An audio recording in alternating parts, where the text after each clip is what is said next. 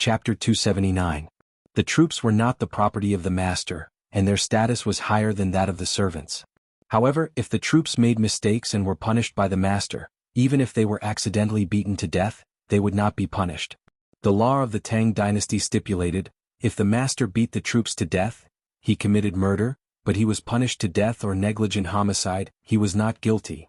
That was to say, if the troops of the Taiyuan Wang clan, the Boling Chui clan, the Qinghe Chui clan, and the Fanyang Lu clan were charged with violating the law due to negligence, they would not have to bear any responsibility after being punished to death. They only needed to report to the county government. The 100 Cavalry Department had just found out that there were 4 people who committed the crime in the East City, and was investigating the troops of the 4 sons of the 4 families. Then there was news that the troops of the 4 families were beaten to death because of mistakes. Even a fool could understand what had happened. This kind of merciless method of silencing witnesses made Li Wangyu shudder. These aristocratic families did not care about human lives at all. Even the troops who worked for the aristocratic families were killed just like that. Li Wangyu could not understand or accept this kind of ruthless decision and the practice of treating human lives as grass.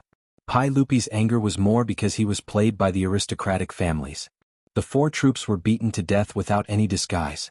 They were clearly laughing at him, the emperor of the Tang dynasty. There was no evidence, and no evidence. Even if Pai Lupi was dead, what could he do to them? Wang Renyu was not a playboy like Wang Ziqiao. Sending the troops back to their hometowns would only leave behind hidden dangers. If the 100 Cavalry Department could find clues, the aristocratic families would naturally know. Last night, the 4 playboys hurriedly ordered their troops to attack and had already left a lot of clues. If the 100 Cavalry Department found out that it was the aristocratic families who did it, it would probably be a big trouble. Since they had already done it, they would do it to the end. Only the dead could keep an absolute secret. Therefore Wang Renyu was merciless. He found a random reason to beat the troops of his family to death. The other 3 aristocratic families naturally would not be merciful.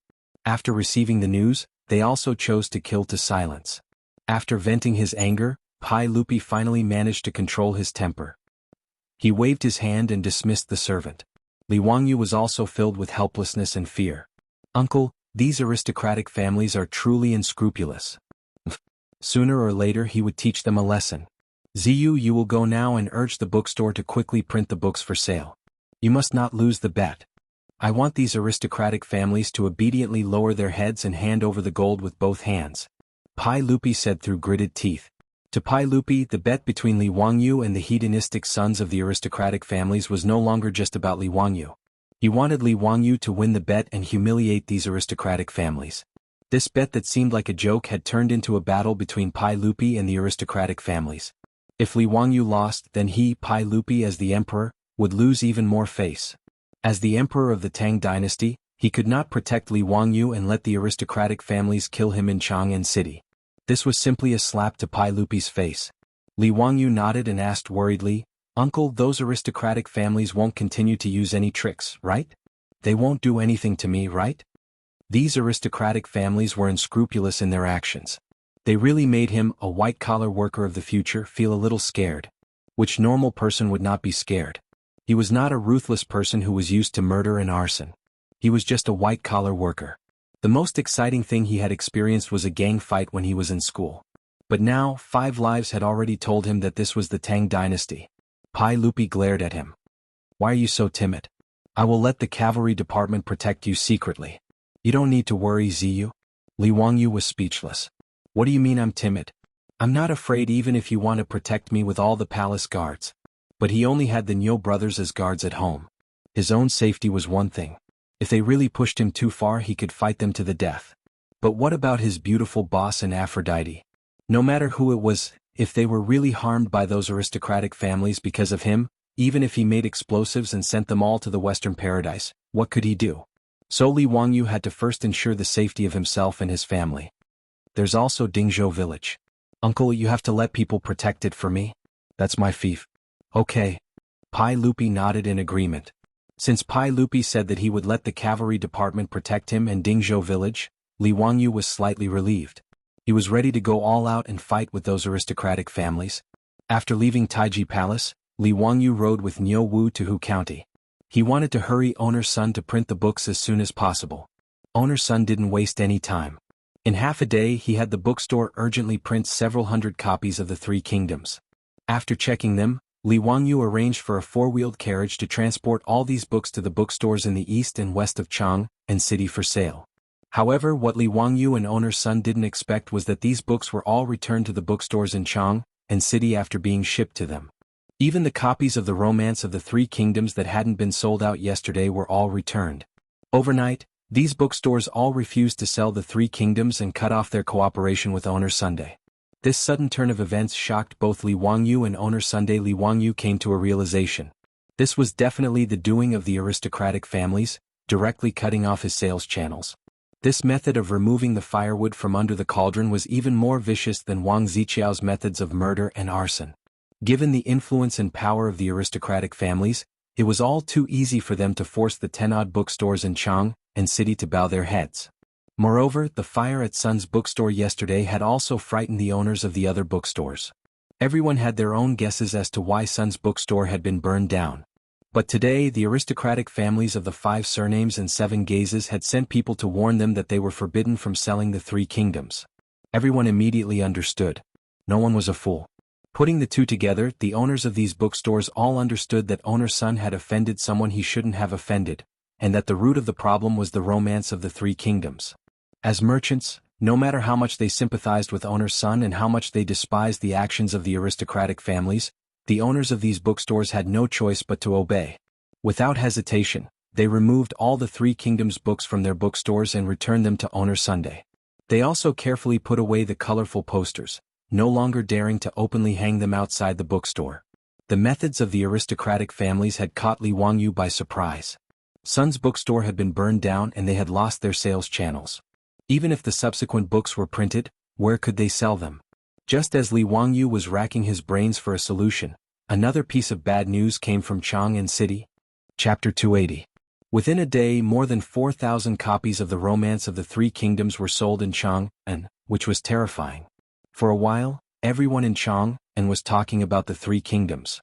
But when this famous book began to spread widely in Chang, it was criticized by many sour scholars. The Romance of the Three Kingdoms was a historical novel, unlike the Records of the Three Kingdoms, which was a historical book.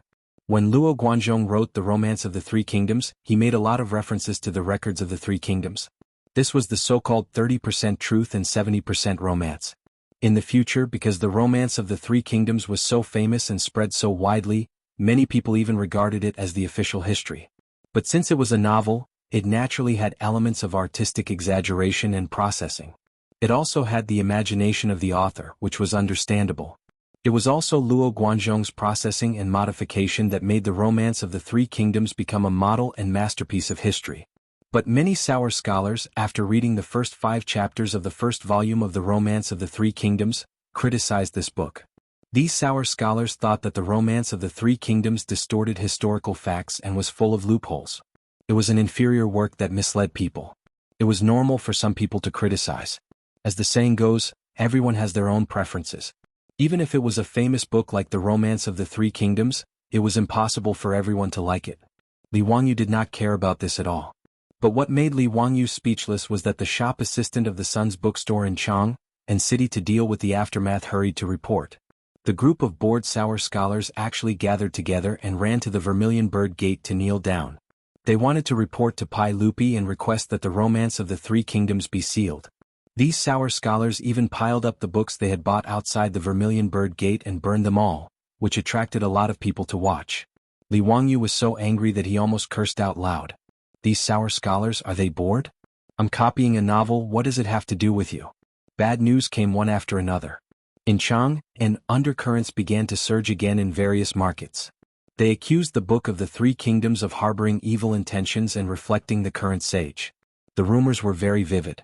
Some people even took out Li Wangyu's Three Kingdoms and pointed to the contents, describing vividly to the crowd how this place reflected the saints and so on. Li Wangyu was even more speechless when he heard these rumors. Was the Tang dynasty also trying to set up a literary prison? He really wanted to ask Luo Guanzhong if he had such thoughts when he was writing the book. Li Wangyu was so angry that he laughed. He thought of a certain college entrance examination in his previous life. The author of the article described something about food. He wrote about a fish, but there was a strange light in its eyes. The question asked, "What does this strange light mean?" Then the author was dumbfounded. "What can I do? I'm also in despair. I don't have any ideas at all. Without the standard answer, how would I know what I wanted to express?" Right now, Li Wangyu was in such a state of confusion, yet there was still someone who could decipher that he was reflecting Li heir from the Romance of the Three Kingdoms. This was really King insane. Fortunately, there was no literary prison in the Tang dynasty, so Li Wangyu was not too worried. In the history of Wuxia, the Tang dynasty's open-mindedness and magnanimity were admired by the world. Du Fu, Bai Jui, and the other big shots often scolded the royal family and the imperial court in their poems, but nothing happened. At most they were not liked. In the Tang dynasty, there might be people who were dismissed and demoted because of poems and essays, but there were definitely no bloody cases like the Ming and Qing dynasties.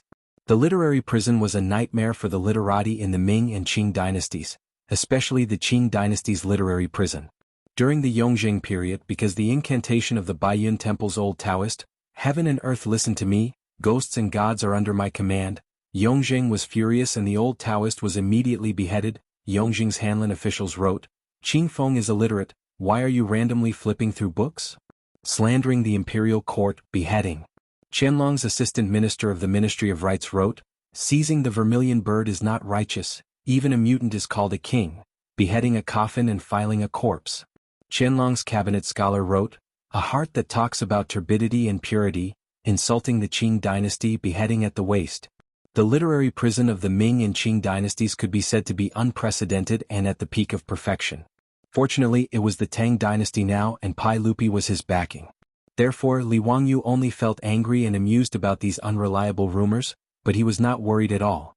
After all, Pai Lupi had already read his Romance of the Three Kingdoms, and he was one of the people who urged him to update. However, this ruckus made Li Wangyu smell a thick scent of conspiracy.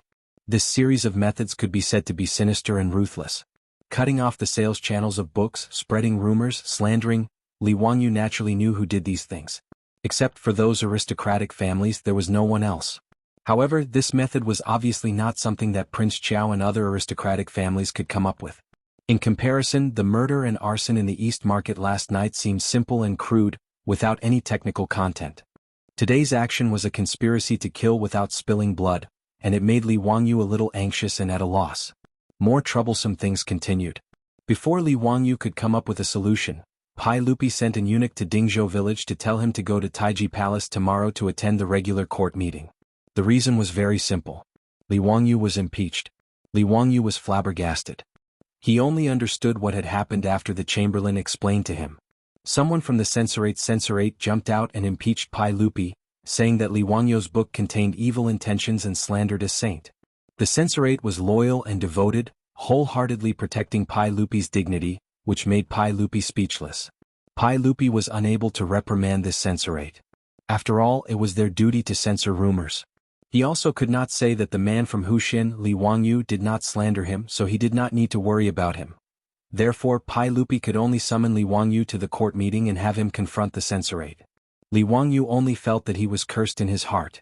He originally thought that the Tang dynasty did not have such a thing as a literary prison, but in the end, there really was an censorate impeaching him because of this.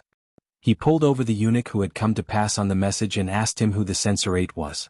This eunuch had already received Pai Lupi's orders, so he naturally told him everything he knew. He clearly explained the situation of the censorate named Huang Fuyi. Pai Lupi was even afraid that Li Wangyu would be careless and suffer losses, so he had someone pull out Huang Fuyi's information from the Ministry of Appointments and secretly had the eunuch give it to Li Wangyu. In this regard, Li Wangyu could only look up to the sky and sigh. This aristocratic family was really willing to go all out to deal with him. Chapter 281.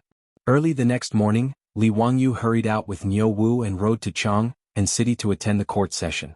He was now used to traveling between Chang and City and Dingzhou village.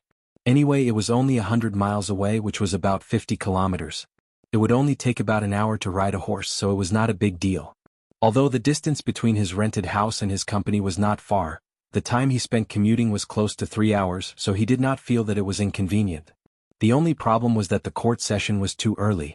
He had to leave at dawn, otherwise he would be late. Li Wangyu was not worried about the possible problems he might face in the court session today.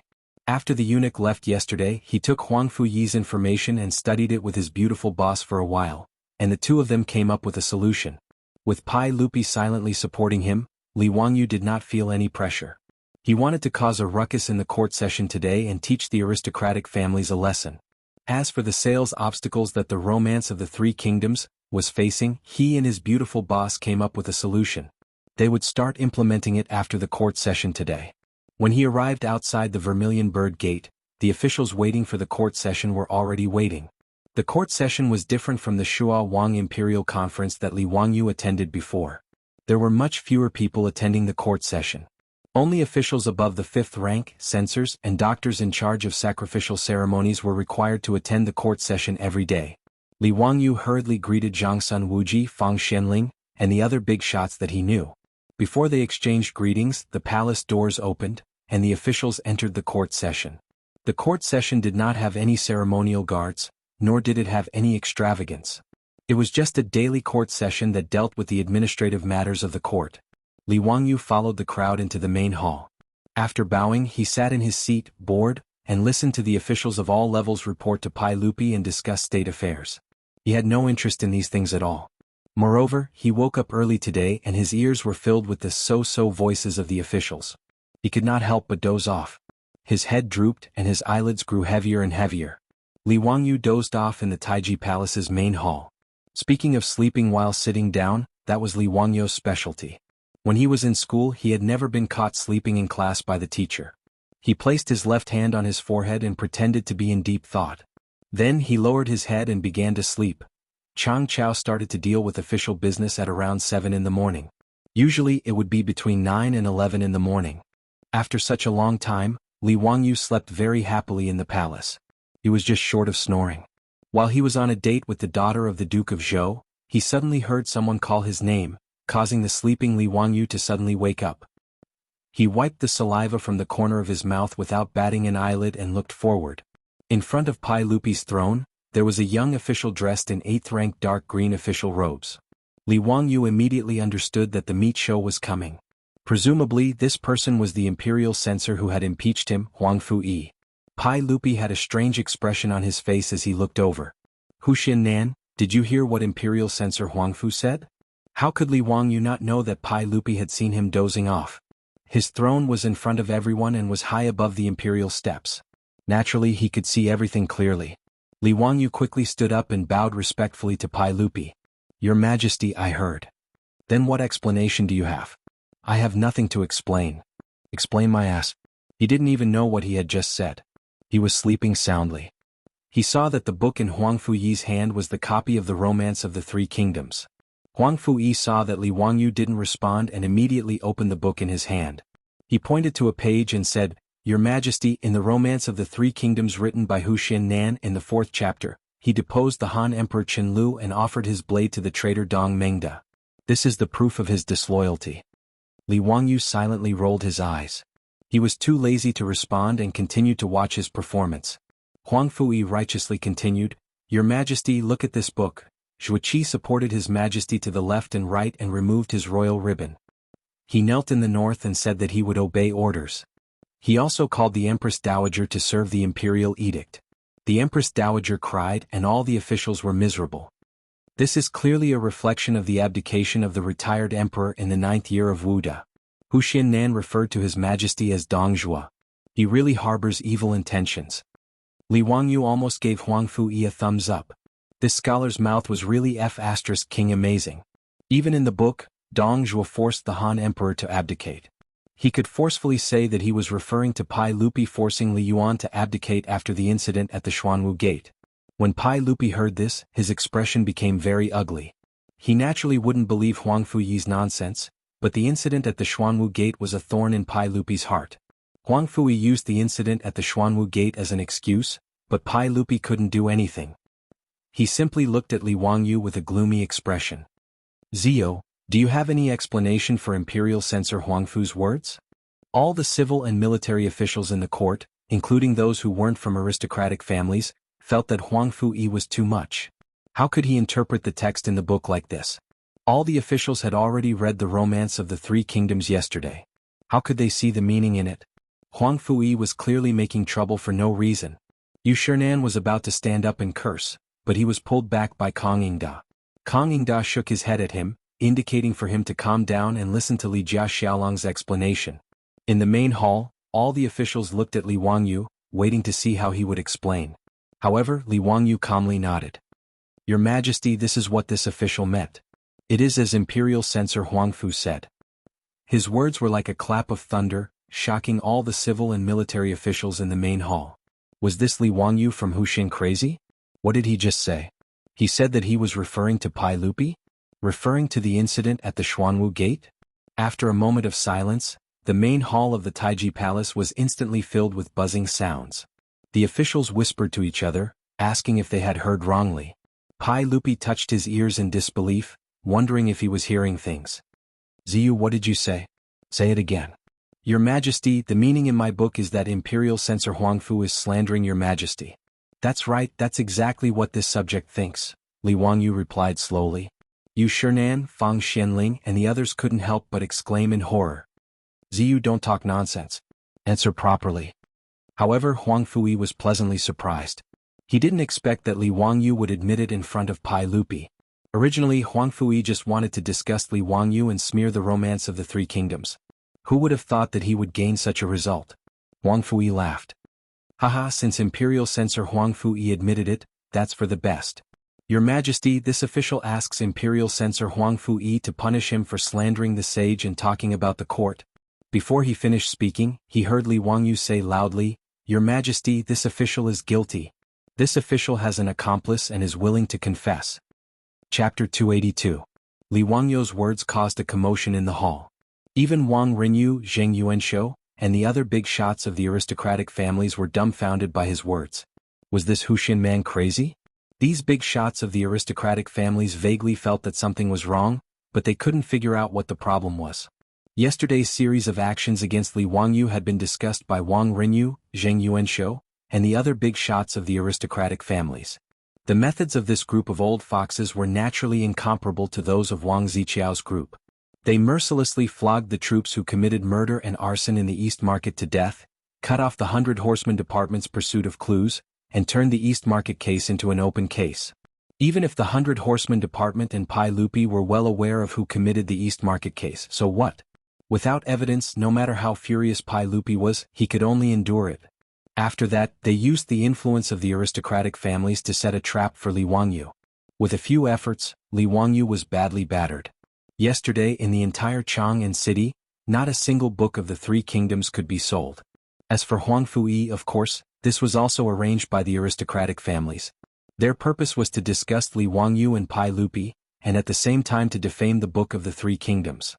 In short, they only needed to cause a ruckus in the imperial court for a few days and delay Li Wangyu from successfully selling the book. In their view, in the face of this kind of impeachment, Li Wangyu would naturally not admit to it, and then there would be a lot of verbal arguments. In this way, it was very simple to cause a ruckus and delay the matter. As long as the impeachment was not settled, Li Wangyu's Book of the Three Kingdoms could no longer be sold on the market. If the bet was delayed for 10 days, the aristocratic families would win the bet. It was very simple and easy. The reason why these big shots of the aristocratic families began to interfere in the bet between Li Wangyu and Wang Ziqiao was not because they were unwilling to part with the 1,000 taels of gold.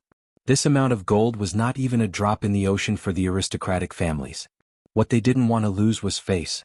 The foolish sons of the aristocratic families had drunk too much and let their underlings commit murder and arson. This was simply stupidly giving Pai Lupi something that could be used against them.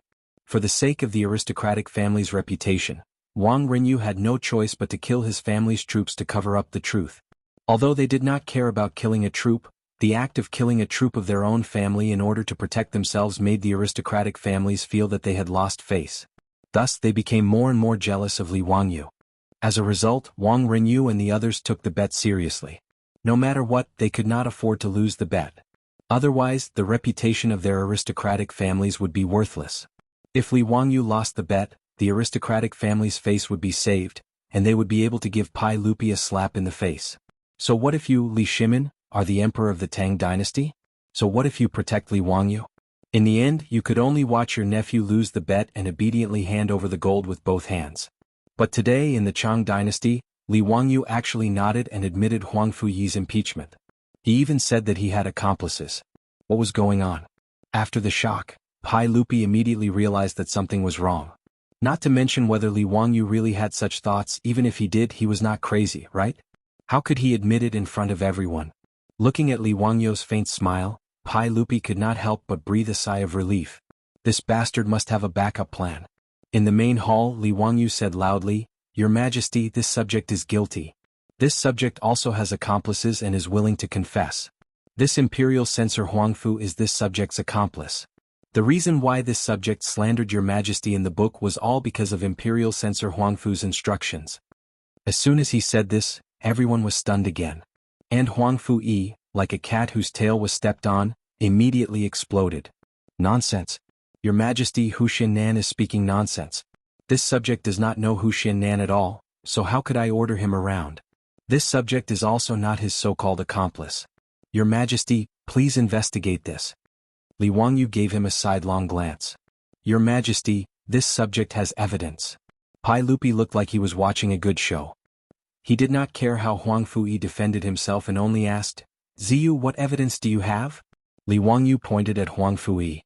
"Imperial censor Huangfu, you are a grand scholar in the first year of Zhengguan, right?" "That's right, so what?"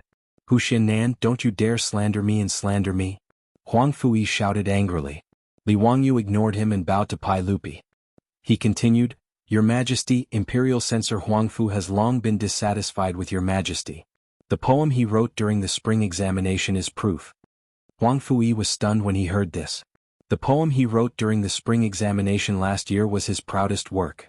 Although he had submitted to the Wang clan of Taiyuan before the spring examination and became their disciple, the poem he wrote during the examination was also very well done. Otherwise, he would not have been given the important position of imperial censor after passing the Grand Scholar examination. Li Wangyu recited, "Spring grass grows in Xuanwu Lake," vaguely thinking of Chang'an City. Later, thousands of people rose like clouds, hating that the king's plan failed. The people lost their virtue, the road to society was crooked, and tears were stained in several places tonight. Imperial censor Huangfu, you wrote this poem during the spring examination, right? That's right, I wrote it. Huangfu Yi nodded angrily. He did not feel that there was anything wrong with his poem. Similarly, Pai Lupi and the civil and military officials in the hall did not feel that there was anything wrong with the poem. They all looked at Li Wangyu. Li Wangyu laughed and bowed to Pai Lupi again. "Your Majesty, this is an anti-poem written by Imperial censor Huangfu. The Xuanwu Lake in the poem alludes to the Xuanwu Gate. He is saying that your Majesty ascended the throne after the Xuanwu Gate and hated that the king failed. The last sentence, 'The people lost their virtue, the road to society was crooked,' is alluding to your Majesty. He uses your Majesty's name to imply that your Majesty has lost his virtue and the people have suffered grievances." His explanation made everyone in the hall, including Pai Lupi, petrified. Damn, this poem can be explained like this?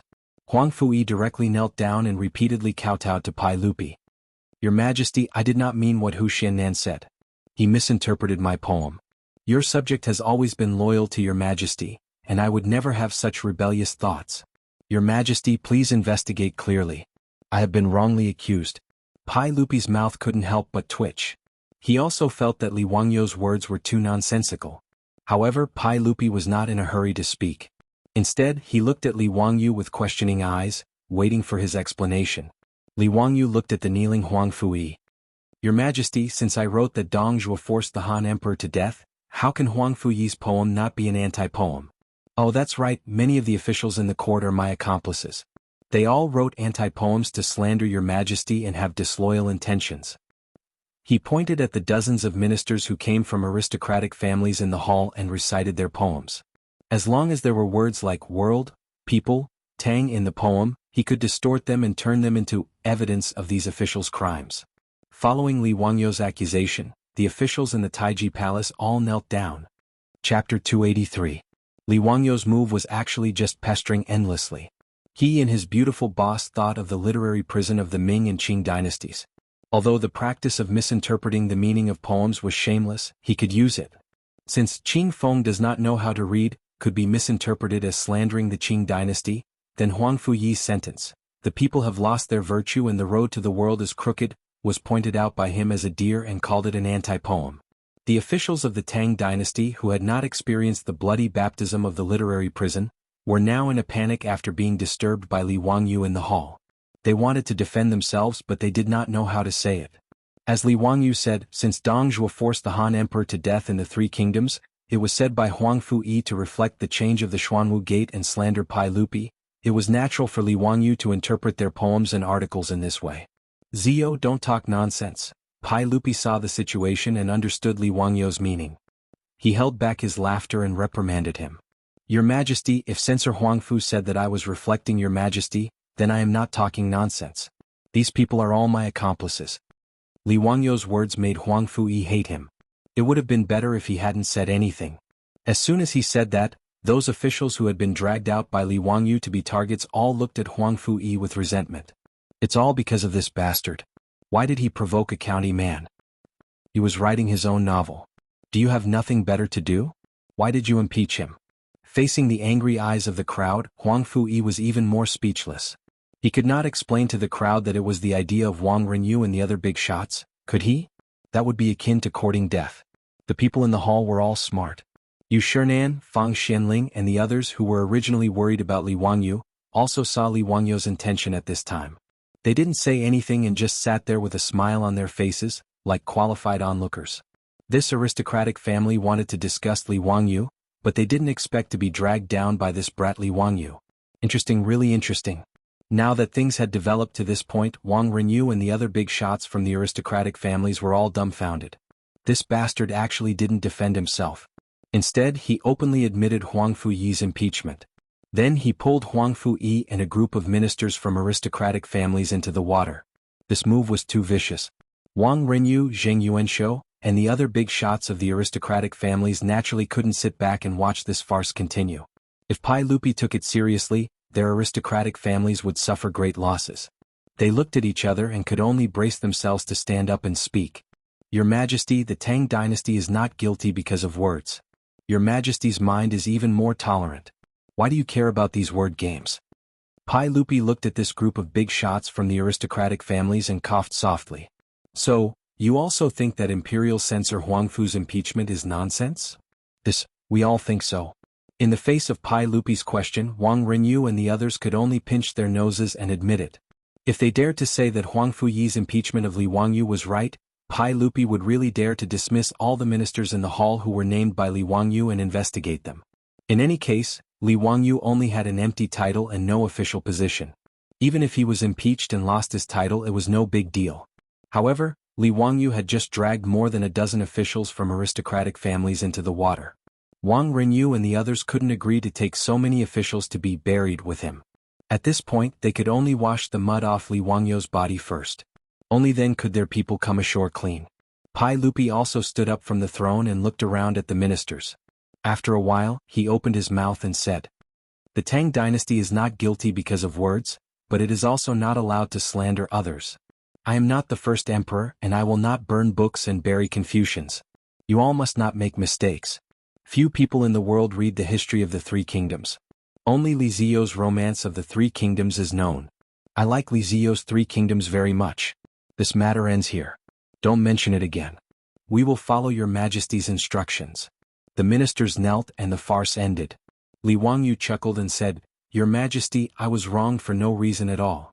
I hope Your Majesty can help me out." "Didn't I say that this matter ends here?"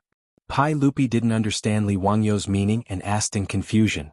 Li Wangyu pointed outside the hall and said, "But the people in Chang and don't know.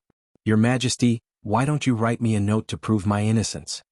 Pai Lupi was speechless and said, "What are you trying to do now? What do you want me to write for you?" Your Majesty, just write the sentence you just said. It's I like Li Zio's Three Kingdoms very much.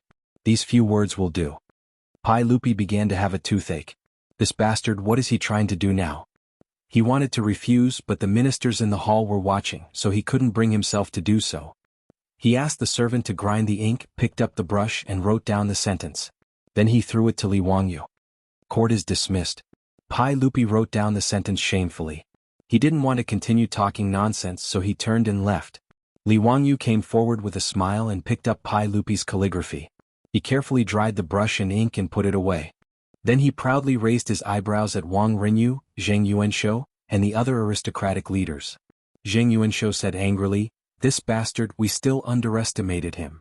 Wang Renyu smiled disdainfully and said, He's lucky, but so what? Now the big and small bookstores in Chang and aren't selling his book. Can this guy make Pai Lupi issue a decree and force the bookstores to sell his book? There are still 2 days left. I'd like to see how he can sell a few thousand books. Jing Yuanshou thought about it and agreed. If they blocked Li Wangyou's sales channels, no matter how capable he was, he wouldn't be able to sell his book. They looked at each other and couldn't help but laugh. Yu Shinan, Fang Xianling and the others knew about the bet between Li Wangyou and Wang Ziqiao. After the court, Li Wangyou was about to leave, but Yu Shinan and the others stopped him. Zio, we heard that the big and small bookstores in Chang and aren't willing to sell your book. Do you need me to speak up for you? Li Wangyou quickly thanked them for their kindness and said, "Thank you, Master Yu and Prime Minister Fang, but there's no need. I know that they were forced, so there's no need to put these merchants in a difficult position." Then how are you going to sell your book? Yu Shinan asked worriedly. Li Wangyou smiled mysteriously and said, "Hehe, I have my ways." He didn't believe that he could only eat pigs with hair after leaving Butcher Zhang. If he wanted to sell his book, there were many ways. Yu Shinan and Fang Xianling wanted to ask more, but Li Wangyou just smiled and didn't answer. He only said that they would know tomorrow. In this regard, Yu Shinan and Fang Xianling could only shake their heads helplessly and let him be. The next day was the last day of the bet between Li Wangyou and Wang Ziqiao. The morning drums sounded in Chang, and the city gate opened. A team of carriages drove in from outside the city. Chapter 284. In the Tang dynasty, Chang was a city with only 1 million people. It was the most prosperous city on earth. Every day there were countless horse carriages, ox carts and camels entering and leaving the city. As the guards of the illustrious Virtue Gate, they were used to seeing these carriages. However, when the illustrious Virtue Gate opened today, the carriages lining up to enter Chang stunned the guards and colonels. The colonels of the illustrious Virtue Gate were familiar with these four-wheeled carriages. They were the carriages of the Shunfeng Express Carriage Company. These four-wheeled carriages were very powerful. 4 horses could pull 30 stones of goods and they could run very fast on the official road. The colonels also knew that the Shunfeng Express Carriage Company was the property of Empress Zhang's son. Therefore, the colonels of the illustrious Virtue Gate took good care of these four-wheeled carriages entering and leaving the city. However, the four-wheeled carriages that appeared in front of the guards and colonels were filled with books. This was not strange. What left everyone dumbfounded was that there was a banner hanging on each of the carriages. The words written on the banner made the soldiers and colonels who were guarding the illustrious Virtue Gate unable to believe their eyes. A sign was a sign that a shop in ancient times used to attract customers. "Colonels, do we need to kneel down?" a soldier asked softly. The colonels of the illustrious Virtue Gate stared at him and said, "Kneel my ass. Go check the public examination and let them enter the city." Although he knew that these carriages belonged to the Shunfeng Express Carriage Company, the colonels did not dare to let them pass. They had to check the public examination one by one. Otherwise, if something happened, he would not be able to bear the responsibility as a mere colonels. Nearly 100 four-wheeled carriages formed a long line as they waited to be checked into the city. The banner hanging on the carriage also stunned the merchants and pedestrians waiting in line outside the city gate. After half a day, the guards finally finished checking the public examination and let the carriages enter Chang city. Seeing the carriages leave, the colonels could not help but look at the signs hanging on the carriages again. Was this really okay? After the carriages entered Chang city, they immediately spread out and headed towards the markets that had just opened. The old soldiers guarding the gate, the marquis patrolling the streets, and the citizens of Chang were all stunned when they saw the four-wheeled carriages. Those who were literate all stared at the banner on the carriage in a daze. Some of the more cowardly ones even knelt down and kowtowed to the four-wheeled carriage. The illiterate commoners beside them hurriedly asked these people what was written on the banner hanging on the carriage. Why did they have such a reaction? After hearing the explanation, many more knelt down. Even the scholars who lived in the market bowed to show their respect when they saw the banners on the four-wheeled carriages. The reason why these four-wheeled carriages attracted so much attention and caused such a commotion was because of the banners hanging on the carriages. There were 11 words written on the banners. "We like Li Zio's 3 kingdoms very much." This was what Pai Lupi had written yesterday in the Great Hall of Taiji Palace, unable to refuse Li Wangyou's request. But Pai Lupi would never have thought that Li Wangyou would use his handwritten words on the banners as an advertisement. The calligraphy written by Pai Lupi had been enlarged and copied by Li Wangyou and made into banners. There were more than 100 copies hanging above each four-wheeled carriage. Everyone was so shocked because they saw the contents of the banners. Using the calligraphy of a saint to advertise was an unprecedented feat in the market. The onlookers did not know what the words written by the saint meant, so they asked each other. "Excuse me, Langjun, but what is the meaning of the three kingdoms written by Li Ziyo written on the carriage cover?" A passerby dressed as a scholar was stopped and asked. "Li Ziyo is the man who founded the country, Li Wangyu the man who founded the country. His name is Ziyo. He is now very famous, and even became the royal tutor of the crown prince at the age of 16. Hiss. There was a sound of people sucking in cold air. The royal tutor of the crown prince, the man who founded the country, these titles were very important to the people. "Langjun, what is the meaning of the three kingdoms? Don't you know what happened outside the Vermilion Bird Gate the day before yesterday? The Three Kingdoms is a novel written by the man who founded the country. It is called The Romance of the Three Kingdoms. This book is amazing. Look, everyone, the banners are written by the saint himself. Even the saints like it." The scholar replied with great admiration. "TSK, even the saints praise the book. I have to buy one." Someone in the crowd immediately said. "You can't read, why buy it?"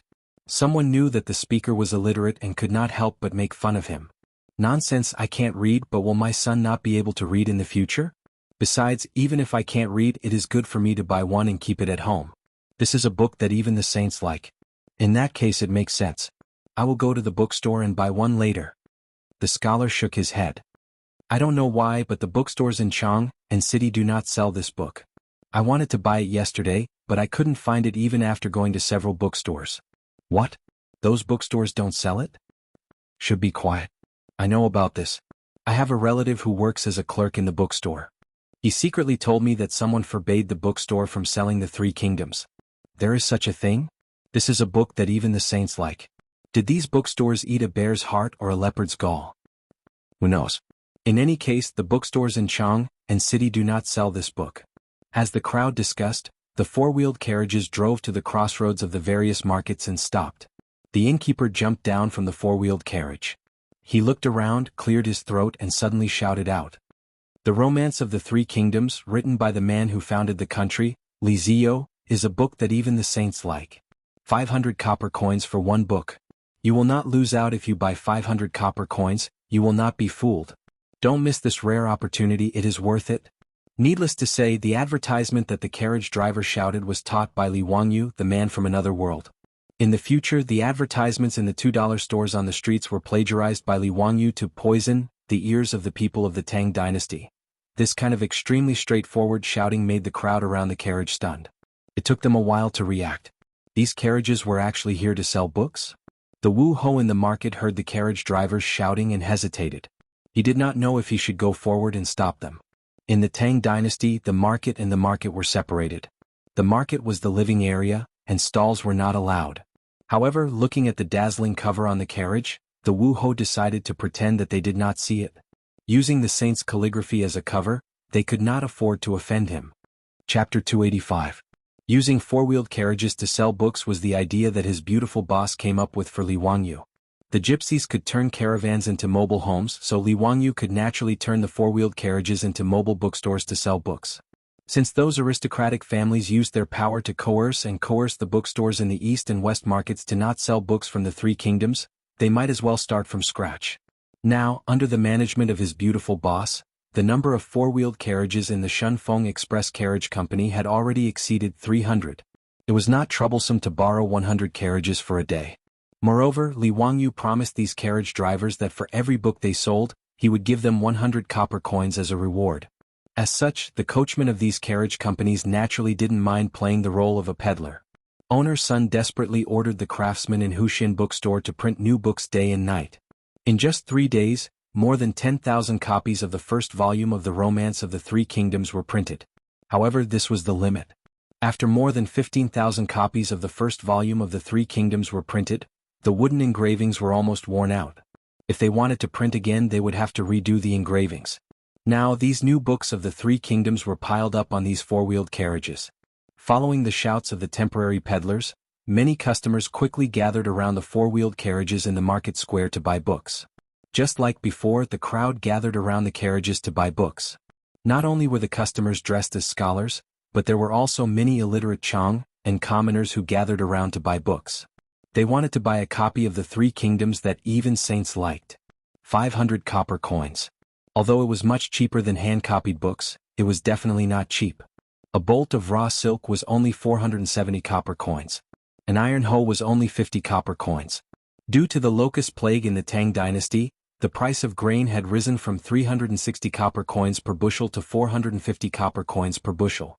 In other words, one volume of the Three Kingdoms could be exchanged for more than one bushel of rice. Moreover, Li Wangyu knew that in history in the third year of Zhenguan, the price of grain would drop to about 20 copper coins per dough. In other words, one book of the Three Kingdoms could be exchanged for 25 dough of grain. Therefore, even if it was 500 copper coins, those who were willing to buy it were at least well-off families in the Tang dynasty. Ordinary people might not be able to afford it even if they wanted to. It could be seen that it was not easy to study in the Tang dynasty. Without a certain amount of wealth, it was impossible to support the education of the children at home. Even so, the four-wheeled carriage that sold books was doing surprisingly well. Those pedantic scholars who had once said that the romance of the Three Kingdoms was a distortion of history all shut their mouths when they saw the cover on the carriage. They didn't dare to say anything else. Even Pai Lupi said he liked the book. Unless they were tired of living, they wouldn't dare to complain. The rumors and slanders in the marketplace were naturally dispelled. There was no market for the rumor that Hu Xinnan's book was a reflection of the sage of the Three Kingdoms and harbored evil intentions. The calligraphy written by Pai Lupi himself was so dazzling that it could blind people's eyes. The carriages that went to Wubin Square, Pingkong Square, and Chongren Square to sell books were surrounded by customers who wanted to buy books with just a shout from the coachman. The 100 books of the Three Kingdoms on the carriage were all sold out in a short period of time. They were replaced by heavy copper coins that covered the carriage. Because Wubin Square was where the Imperial College was located, Li Wangyu specially arranged 2 carriages to sell books. They also quickly cleared out the books. These students of the Imperial College were no different from the college students of the modern era. They had no resistance to a novel like The Three Kingdoms. In addition, those who could study in the Imperial College were all descendants of officials and aristocratic families. They didn't lack copper coins to buy books. Many of them had already bought The Three Kingdoms from the bookstores in the East and West markets the day before yesterday. They loved it so much that they couldn't put it down. This novel, which was rarely seen in the Tang dynasty, naturally set off a wave of Three Kingdoms craze in the Imperial College. Many students rushed to the bookstores the next day to buy books. They didn't expect that after going to all the bookstores in Chang'an, they couldn't find a single copy of The Three Kingdoms for sale. Therefore, in order to borrow The Three Kingdoms from their classmates, there was almost a bloody conflict in the Imperial College. This showed how much they loved The Three Kingdoms. There were more than 2,000 students in the Imperial College. Today there were only 2 carriages that came to Wubin Square to sell books. There were only about 200 books. For the student consumer group of Noda, this was simply a drop in the bucket. The Three Kingdoms books in the 2 carriages were sold out in an instant.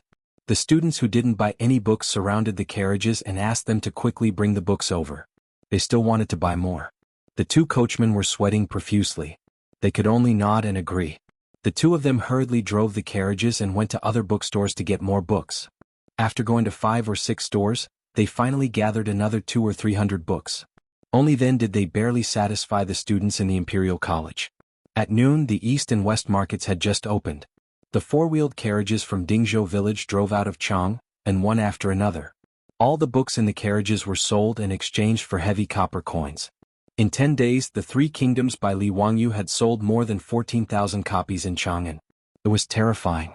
He won the bet with Wang Ziqiao and the others without any suspense. Li Wangyu's actions today naturally couldn't escape the eyes of the aristocratic families. But they couldn't do anything. They couldn't send their own troops to smash the carriages selling the books, could they? As the books in the carriages were sold out, and they returned with copper coins, Wang Renyu couldn't help but sigh when he heard the news. He didn't expect that even after he acted, he still couldn't stop Li Wangyu from winning the bet.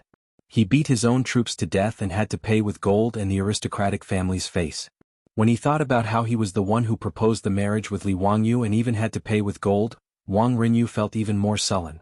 This feeling of losing the wife and losing the soldiers made Wang Renyu even more jealous of Li Wangyu. However, Pai Lupi in the Taiji Palace laughed proudly. He was in an extremely good mood. He had already forgotten that when he heard the 100 Horsemen Department report that Li Wangyu, that bastard, had actually used his calligraphy as a cover, he was so angry that he almost wanted to send people to Dingzhou village to capture Li Wangyu and bring him into the palace to spank him. Guanyin maid, Zio has won against the aristocratic families again. Haha, delightful, truly delightful. Empress Zhang's son also covered her mouth and chuckled. Zio often does amazing things. The Wang clan of Taiyuan is defeated by him again. Tomorrow I'll go to help Zio collect his gambling debts.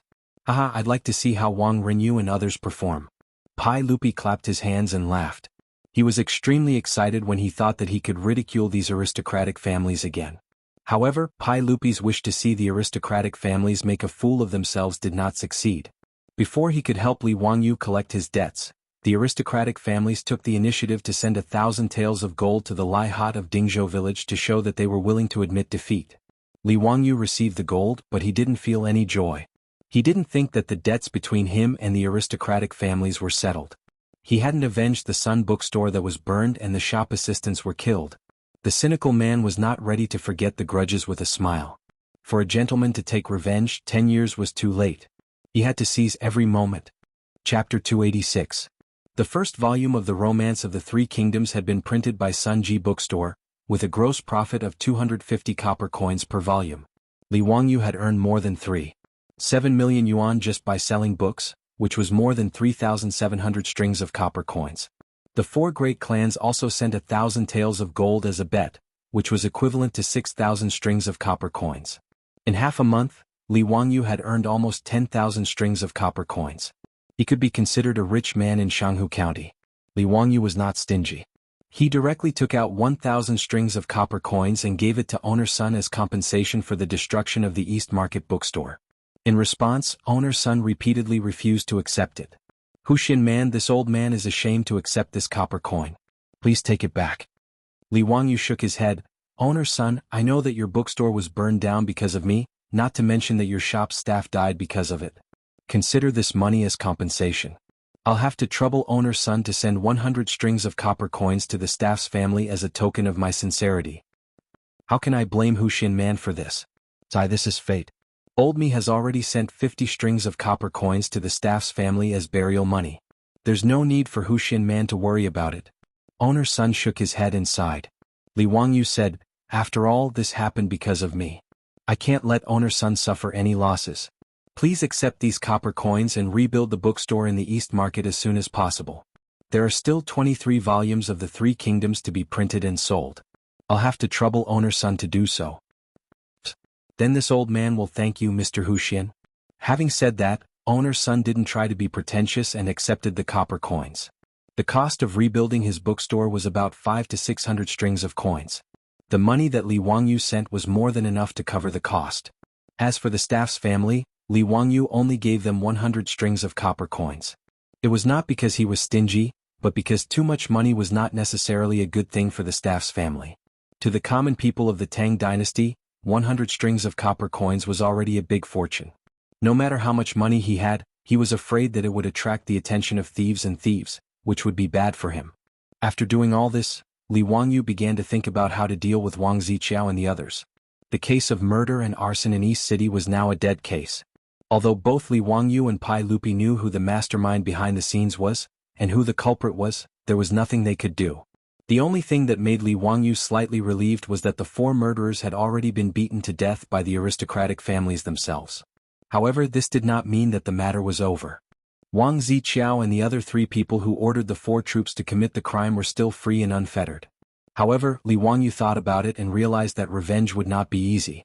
No matter where those rich playboys went, they always brought a group of troops with them. The aristocratic families were so powerful that even Pai Lupi was not willing to confront them head-on. Therefore, revenge by force was unrealistic. What was more, Li Wangyu was a white-collar worker in the future. He did not have the courage to kill people. He had lived in a legal and harmonious society for 26 years. How could he become so hard-hearted and want to kill people only after a few months in the Tang dynasty? Except for the time when Zheng Konghua of the Zheng family in Xinjiang tried to humiliate his beautiful boss, Li Wangyu could not help but want to kill him. At that time he was already thinking about how to make black gunpowder. However, at this time, Li Wangyu wanted to find a way to kill the four playboys. It was not that he could not do it, but that he could not do it. How to punish the aristocratic families and the playboys of the aristocratic families became a problem. The cynical man thought for a long time, but finally he came up with a way that was not a way. Since the aristocratic families wanted to be whores and set up a monument to their chastity, He would simply let these aristocratic families lose face completely to vent his anger. However, he could not do it by himself. After thinking about it, Li Wangyu was going to ask the playboys for help. He was too lazy to look for these playboys one by one, so he went directly to Marquis Lu's mansion in Yongxing Square and handed his name card to the Qing family's troops, asking for Qing Chumo and his brother. Seeing that it was a county man who came to visit, the Qing family's troops naturally did not dare to neglect. They quickly invited Li Wangyu and Yo Wu to the gatehouse to wait for a while, and then asked someone to invite their young duke. Hearing that Li Wangyu came, the three brothers of the Qing family immediately came out to greet him. Wow, ha, Zio, it's rare for you to take the initiative to come here. Let's talk in the mansion. Let's get drunk today. As soon as Qing Chumo saw Li Wangyu, he gave him a bear hug, which almost suffocated Li Wangyu. Without waiting for him to speak, it was a double bear hug. Cheng Chuliang and Cheng Chubi each gave him a bear hug, which made Li Wangyu suddenly wonder if coming to Marquis Lu's mansion today was a mistake. Brothers, let's go outside to drink. Call Chai Lingwu, Fang Yai and the others. I have something to ask brothers for help. As Li Wangyu spoke, he looked behind Qing Chumo and the others, afraid that Qing Yaojin, that old hooligan, would appear. Ever since Qing Yaojin and Yuqi Jingda, that group of old hooligans, caused a ruckus at home, fireproofing, burglary, and old hooligans became the top priority of the Li family. He did not want to drink in Marquis Lu's mansion. Wouldn't that be walking right into a trap? If he met Qing Yaojin, that old hooligan, he would definitely not have a good time. Seeing Li Wangyu say so, Qing Chumo and his brother did not refuse. Okay, go to Peace Square or the Hu Wine Shop? Li Wangyu was sweating like a waterfall. This group of hedonistic hooligans. When it came to drinking, they would go to these two places. They really were hopeless. He thought that today's matter was not suitable for others to know. It would be more convenient to go to the Hu Wine Shop. Let's go to the Hu Wine Shop. As soon as Li Wangyu finished speaking, he saw the Qing brothers winking at him. What are they doing? Li Wangyu was baffled by the three brothers' actions. Hey Ziyu, how was that Hu Ji you bought from the wine shop last time? Are you satisfied with her service? Cheng Chubi had a lascivious smile on his face. Li Wangyu was speechless. He gave the three hooligans a middle finger to express his disdain. Cheng Chumo smiled and said, calling me brother is useless. Hurry up and tell me, have you opened that Hu Ji's bud? Is the taste ecstasy? That Hu Ji is a bit ugly, but her figure is really not bad, huh? Li Wangyu rolled his eyes and couldn't be bothered with these three hooligans. He turned and walked out of the door. In fact, Li Wangyu also wanted to show off to these hedonistic sons, but he hadn't even touched Aphrodite's little hand. How could he endure this? At the thought of this, Li Wangyu's heart was filled with sadness. The young version of Angelina Jolie was right under his nose every day, but because of his beautiful superior's strict guard, Zaya was all tears. Cheng Chumo summoned the troops in the mansion and had them send letters to the various manors on horseback, telling the hedonistic sons to meet directly at the Hu Wine Shop. It didn't take long for the hedonistic sons to gather at a Hu Wine Shop in Shi City. As soon as they met, Fang Yai was the first to shout, Ziyu, how long will it take for you to finish the second book of the Three Kingdoms? My lord has been thinking about it every day. I'm also waiting to read it. Chai Lingwu and the others also chimed in. That's right, Ziyu, your writing is too immoral. Just when we're itching to read it, we'll break it down next time. Aren't you immoral? I'll give you 10 days to produce the second book. Otherwise, don't blame me for living in your mansion and watching over you while you write. A bunch of people who want me to write faster, you win. Li Wangyu repeatedly begged for mercy and punished himself with several cups of wine before the hedonistic sons finally let him off with a laugh. Chapter 287. After 3 rounds of wine, when the atmosphere was at its peak, Li Wangyu suddenly chased all the Hu concubines out. Ziyu, what are you doing? Fang Ai asked, puzzled.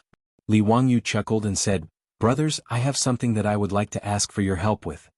What's so mysterious? You even chased all the Hu concubines out? Ziyu, if there's anything you need us to help with, just say it. Li Wangyu said, brothers, I'm sure all of you know about the grudge between me and the Wang clan of Taiyuan. This time, I invited Sunji Bookstore to sell my 3 kingdoms, but I implicated Sunji Bookstore and caused the bookstore to be burned down. I really can't take this lying down, so I want to ask you to help me vent my anger and take care of these lawless aristocratic families. Hearing Li Wangyu's words, the debauches agreed without hesitation. Cheng Chumo slapped the table in front of him. Bastard, I've long been unhappy with Wang Ziqiao and those bastards. Ziyu, tell us, how can we help you? Fang Ai rolled up his sleeves. Are we going to beat them half to death or what? Ziyu, tell us the plan, we won't be vague about it. That's right, kill these sons of bitches. Ziyu, why didn't you say so earlier? I've long wanted to beat those bastards up. Li Wangyu hurriedly stopped them when he saw that the silk pants were about to pick a fight with Wang Ziqiao and the others. Hehe, brothers, don't be impatient. Beating those bastards up is easy, but it's too easy for them. Cheng Chumo said impatiently. Ziyu, what's your plan? Tell us quickly, don't keep us in suspense. Li Wangyu looked left and right, lowered his voice and told everyone his plan. Hearing this, the debauches nodded their heads. After listening to Li Wangyu's plan, Fang Ai slapped Li Wangyu's back. Zio, you little rascal, you're really bad. Aha, this is a good plan, I like it. Wah, Zio, you're really bad. Let's do it this way.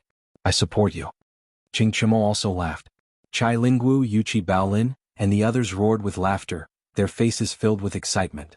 This group of silk pants felt that Li Wangyu's idea was too much to their liking.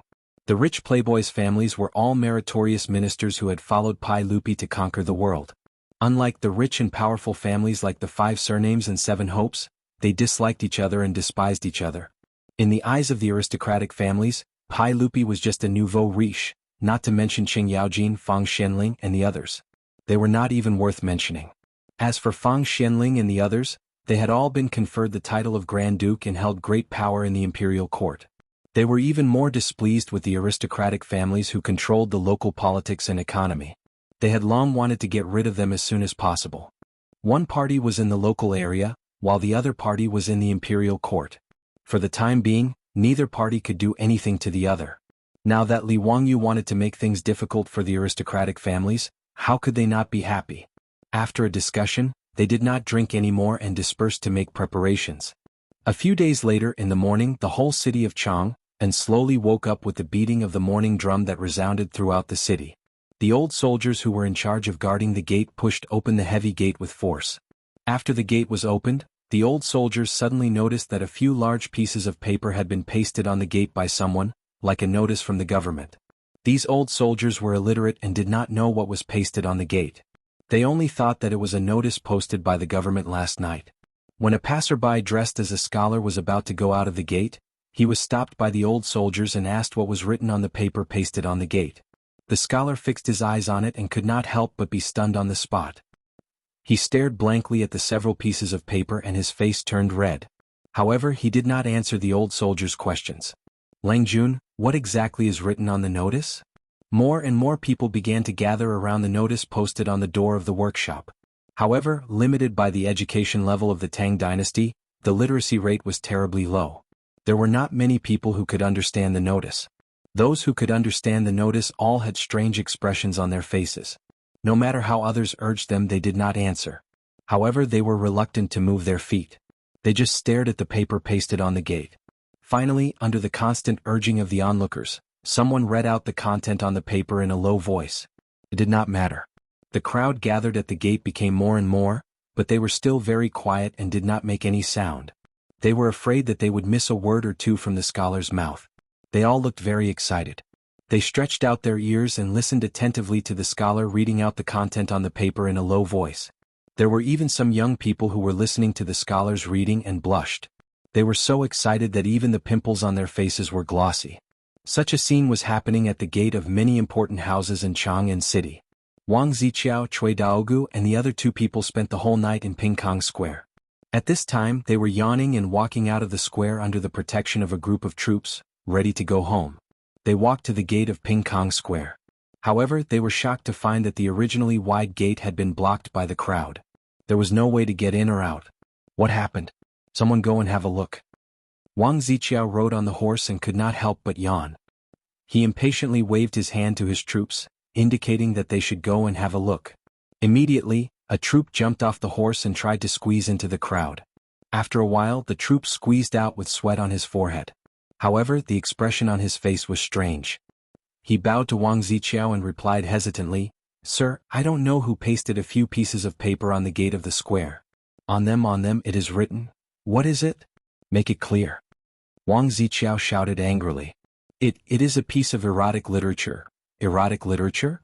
When they heard the troops say this, Wang Ziqiao and the others could not help but be interested. They immediately shouted to their subordinates, "Go, disperse the crowd." The troop accepted the order and rushed out after a sound of acknowledgement. This troop was strong and no one was willing to provoke the Taiyuan Wang clan and the Chui clan of Qinghe. When the troop revealed their aristocratic identities, the crowd gathered at the gate of the square dispersed. However, these people did not go far. After they opened the gate, they still gathered together and pointed at Wang Ziqiao and the others. From time to time, there would even be bursts of laughter from the crowd. Wang Ziqiao and the others felt that it was strange. When they saw the troop disperse the crowd, they squeezed their horses' bellies and urged their horses forward. They wanted to see what was written on the paper on the gate of the square. When they saw it, the originally curious four people's faces instantly flushed red. Wang Ziqiao was so angry that his eyes were bloodshot. He lashed the paper on the door with his whip and roared angrily at his subordinates. "Are you all King dead?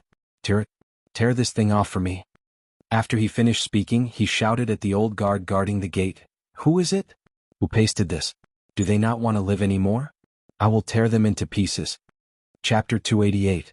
The reason why Wang Ziqiao and the others were so furious was because of the notice posted on the door of Ping Kong Fong. On it was a piece of erotic text that made people blush. The main characters of the erotic text were the Taiyuan Wang clan, Xingyang Zheng clan, Boling Chui clan, Qinghe Chui clan, and Fanyang Lu clan. It did not even try to cover it up. It directly wrote the names of Wang Ziqiao and the others as well as their families in the text. This erotic text was very explicit, delicate, and vivid. Its imagination was so strong that it made people stunned. It was no wonder that the onlookers were so excited. Erotic texts had long existed in Wuxia. In the pre-Qin period, erotic texts had appeared. In the Book of Songs, National Wind, there were many chapters about love between men and women. In the Song dynasty, Zhu Shi even thought that the wind was obscene. Since Wuxia had etiquette, men and women should not touch each other. Everyone thought that these erotic texts were bad people's thoughts, and forbidden texts that made people's imagination run wild. But in every dynasty, these erotic texts were endless. It reached a record high in the Ming and Qing dynasties. For example, Cut Lamp Newspeak, National Beauty, Spring Dream in the Red Chamber, and so on. These books had a large scale of erotic descriptions that made people speechless. Even the well-known Jin Ping Mei belonged to the category of novelty in front of these erotic novels. These books were forbidden books since ancient times. Li Wangyu once found these ancient forbidden books out of curiosity and read them one by one.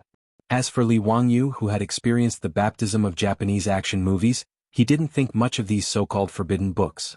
At most, they were just a little more erotic. But for the ancient scholars of Wuxia, these erotic texts were too lethal. They could be called mental bombs. And now, the erotic text posted on the door was created by Li Wangyu to take revenge on the aristocratic families. The aristocratic families boasted of being a 1,000-year-old family, and what they valued the most was their reputation. Even if Wang Ziqiao and the others were unruly in Chang and city and did all kinds of ugly things, they were covered up by the aristocratic families using their power. In order to maintain their prestige, these aristocratic families did not hesitate to throw out huge amounts of copper coins every year to let the literati cheer for them. Li Wangyu wanted to strip them of their bright and beautiful clothes and let the world see the ugly side of the aristocratic families. For several times, the aristocratic families had tried in vain to deal with him using scholarly rumors, which made Li Wangyu even more annoyed. Since the aristocratic families liked to stir up the hearts of the people, Li Wangyu didn't mind letting the aristocratic families experience what it meant to be full of malice. Therefore he chose the seemingly absurd erotic text, fighting poison with poison. As the saying goes, 3 men make a tiger. Although the plot of these erotic novels seemed absurd and unruly, there would naturally be people who would believe it after reading and discussing it. What's more, it wasn't completely fabricated. Just by looking at Zheng Konghua of the Zheng family in Xinjiang, one would know that these kinds of scandals were often committed by the rich young masters of aristocratic families. Now, it was just Li Wangyu presenting it in front of everyone through artistic processing. Although Li Wangyu couldn't recite the erotic novels, he could remember the general plot.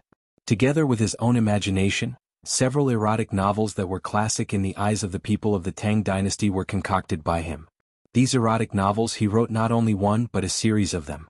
One was Cutting Lamp Newspeak, in which Li Wangyu described the erotic story between human and ghost, and the protagonists were naturally the legitimate sons of several aristocratic families.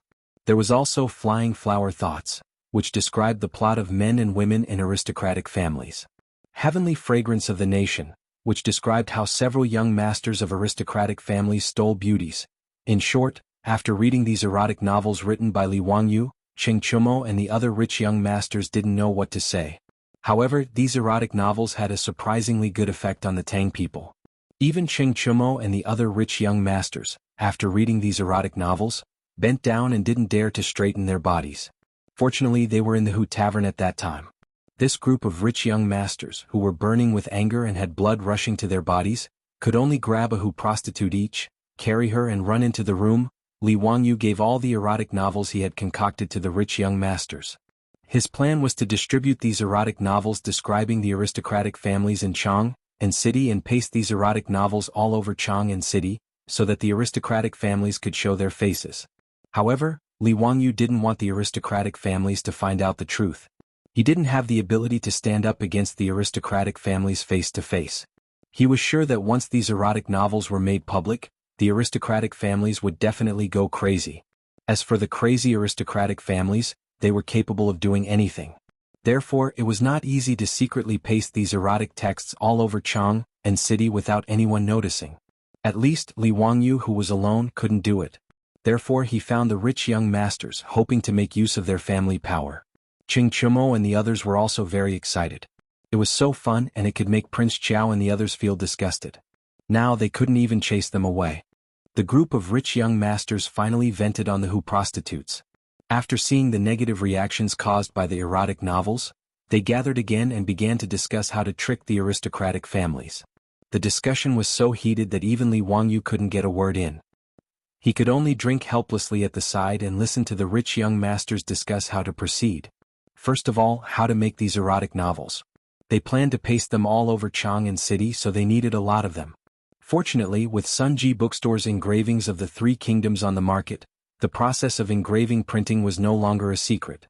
This was a technique that could be understood easily. Many bookstore owners took the three kingdoms printed by Sunji Bookstore and showed it to their own bookstore's craftsmen, who figured out how to do it. Therefore, in just half a month, all the bookstores in Chang and City had launched engraving printing books. Moreover, the technology of engraving printing was rapidly spreading throughout the Great Tang along with the spread of all kinds of books and books. This was also the reason why Li Wangyu gave the technology to owner Sun, just because he gave it to him for free. Seal engraving and rubbing techniques were already made. What they lacked was an opportunity to break through the window paper. Once someone discovered these engraving printing books, it naturally wouldn't be a secret. In order to keep it a secret, the rich young masters found an illiterate craftsman and asked him to carve a few erotic novels on the wooden boards. Most of the craftsmen in charge of engraving in the Tang Dynasty bookstores were illiterate. They just carved according to the copies pasted on the wooden boards. Whether they were illiterate or not didn't affect their work. After the engraving was completed, the rich young masters began to print the erotic novels themselves in order to keep it a secret. Chapter 289. Under the guidance of Li Wangyu, the group of fops found a secluded courtyard in Chang and City and started their black workshop business. After printing a few hundred copies of each of the pornographic articles, they destroyed the engravings and destroyed the corpses to prevent future trouble. These debauches were well aware of the possible serious consequences of causing trouble for the aristocratic families. Therefore, the Silk Pants didn't even tell their fathers about this matter. It was all done in secret by the Silk Pants and Li Wangyu. Everything was ready. All that was left was to put up these pornographic articles. Even for Cheng Chumo and the others, it was not easy to secretly put up these pornographic articles on the doors of all the markets in Chang and City after the curfew. Fortunately, 3 stinkers were better than 1 zhuge liang. After some discussion, the fops really did come up with a solution. Wuxia City had a total of 11 main streets in the north and south and 14 main streets in the east and west. After the curfew, other than the Marquis on night patrol, there were only the left and right golden guards in charge of the palace and the capital. Of the 16 guards of the Tang dynasty, other than the left and right golden guards, the left and right golden guards and the left and right 1,000 ox guards, who were the emperor's personal attendants, the rest of the guards were stationed outside Chang and City to guard the capital. The generals of the 16 guards were basically military bigwigs like Cheng Yaojin, Qin Qiong and Yuqi Jingda. Cheng Chumo and his 2 brothers Yuqi Baolin and Yuqi Baoqi, these fops also had nominal titles in the 16 guards. For example, Cheng Chumo was the Left Golden Guards commander of the Left Golden Guards, a 6th-rank upper military official. Yuqi Baoqi was the 1,000 ox guards of the Right 1,000 ox guards, a lower 6th-rank upper military official. However, the fops only had nominal titles. After all, Qing Yaojin, Qin Xiong and Yuqi Jingde were all in their prime. No matter how open-minded Pai Lupi was, he could not let these generals under him control his own sons in the army. Therefore, even if Qing Chumo and the others had official titles, they were actually just eating empty pay. Usually they had nothing to do. At most, they would go to the barracks to do roll call. Other than messing around together all day long, there was nothing else they could do. But although Qing Chumo, a trusted general of the E-Guards, did not care about the actual situation, he was still an official of the left Jinwu Guards. This gave the foppish sons a chance to execute their schemes.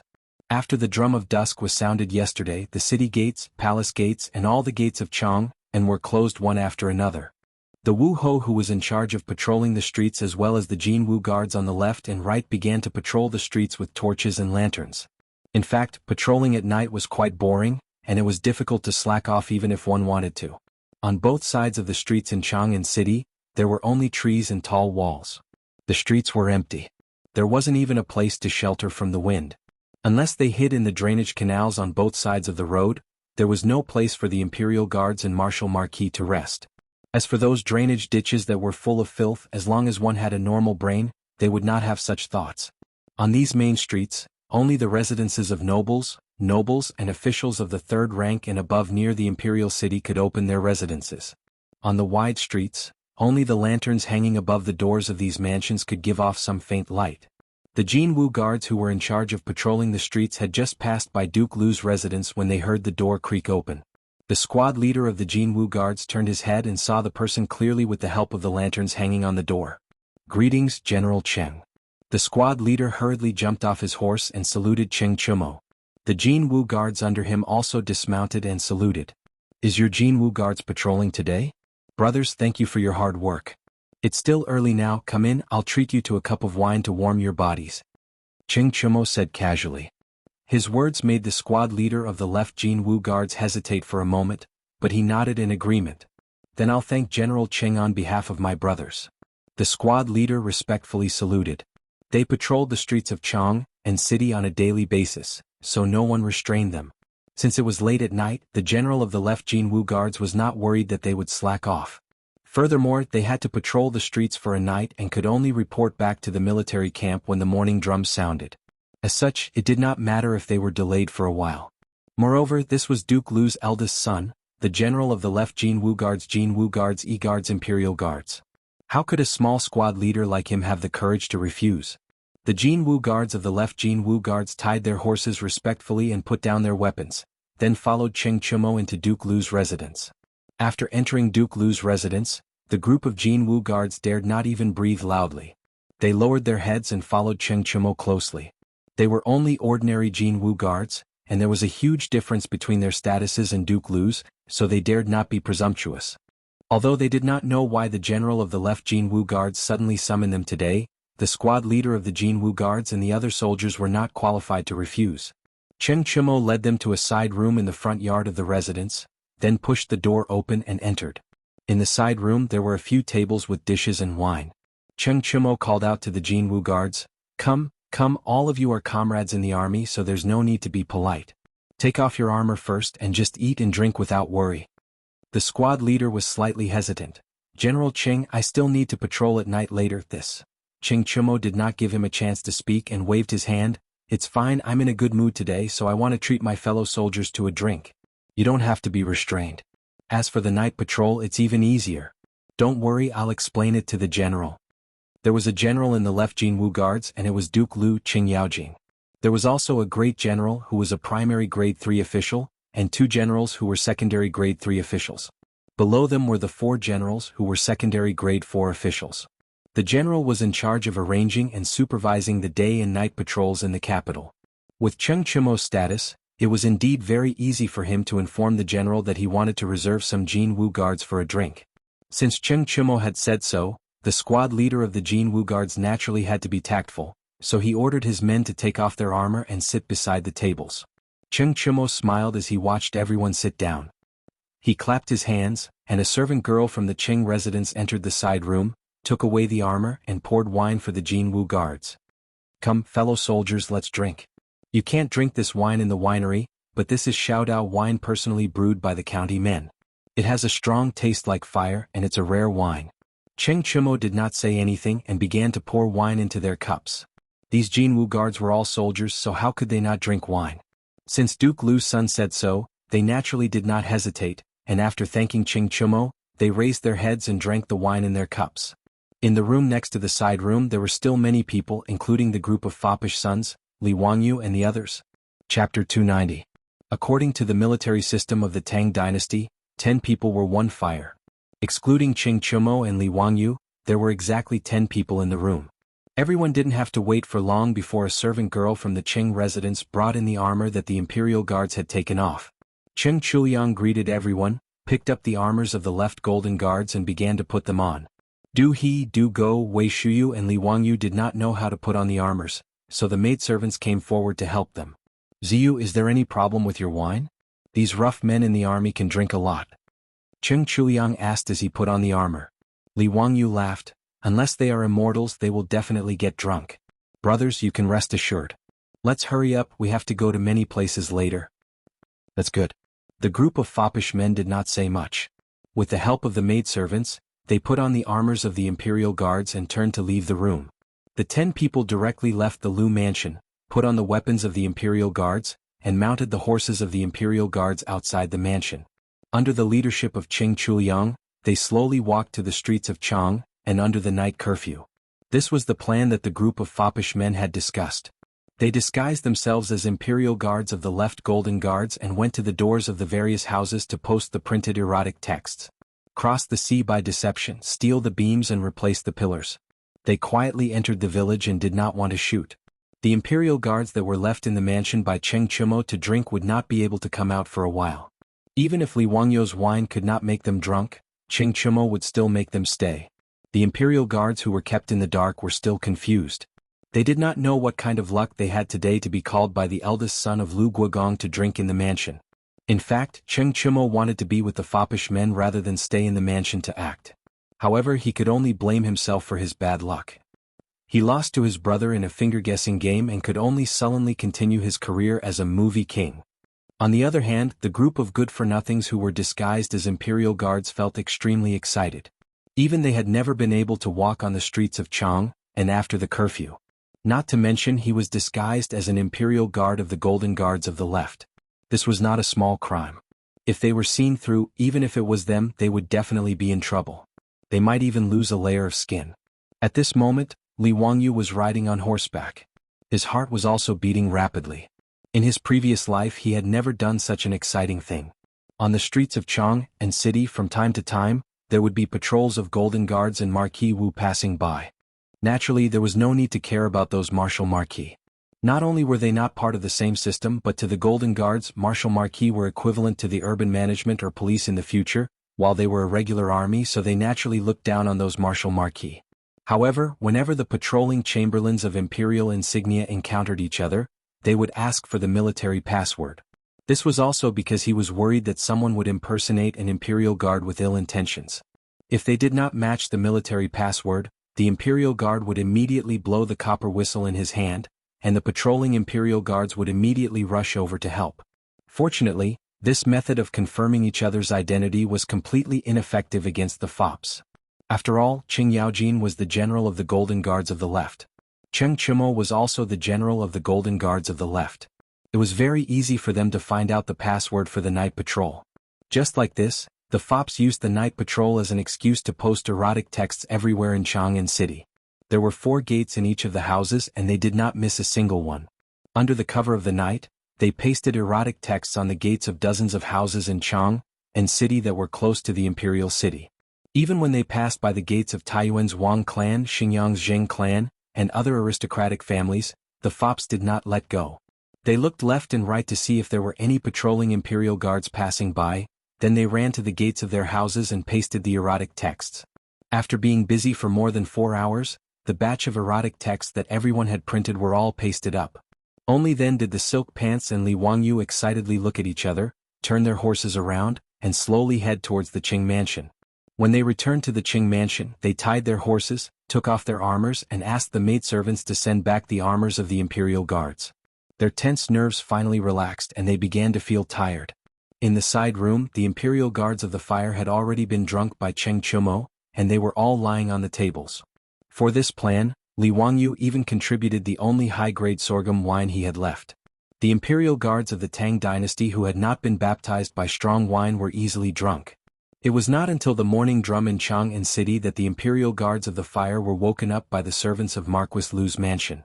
Seeing that they had stayed in Marquis Lu's mansion for the whole night, the imperial guards of the fire could not help but panic. They hurriedly put on their armors and were sent out of the mansion by the servants of the mansion. The imperial guards of the fire still did not know what had happened last night.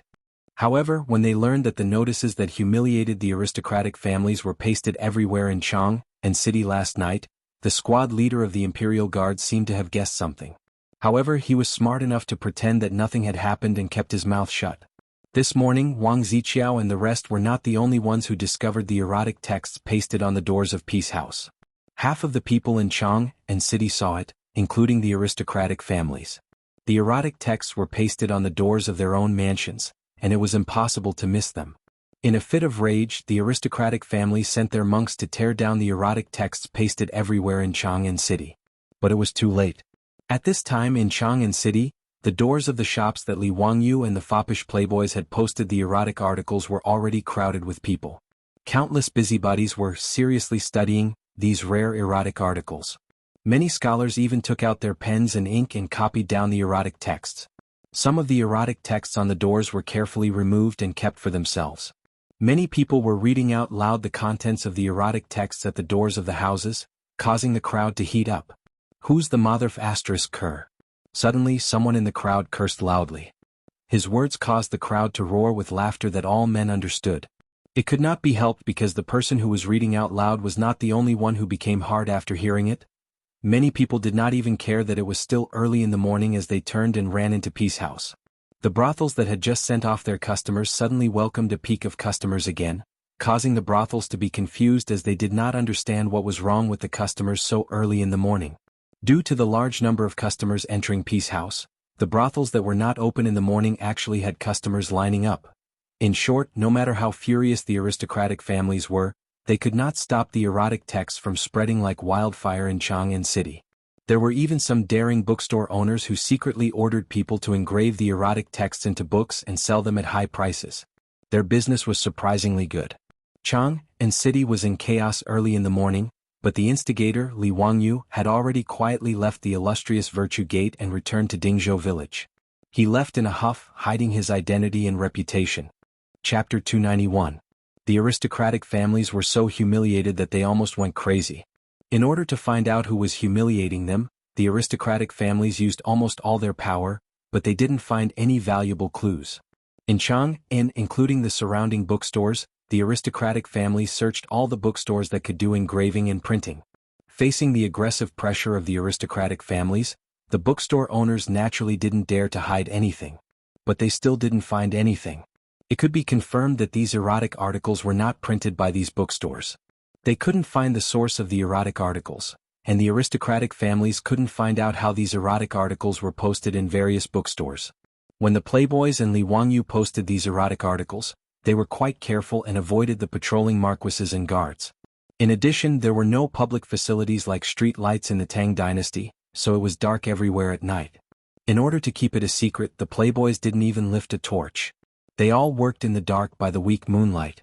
There were no surveillance cameras in the Tang dynasty, nor any detection technology like fingerprint comparison.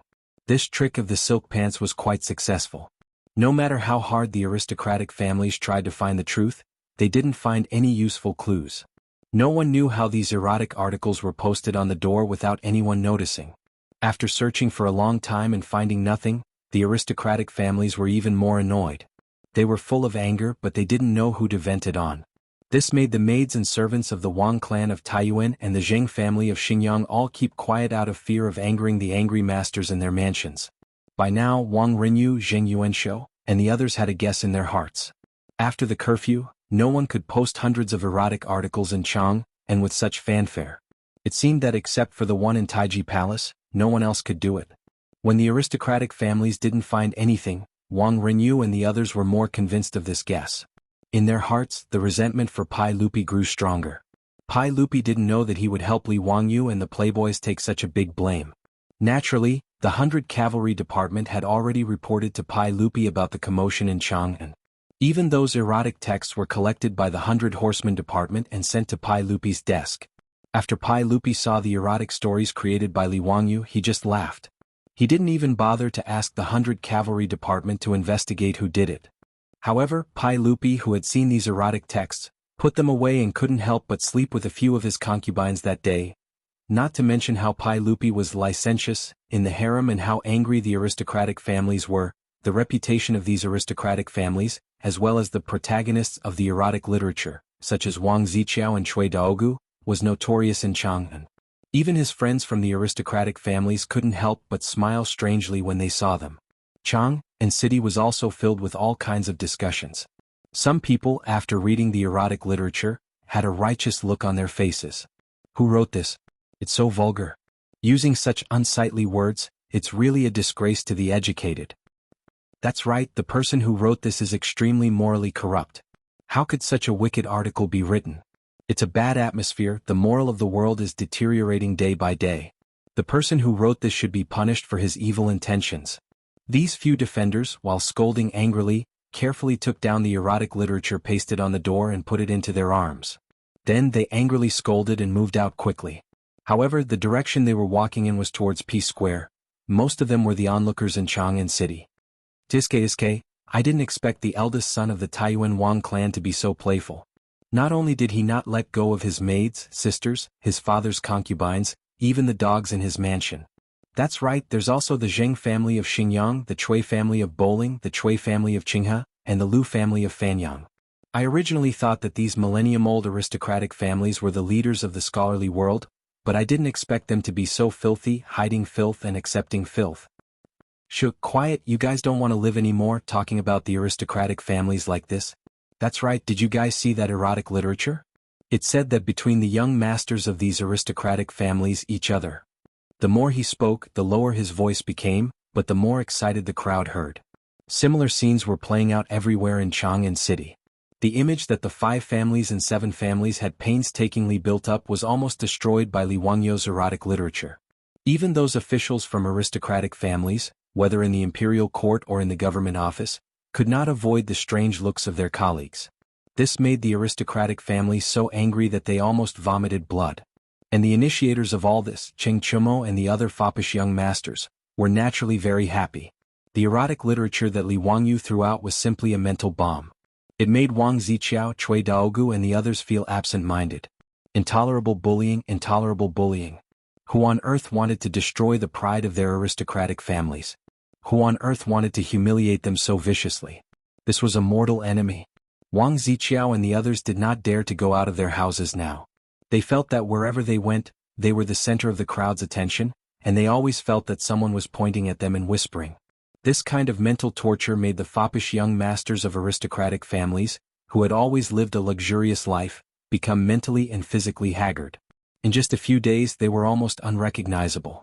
Seeing this situation, Wang Renyu and the others simply asked the family to send these legitimate sons out of Chang'an City, to Taiyuan and other places to recuperate and avoid the limelight. Outside Chang'an City by the Ba Bridge, Wang Ziqiao and the others looked lonely. They turned their heads to look at the towering walls of Chang'an City behind them, but there was no one behind them to send them off. Now these people's reputations were so bad that even the foppish young masters of aristocratic families, who usually called them brothers, did not send them off when they left the capital. It was very sad. When Wang Ziqiao and the others left Chang'an City in a sorry state like stray dogs, Li Wangyu's second volume of The Romance of the Three Kingdoms was ready to be sold. Li Wangyu did not want to let owner's son print the first volume of The Romance of the Three Kingdoms, because he was shocked to find that there were already pirated copies in Chang'an City. The demand of the scholars of the Tang dynasty was obviously not something that the 15,000 copies of The Romance of the Three Kingdoms printed by Sun Ji Bookstore could satisfy. Under the situation that they could not buy The Romance of the Three Kingdoms, the owner of the bookstore immediately found craftsmen to remake the engravings and directly print them for sale on the market. In this regard, Li Wangyu could do nothing. There was no such thing as intellectual property protection in the Tang dynasty, so he could only admit that the books were pirated. What's more, Li Wangyu also pirated Luo Guanzhong's books. He did not have the face to accuse others of pirating. The second volume of the Romance of the Three Kingdoms was ready to be sold, and the fans of the Three Kingdoms in Chang and City had been looking forward to it for many days. Now, even generals like Qing Yaojin and Yuqi Jingde were fascinated by the Three Kingdoms. Regarding Li Wangyou's delay in updating, the few old hooligans did not directly kill him with their knives. It could be said that Li Wangyou was blessed by the heavens. Chapter 292. In the Eastern Market, the Sun bookstore that had been burned down had been rebuilt. After all, the shops in the Eastern and Western markets were not residences. There were not so many painted beams and carved rafters. Moreover, the structure was very simple. Owner's son threw out a lot of copper coins. With enough money, the craftsmen were naturally attentive. Li Wangyou also asked his beautiful superior to lend a few four-wheeled carriages to owner's son to help transport the wood. It only took 5 to 6 days for the 3 shops to be rebuilt. The second volume of the Romance of the Three Kingdoms had been printed long ago. Now, owner's son's bookstore in Hu County had already started to carve the third volume. However, Li Wangyou had been holding back the release of the book. He was waiting for the Sun bookstore in the Eastern Market to be rebuilt. Since he won the bet with the aristocratic families, the bookstores in Chang and City naturally did not have to pay attention to the aristocratic families' ban on the sale of the Three Kingdoms. However, although Li Wangyou did not blame these bookstores, he was not willing to give them benefits like this. He would rather wait for the Sun bookstore to be rebuilt. First, the Sun bookstore would start to sell the books. Then he would let owner's son send the books to other bookstores to sell. In this way, the benefits that it would bring to the Sun bookstore were self-evident. Owner's son was naturally aware of Li Wangyou's sentimental and righteous actions, and he was moved to tears. In the old man's opinion, it was very rare for a noble like Hu County to be considerate of a merchant like him. Owner's son was very attentive to Li Wangyou's instructions. He wanted to make sure that Li Wangyou was satisfied. After the Sun bookstore was built, a notice was posted early to inform everyone that the second volume of the Romance of the Three Kingdoms was about to be released. This news was immediately noticed by many fans of the Three Kingdoms who were looking forward to it. Now, not only did the Book of the Three Kingdoms have many fans, but the storytellers in the brothels had also started to talk about the Three Kingdoms. Storytelling actually started from the Tang dynasty. Originally, in the temples, in order to attract believers, spread Buddhist scriptures and preach to the public, there were secular stories. Secular stories were stories that the monks used to explain Buddhist scriptures that were easy to understand. The content was interesting and very popular. As a result, storytellers began to appear in the brothel. They would often tell stories about supernatural stories to attract customers. After Li Wangyou's Three Kingdoms was published, it naturally attracted the attention of storytellers. Many storytellers saw that there were many fans, so they also began to try telling stories about the Three Kingdoms. However, because Li Wangyou's Three Kingdoms had only published the first volume, there were only 5 chapters and about 20,000 words. The content was too little, and this made the storytellers extremely vexed. Now that the second volume of the Three Kingdoms was about to be released, the most excited people in Chang and were the storytellers who made a living out of it. On the day of Sun's bookstore's reopening, Li Wangyou brought Niu Wu out early in the morning to congratulate owner's son and also to check on the sales of the second book. He still remembered the time when he confidently went to see how the first volume of the Three Kingdoms was selling. In the end, only a few big and small cats bought the book. The scene was very awkward. He even inexplicably got into a conflict with Wang Ziqiao and the others. In the end, it led to the destruction of owner's son's bookstore and the death of his employees. Now that Wang Ziqiao and the other aristocratic playboys were chased out of Chang, and Li Wangyou's mood improved a lot. When he arrived at the East Market, it was not yet noon, and the East Market was not open yet. When he arrived at Sun's bookstore, owner's son, who had received the news, immediately came out to welcome him. Owner's son, congratulations, congratulations. I wish you a prosperous source of wealth and a prosperous business, Li Wangyou said with a smile. At the same time, he asked Niu Wu to deliver the congratulatory gift he had prepared. Thank you, Mr. Huxian. Old me is very grateful. Please come in. Today the second volume of the Three Kingdoms is on sale. Old me has already prepared everything. Owner's son was wearing new clothes today, and his face was full of wrinkles from smiling. He asked his employees to take the congratulatory gift, and he respectfully invited Li Wangyou into the store. Li Wangyou looked around the newly renovated bookstore. There were already many scrolls, calligraphy and paintings placed inside. However, in the most eye-catching position of the store, there was a wooden table with the second volume of the Three Kingdoms neatly stacked on top of it. Seeing that everything was ready, Li Wangyou nodded in satisfaction. He went to the back of the store with owner Sun to drink tea and chat, waiting for the East Market to open at noon. Because Sun's bookstore was opening for business today, owner Sun had prepared a lot of firecrackers for the auspicious time to burn. Firecrackers were the predecessor of firecrackers. Before the Tang dynasty, people used fire to burn bamboo, causing it to crackle and explode to drive away the god of plagues. At the beginning of the Tang dynasty, saltpeter was placed in bamboo tubes and burned, resulting in an even louder explosion. This was the firecracker. In the Tang dynasty poem Early Spring Poem, there was a line like, "The new calendar is only half open, and the small courtyard is still full of firecrackers." However, before the auspicious time arrived and the firecrackers were lit, the employees of the bookstore rushed in. "Boss, bad news. Our bookstore has been surrounded." Owner Sun was also shocked when he heard this. How could there be trouble before his bookstore had even reopened? He hurriedly apologized to Li Wangyu and hurriedly followed the worker to find out what had happened. Li Wangyu was also worried, so he followed them to see what was going on. He was worried that those aristocratic families would not let Sun's bookstore go and find people to cause trouble again. Outside the bookstore there were indeed many people gathered. They surrounded the entrance of the bookstore so tightly that not even a drop of water could trickle through. When owner Sun and Li Wangyu saw this situation, their hearts couldn't help but thump. The two of them didn't dare to go out rashly, so they waited for the door to open and listened to what was going on outside. When they heard the voices of the crowd outside the bookstore, the two of them couldn't help but heave a sigh of relief. They heard a few people talking loudly outside the bookstore.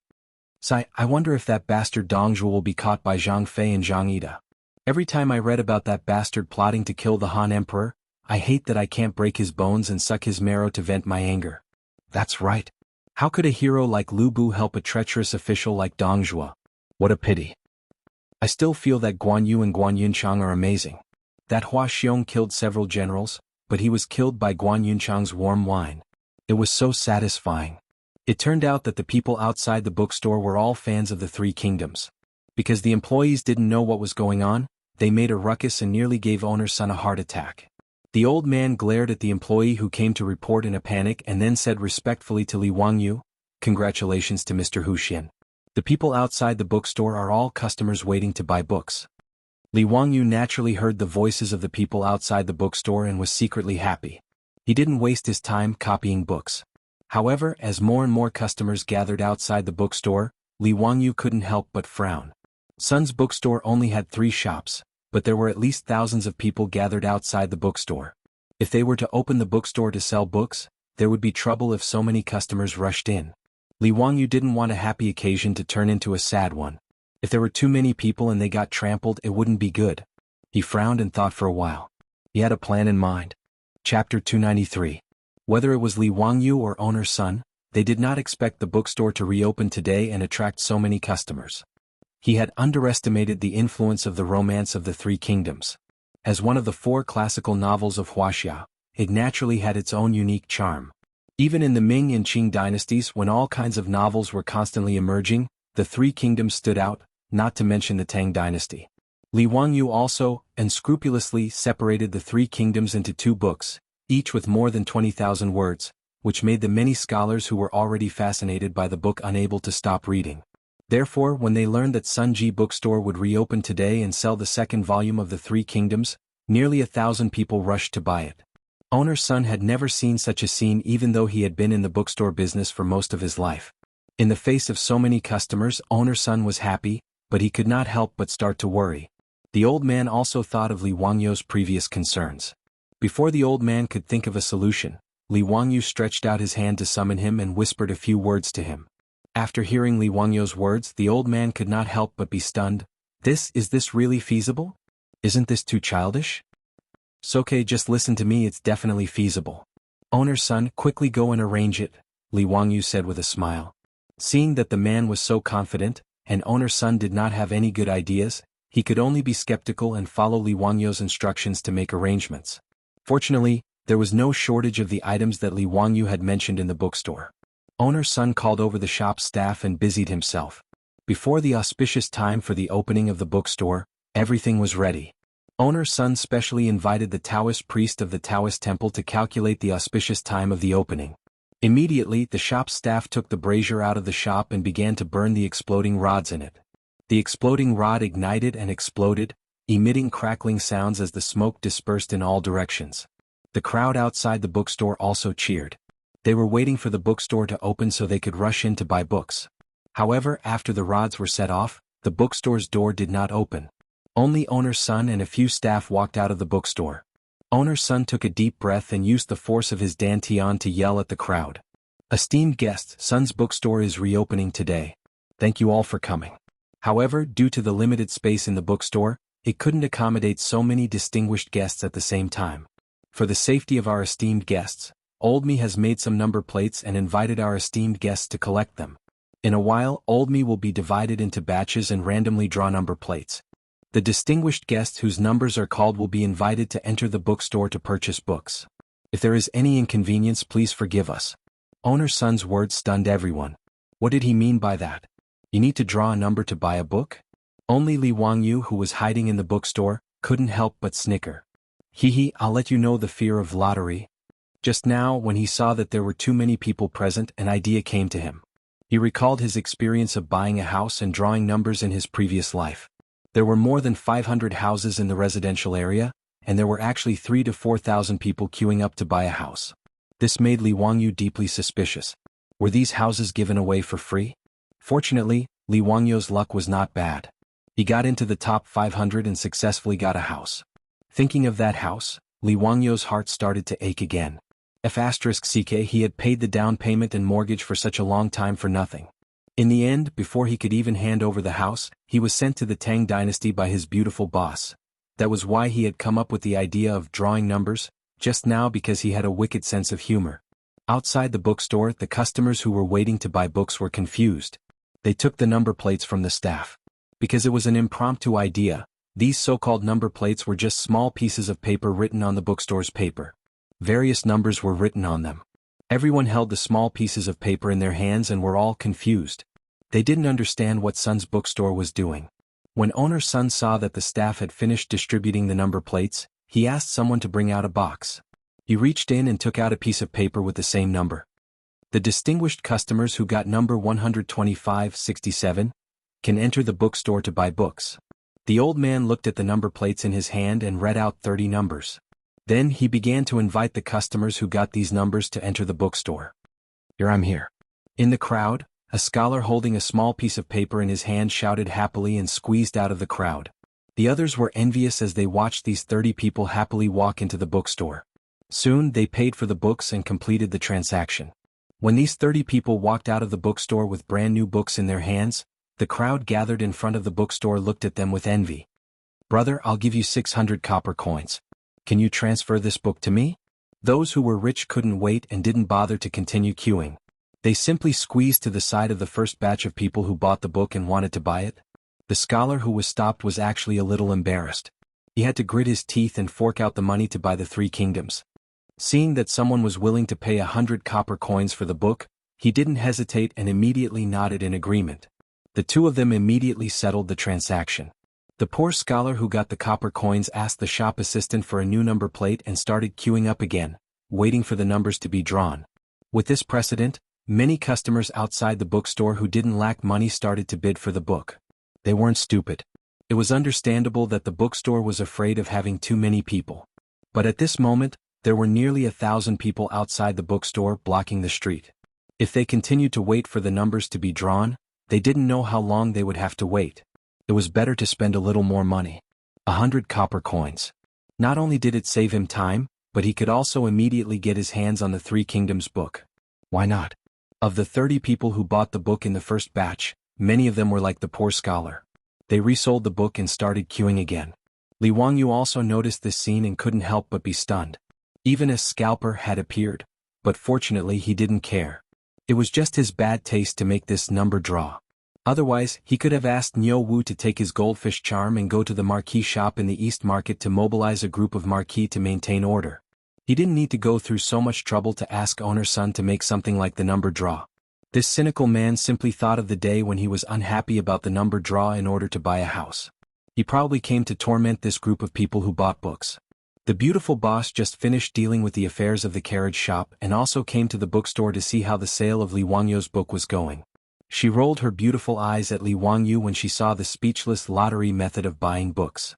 This guy really had too much of a bad taste. Li Wangyu didn't care. He laughed and was very proud. Chapter 294. Li Wangyu didn't expect that copying the Romance of the Three Kingdoms would cause so much trouble just to pass the time and also out of bad taste. Fortunately, all the troubles had been resolved. The Romance of the Three Kingdoms not only set off a craze for the Tang dynasty, but also brought a lot of profit to Li Wangyu. Li Wangyu only planned to print 10,000 copies of each volume of the Romance of the Three Kingdoms. However, there were 24 volumes of the Romance of the Three Kingdoms. If he copied all of them, he could make 60 million yuan just by selling the books, which was equivalent to 60,000 strings of copper coins or 10,000 taels of gold. Even he was shocked by the number that he had calculated. Wasn't this money too easy to earn? Now Li Wangyu had completely gotten rid of the embarrassment of being a second-generation rich person when he first transmigrated to the Tang dynasty. His family's businesses were everywhere and they were all profitable. The royal family owned 50% of the four-wheeled carriage business, and the Li family owned 30%. However, the daily average profit of each carriage was consistent, and the Li family could earn 300 copper coins. Now, under the management of the beautiful boss, the SF Express carriage business had more than 300 carriages in just over a month. In this way, the Li family could earn 90,000 copper coins a day just by the carriage business alone. Moreover, this income was still rising. According to the beautiful boss's business plan, the SF Express would reach the scale of 1,000 carriages in the future. At that time, the Li family could earn 300,000 copper coins a day just by relying on the four-wheeled carriage business, which was 300 strings of copper coins. It should be known that this was only a day's income. Pai Lupi used his official position for personal gain and sent the Ministry of Works to rush the construction of the wine workshop. The workshop was completed and the high alcohol content sorghum wine had begun. The first batch of sorghum wine had been brewed and sealed. After 40 days, it could be distilled and loaded into jars and shipped to Chang and to be sold. Brewing wine, especially this unique Shaodao wine, was definitely a huge profit in the Tang dynasty. Even if Pai Lupi didn't have an economic brain, he knew that the wine workshop would be another money tree for his royal family. In order to protect the secret of the brewery, he had even dispatched the imperial army to seal off the valley where the brewery was located. As for the craftsmen who made the wine, they were not allowed to enter freely. In order to keep it a secret, Pai Lupi even ordered the families of these craftsmen to be moved there.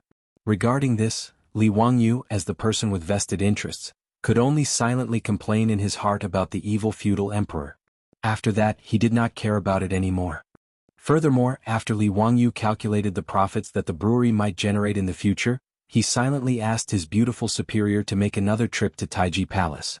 He took the initiative to find Empress Zhang's son and change the original 60% of the Li family and 40% of the imperial family's profits to 60% of the imperial family's profits and 40% of the Li family's profits. It wasn't that Li Wangyu was a coward. It was just that there was too much money and he was flustered. Especially if he took more than Pai Lupi. Wasn't that just asking for trouble? Rather than being taken advantage of by Pai Lupi in the future, it was better to take the initiative now and hand over the shares.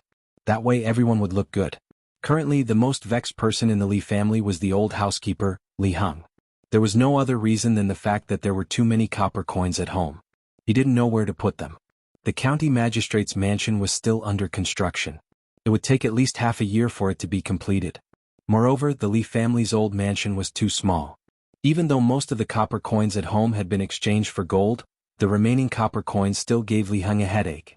He didn't know where to put them. Li Wangyu didn't want to return the money that he owed the county magistrate so early. In Li Wangyu's mind, this money was the same as a bank loan. Since he had to pay a lot of interest, why should he return it early? However, the old mansion's treasury was now full. Seeing Li Heng's distressed appearance, Li Wangyu didn't hesitate. He hurriedly took the copper coins to the county magistrate's mansion and paid off the family's debt. 5 four-wheeled carriages were needed to transport the 1 million copper coins. In an era before paper money, it had to be said that money really had a lot of weight. After Li Wangyu finished checking the family's assets, he closed the account book and proudly hummed a tune. I made money, but I don't know how to spend it. I'll buy a Nokia with my left hand and a Motorola with my right. The beautiful boss looked at the smug Li Wangyu from the side and was too lazy to pay attention to him. Fanning herself with a round fan, the beautiful boss wiped the fragrant sweat on her forehead and couldn't help but say, Wangyu, why is the weather in the Tang dynasty so hot? It's only April, which is March according to the Gregorian calendar. Why is it so hot? Li Wangyu also wiped his sweat and replied, "Don't you know? During the Tang dynasty the temperature on Earth was relatively hot. I remember reading in a history book that there was no snow in the Tang dynasty for 19 years. After the heat it was cold. Therefore, the Song and Ming dynasties encountered the Little Ice Age. No wonder it's so hot in March and April." The beautiful boss was surprised. The weather was so hot that she was too lazy to go out. Every day, she hid in the mansion's backyard to avoid the heat. Fortunately, there was saltpeter which could be used to make ice at any time. This made the early summer not so hot. The main reason why she felt hot was because of her clothes. Thin, transparent, and revealing. These were the characteristics of women's clothing in the summer of the Tang dynasty. Unlike the women of the modern era who directly exposed their arms and legs, the Tang dynasty women's clothing, although light, was still a full-body gauze skirt. The beautiful boss felt that the sweaty clothes stuck to her body and was very uncomfortable. However, Li Wangyu did not see it that way. He felt that the looming skirt was more attractive. Of course, he naturally did not dare to say this to the beautiful boss. Otherwise he would certainly not have a good ending. Su Changqing did not like the long gauze skirt. Therefore he simply went to the East Market to buy some cloth. He called the mansion's maid who knew how to make clothes and busied himself. On this day, Li Wangyu was fanning himself while immersed in copying books in the study when the door was pushed open. He did not raise his head. He knew that the person who came in must be Su Changqing. Now, because of the mobile phone, as long as he entered the study, except for the beautiful boss, no one else was allowed to enter. This was the mansion's rule. "Changqing, help me get a cold drink. This damn weather is too hot," Li Wangyu said while copying. Seeing that the beautiful boss opposite him did not speak, Li Wangyu curiously raised his head, but he was directly petrified. Had he transmigrated back to the modern era?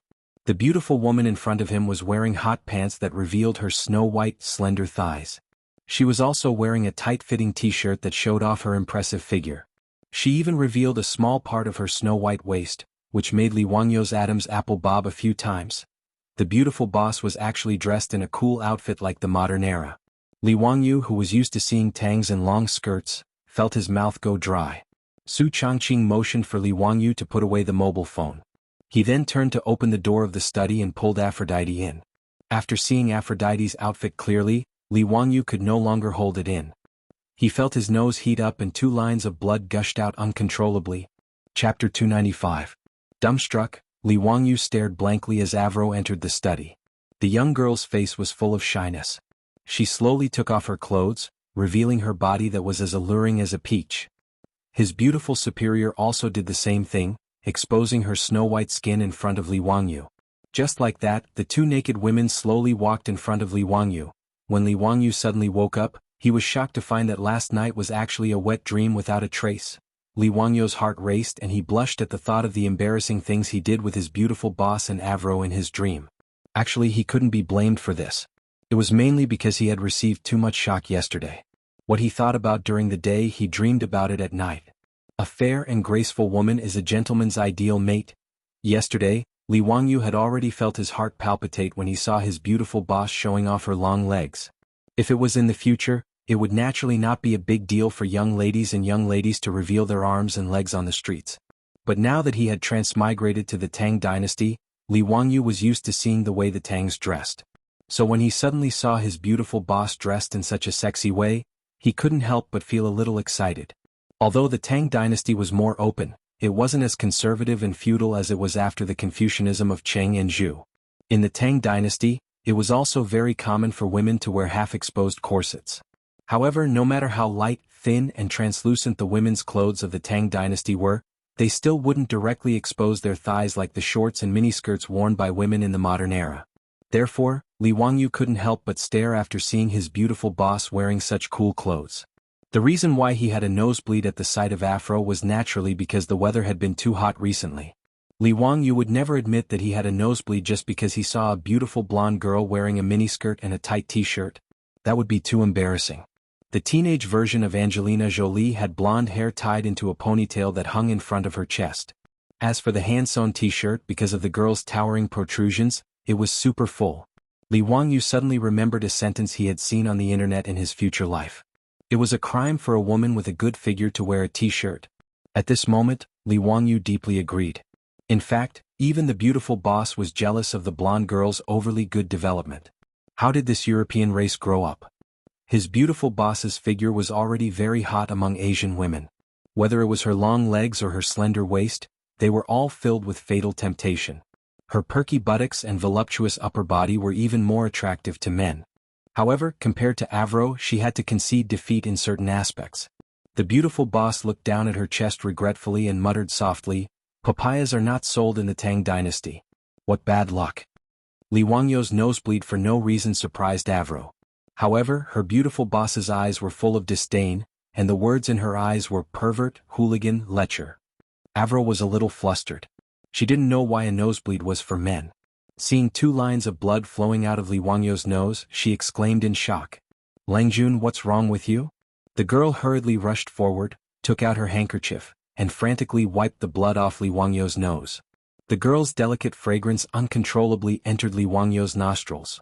What was worse was that the girl's impressive upper body was now pressed against Li Wangyo's arm. The soft, bouncy feeling made Li Wangyo's nose bleed even more. The beautiful boss snorted and went forward to pull Avro away, who was still unaware that she was being taken advantage of. She said coldly, "Raise your head." Li Wangyu obediently raised his head. Su Changqing picked up a piece of rice paper from the table, tore off 2 strips, and stuffed them into Li Wangyo's nostrils. She then asked Avro to fetch a basin of cold water. After dipping her hand in the cold water, she gently patted the back of Li Wangyo's neck. Only then did Li Wangyo's nosebleed stop. Li Wangyu said in a low, muffled voice, "Hee, the weather has been too hot recently. I'm heaty." The beautiful boss glared at him. "Pervert." Li Wangyu wanted to cry out for his innocence, but he didn't know how to explain himself. In short, ever since the beautiful boss came up with the cool clothes, the backyard of the Li family's old residence had become a forbidden area in the residence. Apart from Li Wangyu, all the other men in the residence were not allowed to enter the backyard. Li Wangyu was both pained and happy about this. It wasn't just the beautiful boss and Avro who changed their clothes. Perrin and the 4 maidservants in the residence also shyly changed into cool clothes as long as they stayed in the backyard. Li Wangyu feasted his eyes every day. But it was just a look. After a wet dream, Li Wangyu secretly changed out of his underwear. Too embarrassed to let the maidservants wash it for him, he took care of it himself. Speaking of underwear, there were naturally no such things in the Tang dynasty. Strictly speaking, the underwear that the people of the modern era were used to was invented by the Americans in the 1940s. The ancient people of China naturally didn't wear underwear. During the Shang and Zhou dynasties, men didn't wear underwear or pants and only wore skirts, which were called chang. Starting from the Han dynasty, people began to wear pants inside, but they were open-crotch pants, which were called straddles. After the Tang and Song dynasties, open-crotch pants and closed-crotch pants became the mainstream clothing for men. During the Ming and Qing dynasties, closed-crotch pants dominated the world. In addition, many poor people who needed to work had a type of underwear that was similar to underwear called calf-nose underwear. The calf-nose underwear was similar to the underwear worn by Japanese wrestlers in the modern era. It was first wrapped around the sides and then passed under the crotch. This type of pants had been popular for thousands of years. It was originally underwear, but people at the bottom of the hierarchy, such as servants, coachmen, farmers and other laborers, would directly wear it outside for convenience. After Li Wangyu and Su Changqing transmigrated to the Tang dynasty, they naturally couldn't get used to not wearing underwear. Not to mention if Li Wangyu wore open-crotch pants, it would really be terrible. Thus, they self-made a few pairs of underwear and finally avoided the embarrassment of not wearing underwear. As Li Wangyu washed his underwear, he wondered when this bitter, single life would end. Now, the beautiful boss's attitude toward him had finally softened under his relentless fawning and flattery. At least, when he held the beautiful boss's soft and seemingly boneless hand, he wouldn't be shaken off anymore. The long Cold War caused by him secretly bringing Aphrodite home had finally ended, but Li Wangyu still had to work hard to achieve the success of his revolution. Just as Li Wangyu was hiding in the backyard and admiring the scenery, every day, Pai Lupi found another troublesome matter for him, which gave Li Wangyu a headache. Chapter 296. In the backyard of the Li residence, Li Wangyu had been harassing all the beauties, young and old. No one could understand why their Langjun would say all those sweet words to coax them, as if he was smeared with honey. "Perrin, don't let me see you again." "Langjun, what are you talking about?" "What? Because I like you every time I see you." The little girl, Pei Lon, let out a soft cry. She covered her blushing face and ran away. Avro, come and take a look at my eyes. I think something went in. Huh? Langjun, there's nothing? Nonsense, there's someone I like in my eyes. Avro was stunned for a while before she realized what Li Wangyu was talking about. The girl kissed Li Wangyu's face shyly and ran over to him like a little white rabbit. Her jiggling curves made Li Wangyu's eyes sink in. Changqing, shut up. I'll beat you to death if you dare to say such vulgar words to me. The beautiful boss waved her little fist threateningly at Li Wangyu. She really couldn't stand Li Wangyu anymore. Ever since he saw those vulgar words on her phone, this guy never got tired of it and used those disgusting words to flirt with girls in the backyard every day. The beautiful boss wanted to bite him to death. Faced with the threat of the beautiful boss, Li Wangyu could only rub his nose awkwardly and retreat in defeat. He then turned his head and continued to flirt with Avro. Li Wangyu felt that life would be wonderful if it could go on like this. However, someone was causing trouble for him when he wanted to steal half a day of leisure. Early in the morning, Li Wangyu was woken up by the palace eunuch. Pai Lupi wanted to see him in Taiji Palace. Although he missed the bed very much, Li Wangyu could only climb onto the horse obediently and head for Chang and city since the big boss had invited him, no matter how unwilling he was in his heart. It was still the legislative hall. Pai Lupi was pacing back and forth unhappily. Ziyu, I have a problem here. Come and give me some advice, Pai Lupi said bluntly as soon as he saw Li Wangyu enter the palace. These words made Li Wangyu's balls hurt. Pai Lupi, you bastard. You already said it was a very troublesome matter and you still asked me to come. What is the meaning of this? Could it be that the things that you find troublesome are not troublesome for my small body? However, even though he was cursing in his heart, Li Wangyu still bowed sincerely. Uncle, please speak. This nephew will do his best. Recently, a court official has submitted a memorial, asking me to issue a decree to release the palace maids, saying that this year's spring drought is related to the fact that there are too many palace maids in the palace. It was the accumulation of yin energy that caused the drought and lack of rain. This was ridiculous. Zio, what do you think of this? Pai Lupi's words made Li Wangyu slightly stunned. There was actually someone who said that the spring drought of the second year of Jingguan had something to do with Pai Lupi's Taiji Palace having too many palace maids? What kind of strange logic was this? However, Li Wangyu was not in a hurry to speak. This was because in history Pai Lupi had indeed released 3,000 palace maids this year, allowing them to leave the palace for marriage. This should be considered a good thing, right? As a steely straight man, Li Wangyu had long disliked the fact that Pai Lupi's Taiji Palace had so many beautiful young ladies. If Pai Lupi was willing to release the palace maids, then it was a good thing. In history, Pai Lupi had released the palace maids twice. The first time was in the 9th year of Wuda. Pai Lupi issued a decree to release 3,000 palace maids from the palace for marriage. The second time was this year in the 2nd year of Jingguan. Pai Lupi once again issued a decree to release the palace maids. According to the historical records, in the 9th month of the 2nd year of Jingguan, Li Baiyao, the secretary of the secretariat, requested to leave the palace again. Emperor Taizong of the Tang dynasty ordered the Minister of External Affairs left Prime Minister Dai Zhou and the Minister of External Affairs Du Jingluan to select palace maids at the west gate of Yeding. From beginning to end, they released more than 3,000 palace maids. Bai Ji once wrote in his poem, 3,000 resentful women leave the harem. It was referring to this matter. But that should have happened in the 9th month of the 2nd year of Zhengguan's reign. It was only the 4th month now. Why was this matter being brought up? And judging from Pai Lupi's tone, he didn't seem too happy about it. There were too many palace maids and the yin energy was too concentrated. He seemed to remember that in the history books, Li Baiyao, the secretary of the secretariat, had used this excuse to impeach Pai Lupi. Although it might seem nonsensical to the people of the future, in an era where even the plague of locusts was attributed to the emperor's immorality, one couldn't ask for too much, right? In short, according to the history books, Pai Lupi did release 3,000 palace maids because of this person. But Pai Lupi's words just now clearly implied that he wasn't happy about it. Why was that? Li Wangyu wasn't a hothead. He planned to first sound out Pai Lupi's tone and see what this fellow was thinking before making a plan. Uncle, these words are simply absurd. How could a gathering of palace maids cause a drought and lack of rain?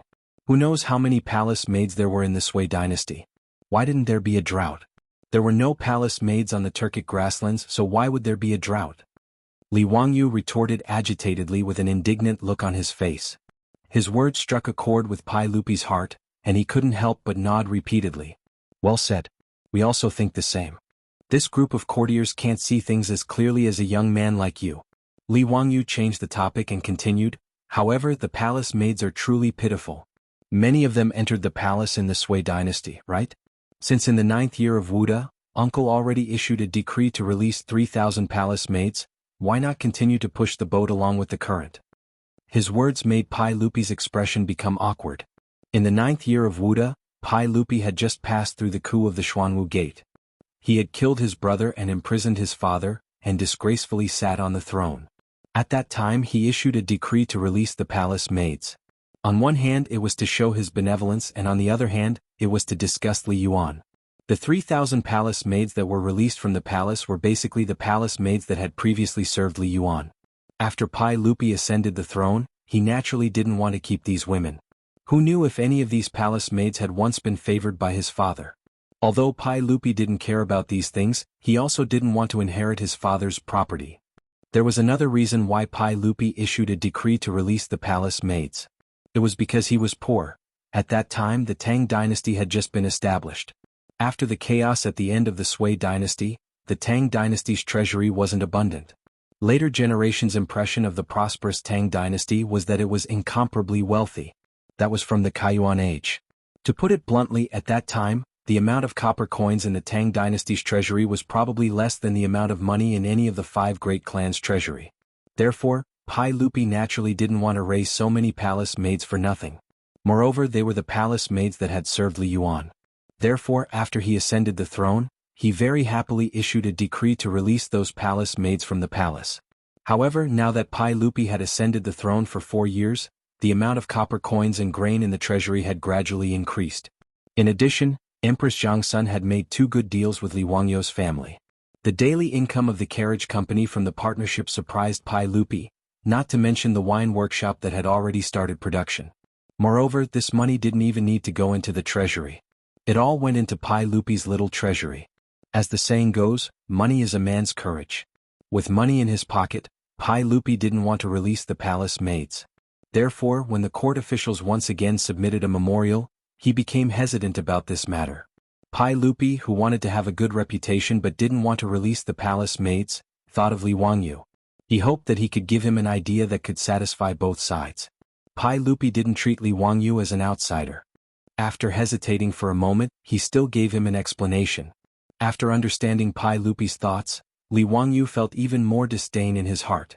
Pai Lupi, this fellow, was simply a green tea bitch in the future. Not only did he want to be a bitch, he also wanted to establish a monument to his chastity.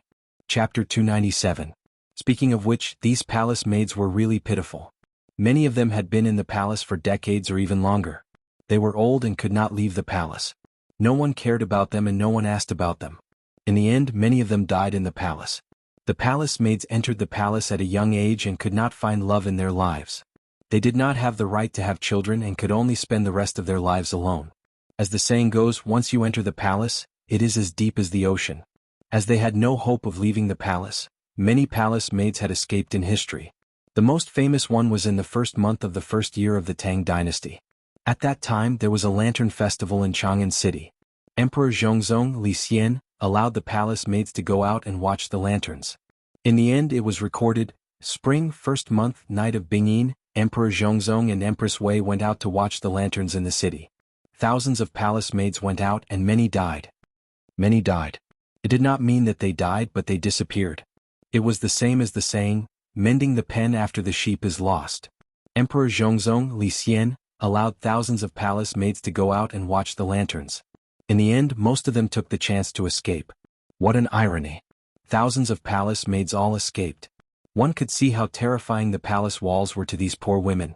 In history, apart from Pai Lupi in the 9th year of Wuda and the 2nd year of Jingguan, he did not release any more palace maids until he died.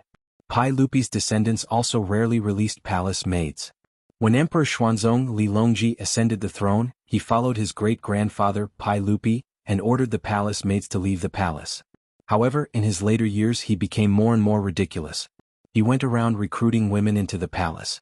In the Daming Palace, there were at most 40,000 palace maids. When Li Wangyu read the history of the Tang dynasty, he sympathized with these poor palace maids. He was also jealous of the emperors who shamelessly took over so many beautiful ladies.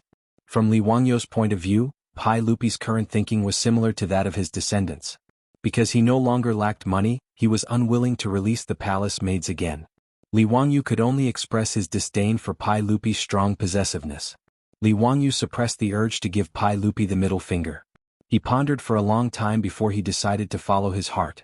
If so many palace maids could only die of old age in the palace, it would be an unforgivable crime. Li Wangyu would look down on himself if he went against his conscience to cater to Pai Lupi. However, Li Wangyu wasn't stupid. He wouldn't follow Wei Zheng's example and offend Li Er and give him a death remonstrance. Even if it was for the good of the company, he was still an idiot to make his relationship with his boss so tense. Well, Li Wangyu was just that simple. He looked at the relationship between the monarch and his subjects using the workplace rules of the modern world. Apart from the fact that the boss could only fire you but the emperor could cut off your head, his view was actually not wrong. Li Wangyu rolled his eyes and thought of a way to deal with Pai Lupi. He casually agreed with Pai Lupi with a few words. He put on a sad expression which made Pai Lupi feel very touched.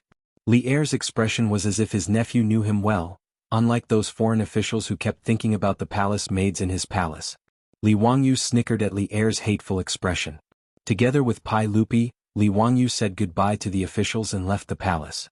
After he found his beautiful boss, the two hid in the room and whispered for a long time. In fact, Li Wangyu's idea was very simple. To deal with the possessive Pai Lupi, a pillow talk was the best choice. Although Empress Zhangsun insisted that the harem should not interfere in politics, in fact, releasing the palace maids was a matter of the harem. As the master of the harem, Empress Zhangsun was justified in dealing with these palace maids. As long as Empress Zhangsun was persuaded, even if Pai Lupi was unwilling, he would have to release the palace maids. Li Wangyu was planning for this. As for the reason to persuade Empress Zhangsun, it was simple. Her Royal Highness was now pregnant with the son of the dragon. She prayed for the child in her belly and also for the health of the child. The harem should not be too heavy with yin energy. Releasing some palace maids could not only pray for the child but also reduce the concentration of yin energy in the harem. In Li Wangyu and Su Changqing's opinion, as a pregnant mother, she would definitely not refuse this proposal. As for whether there were more women, whether it was really because of the gathering of yin energy, Li Wangyu was too lazy to think about it. Anyway, if the ancient people were willing to believe this kind of nonsense, then he would use it. It was not easy for other noble women to see Empress Zhangsun, but for the beautiful boss, it was simple. Whether it was entering the palace to discuss shop matters with Empress Zhangsun or teaching yoga, Su Changqing often went to the palace. After going there many times, Su Changqing was now very familiar with the harem of the Taiji Palace. He could find the way with his eyes closed. The beautiful boss naturally couldn't stand Pai Lupi's action of occupying many young ladies. Without hesitation, she went to the palace to give Pai Lupi a hard time. After Su Changqing entered the palace, Li Wangyu was very comfortable with his legs crossed, drinking tea, humming a song, waiting for the beautiful boss to return. I was watching the mountain scenery on the tower and I heard the chaos outside the city. The banners fluttered in the air, but it turned out to be the soldiers sent by Sima. He felt that he was like Zhuge Liang, casually playing Pai Lupi in the palm of his hand. When Empress Zhangsun showed her power and wanted to release the palace maids, Pai Lupi would definitely be very sullen. He wanted to see Pai Lupi's expression at that time as if he had eaten a fly. Waha, I'm really a genius, Li Wangyu thought. Just as he was feeling proud, he saw the beautiful boss with a gloomy face, walking in from outside the door. Changqing, what's the matter? Why do you look unhappy? Did Empress Zhangsun not agree? Li Wangyu asked curiously. The beautiful boss shook her head. The Empress agreed. Then why do you look like this? It's because of you, you idiot. As soon as he asked, he saw the beautiful boss gritting her teeth and rushing in front of him, her small fists pounding on his chest. Who asked you to come up with bad ideas? Who asked you to come up with bad ideas? Idiot, we've been fooled. Li Wangyu was baffled by the beautiful boss's words, and hurriedly asked what happened. Su Changqing angrily explained, and Li Wangyu suddenly realized and couldn't help but pat his head. What the f***ck? They were actually fooled. He and Su Changqing were still too young, and didn't expect that people's hearts were unfathomable, and that they would be fooled by the Japanese, digging a big hole to bury themselves. Old fox. Pai Lupi, this drama queen, was actually fooled by him.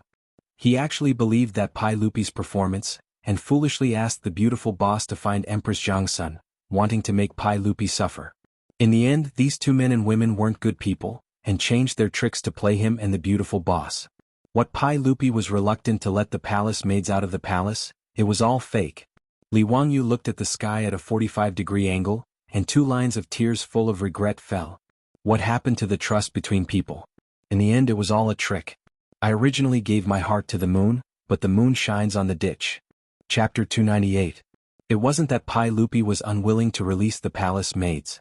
He had long felt that keeping so many palace maids in the palace was too expensive. Moreover, many of the palace maids had entered the palace in the Sui dynasty, and many of them were already 35 or 36 years old. Even if Pai Lupi was a pervert, he wouldn't take a fancy to these palace maids who were considered old and decrepit by the Tang people. However, if they were released from the palace with just a decree, it wouldn't be a good thing. In the 9th year of Wuda, Pai Lupi released 3,000 palace maids, but many of them lived destitute lives after leaving the palace. Although Pai Lupi's original intention was to have these palace maids marry other people, in reality, not many of the 3,000 palace maids married after leaving the palace. The reason was that these palace maids were too old. In the future there were plenty of 36-year-old holy maidens. Even Sister Jilin, who was 45, could marry, let alone 30-somethings. However, in the Tang dynasty, it was normal for people to marry in their teens. Many women in the Tang dynasty became grandmothers at 35 or 36 years old. Letting a palace maid, who was considered a grandmotherly generation in the eyes of the people of that era, marry someone was truly too difficult. Even those who successfully married were mostly widowers. Moreover, these palace maids came from the palace and were used to glory and wealth.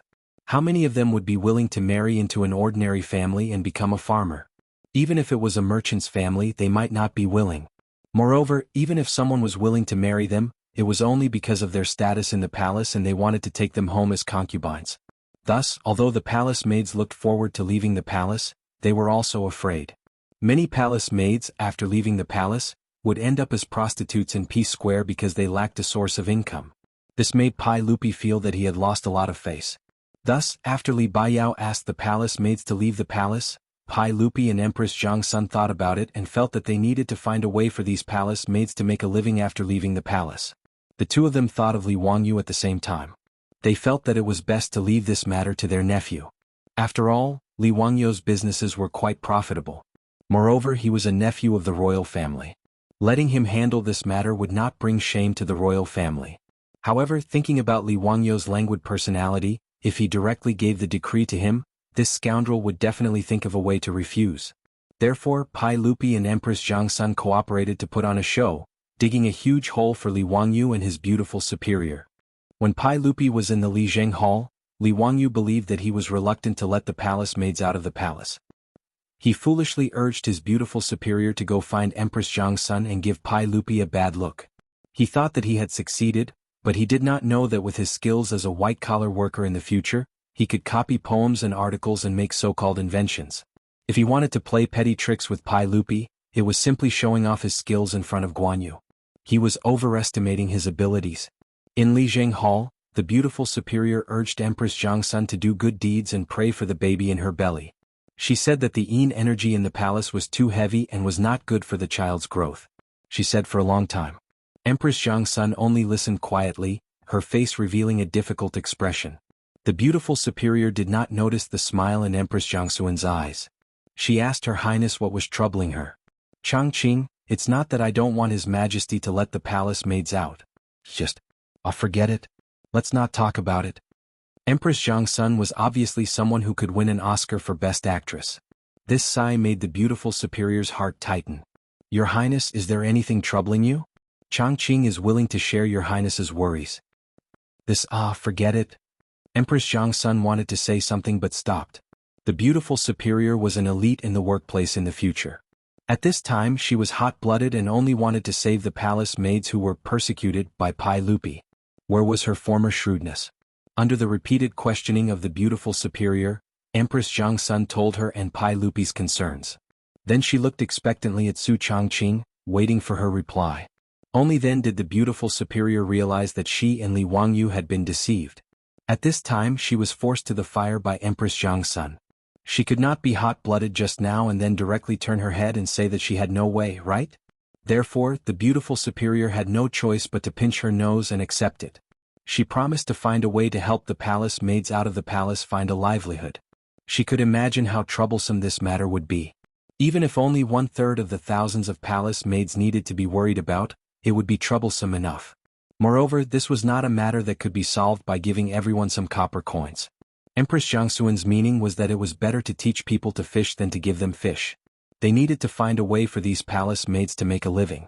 After listening to the beautiful superior's explanation, Li Wangyu had not yet recovered from the blow when the old housekeeper, Li Heng, hurriedly came to report that a palace eunuch had come to deliver an imperial edict.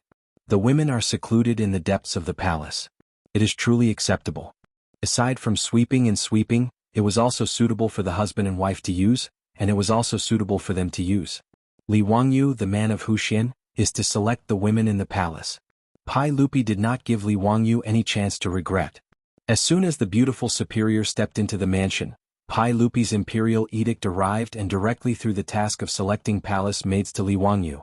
The eunuch who came to deliver the imperial edict seemed to have also received Pai Lupi's instructions.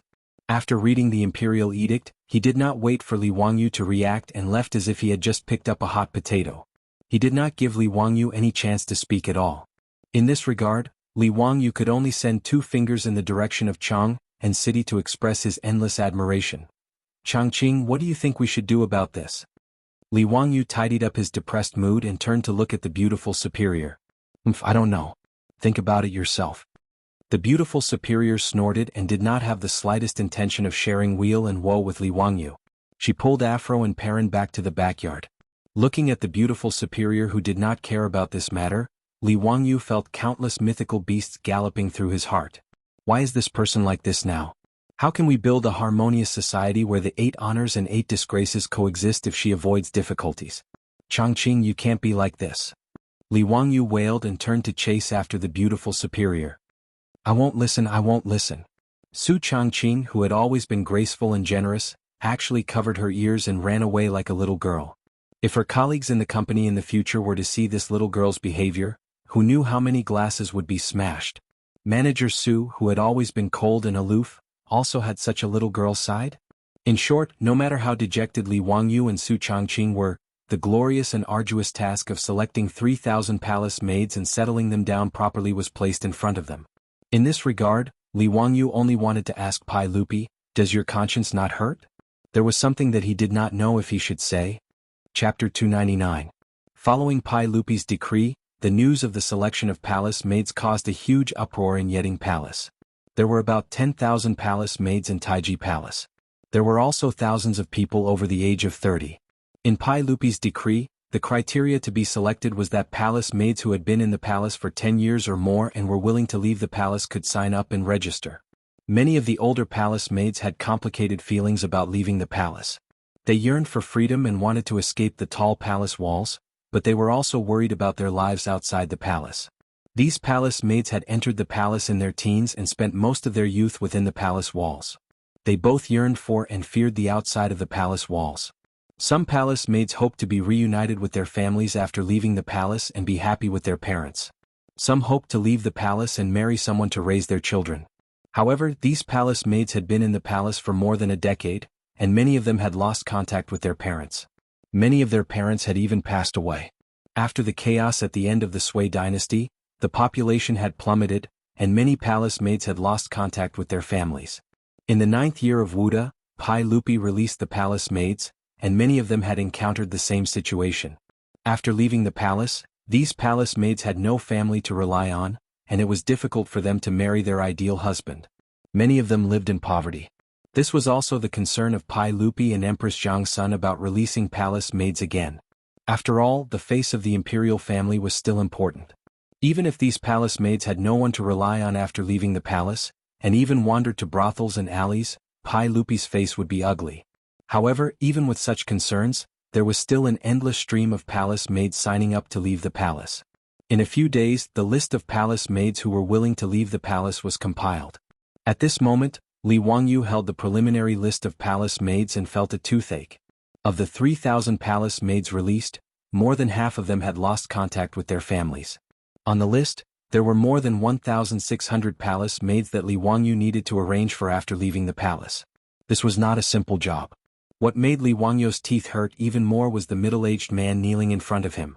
This person was the assistant that Pai Lupi had arranged for him to assist him in the matter of the palace maids leaving the palace. This was the first time Li Wangyu had met this person, but no matter how he looked at this middle-aged man with a flattering smile, he was not happy. The main reason was because this person was extremely famous in history. However, his reputation was not good. Su Jingzong was the man who was kneeling respectfully in front of Li Wangyu in the new Tang dynasty. Legend of the treacherous courtier. In fact, Li Wangyu also knew that Su Jingzong was not an evil person, nor had he done anything that humiliated the country. The reason why he was listed at the top of the list of traitorous officials was mainly because he had done too many scandals. For example, tampering with the history of the country, marrying his daughter to a barbarian because of his greed, sucking up to the powerful, working with Wu Ziqian to ostracize the loyal, and so on. Using Su Jingzong as a fence-sitter was the most appropriate way to describe him. Li Wangyu naturally kept a respectful distance from this kind of person. However, he had never thought that Pai Lupi would order Su Jingzong, who was currently the vice minister of the imperial clan temple, to assist him. This made him feel extremely disgusted. Looking at the middle-aged man in front of him, Li Wangyu did not know how he should interact with him. What he didn't know was that Su Jingzong, whose face was full of smiles at this moment, was even more perturbed. Su Jingzong had previously targeted Li Wangyu several times, especially at the imperial clan temple. When faced with the Li clan leader of Hu County who had come to complain, Su Jingzong had used a sinister move to deal with the young man in front of him. However, he had never thought that the Hu County Li clan would go for wool and come home shorn. Not only had he not been able to do anything to the young man, but he had also been reprimanded and grounded by Pai Lupi. He had not even been allowed to enter Chang and city. Moreover, this young man who had shown brilliantly at the Tsujiang Lake Poetry Festival, had been conferred the title of founding prince of the country in the short span of a month. Su Jingzong could not help but feel despair. Later on, Li Wangyu had fought with the 5 clans and 7 Wangs, and the crown prince and king Yu had taken Li Wangyu as their master. This series of events made Su Jingzong feel even more regret. How could this young man be someone he could provoke? Now that he was facing Li Wangyu again, Su Jingzong's jealousy had long since dissipated into thin air. After all, the current Su Jingzong was not the right minister of the Zhou dynasty. He was still the vice minister of the imperial clan temple. How could he have the right to oppose Li Wangyu? Right now, Su Jingzong could only hope that the old clan head of the Li clan in Hu County would be tight-lipped enough to not expose the fact that Su Jingzong had given him the idea to use the spring to deal with Li Wangyu. Prince of Panhu County, please feel free to instruct me on how to send the palace maids out of the palace. Next time I will do my best to cooperate. When Li Wangyu heard Su Jingzong say the words, next time, he felt even more disdainful. The vice minister of the imperial clan temple was a secondary grade 4 official. In comparison, he, the prince of Panhu County, was only a secondary grade 5 official. In terms of official rank, Su Jingzong was even higher than him. What did next time mean? Although he was being humble, he was referring to a pawn, someone who could run errands for others. *ck, this fellow's skin was really thick. Li Wangyu cursed in his heart, but on the surface he did not show any impatience or disdain. When he was running errands in the future, he had seen all kinds of strange clients. Li Wangyu had long been able to treat the client like his first love even if the client abused him thousands of times. Thus, even Su Jingzong did not see through Li Wangyu's true thoughts on his face. Vice Minister Su, you are too polite. Although the saint has ordered you to help me, Vice Minister Su, you have been an official for many years and have a lot of experience. This time, I will need Vice Minister Su's help to send the palace maids out of the palace. Of course. Next time I will do my best. I wonder if the Prince of Panhu County has a way to deal with these palace maids who have no relatives to rely on? Yes, I am also worried about this matter. The palace maids who left the palace this time were given 100 strings of copper coins by the saint. However, although this money is not little, it is also not much. It will be difficult to properly settle these palace maids down. Li Wangyu thought Pai Lupi, this fellow, was also extremely stingy. To send these palace maids out of the palace, he only gave each of them 100 strings of copper coins. It was really pitifully little. This little amount of copper coins was only enough for these palace maids to buy a few acres of land. If they wanted to use this to solve their livelihood problems for the rest of their lives, they would be dreaming. Li Wangyu despised Pai Lupi's stinginess, but he did not know that Pai Lupi's heart was bleeding.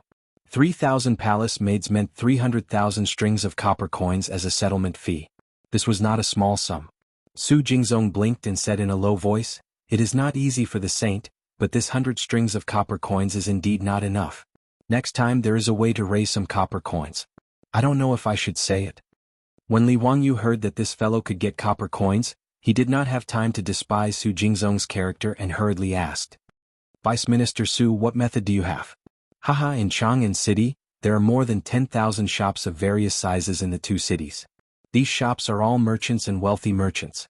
Can we let these merchants share the saint's burden? Su Jingzong's words were hesitant and unclear, but Li Wangyu immediately understood what he meant. Damn, he wanted to set up a stall and beat up the rich merchants in Chang'an City? Chapter 300. Li Wangyu wanted to curse after hearing Su Jingzong's idea. What kind of rotten idea was this? If he went to the merchants in Chang, and he would definitely be able to collect money, but Li Wangyu's reputation would be ruined. The merchants in Chang, and would probably nail Li Wangyu's name on straw figurines and beat them up. He was determined not to do such a wicked thing. He was not like Su Jingzong, who would marry his own daughter to a barbarian for money. However, although Su Jingzong's idea was wicked, it was not to make money for himself. He could not say much and could only wave his hand, indicating that this method was not feasible. Su Shaoqing, we will discuss how to settle the homeless palace maids. As for the 1,000 or so palace maids who are preparing to return home, I will need you to take care of them. Su Jingzong quickly stood up and said, Don't worry, Mr. Hu Xian. Leave this matter to me. I will take care of it. Releasing the palace maids was not a simple matter. In addition to the registration and distribution of settlement fees, they also needed to inform the local officials of the palace maids who were about to return home and have them register these palace maids and add them back into the household register. These palace maids could not be left alone once they left Taiji Palace. They also needed to arrange for people to escort these palace maids who were planning to return home. Each and every one of these matters was troublesome. Li Wangyu didn't want to do these tedious things, so he pushed all of them to Su Jingzong to handle. In any case, Pai Lupi had ordered Su Jingzong to take care of them, so Li Wangyu was more than happy to relax. Su Jingzong did not complain at all. He patted his chest and immediately agreed, taking over these troublesome matters without hesitation. Although Su Jingzong did not have a good reputation and his character was even worse, he was still a capable official. Otherwise, he would not have become one of the 18 scholars of King Qin. Pai Lupi had arranged for him to be Li Wangyu's assistant to deal with the palace maids leaving the palace because he valued his intelligence and ability. After sending Su Jingzong away, Li Wangyu's face immediately became distressed. He really couldn't think of a way to settle the more than 1,600 homeless palace maids. In Li Wangyu's opinion, the best solution was to marry these palace maids off. Speaking of which, none of the palace maids who left the palace were ugly. All of them were beautiful young ladies. To be able to be selected from the common people to enter the palace, even if they were just palace maids, their figures and looks were definitely the best. Regardless of whether it was the Sui dynasty, Li Yuan, or Pai Lupi, none of them had the hobby of choosing ugly women to enter the palace as palace maids. Moreover, these women, even if they were just palace maids in charge of watering and cleaning, had undergone strict training from the royal family. Every frown, every smile, and every glance was poetic, graceful, and dignified. Many palace maids were also good at musical instruments and dancing. They were all first-class and graceful.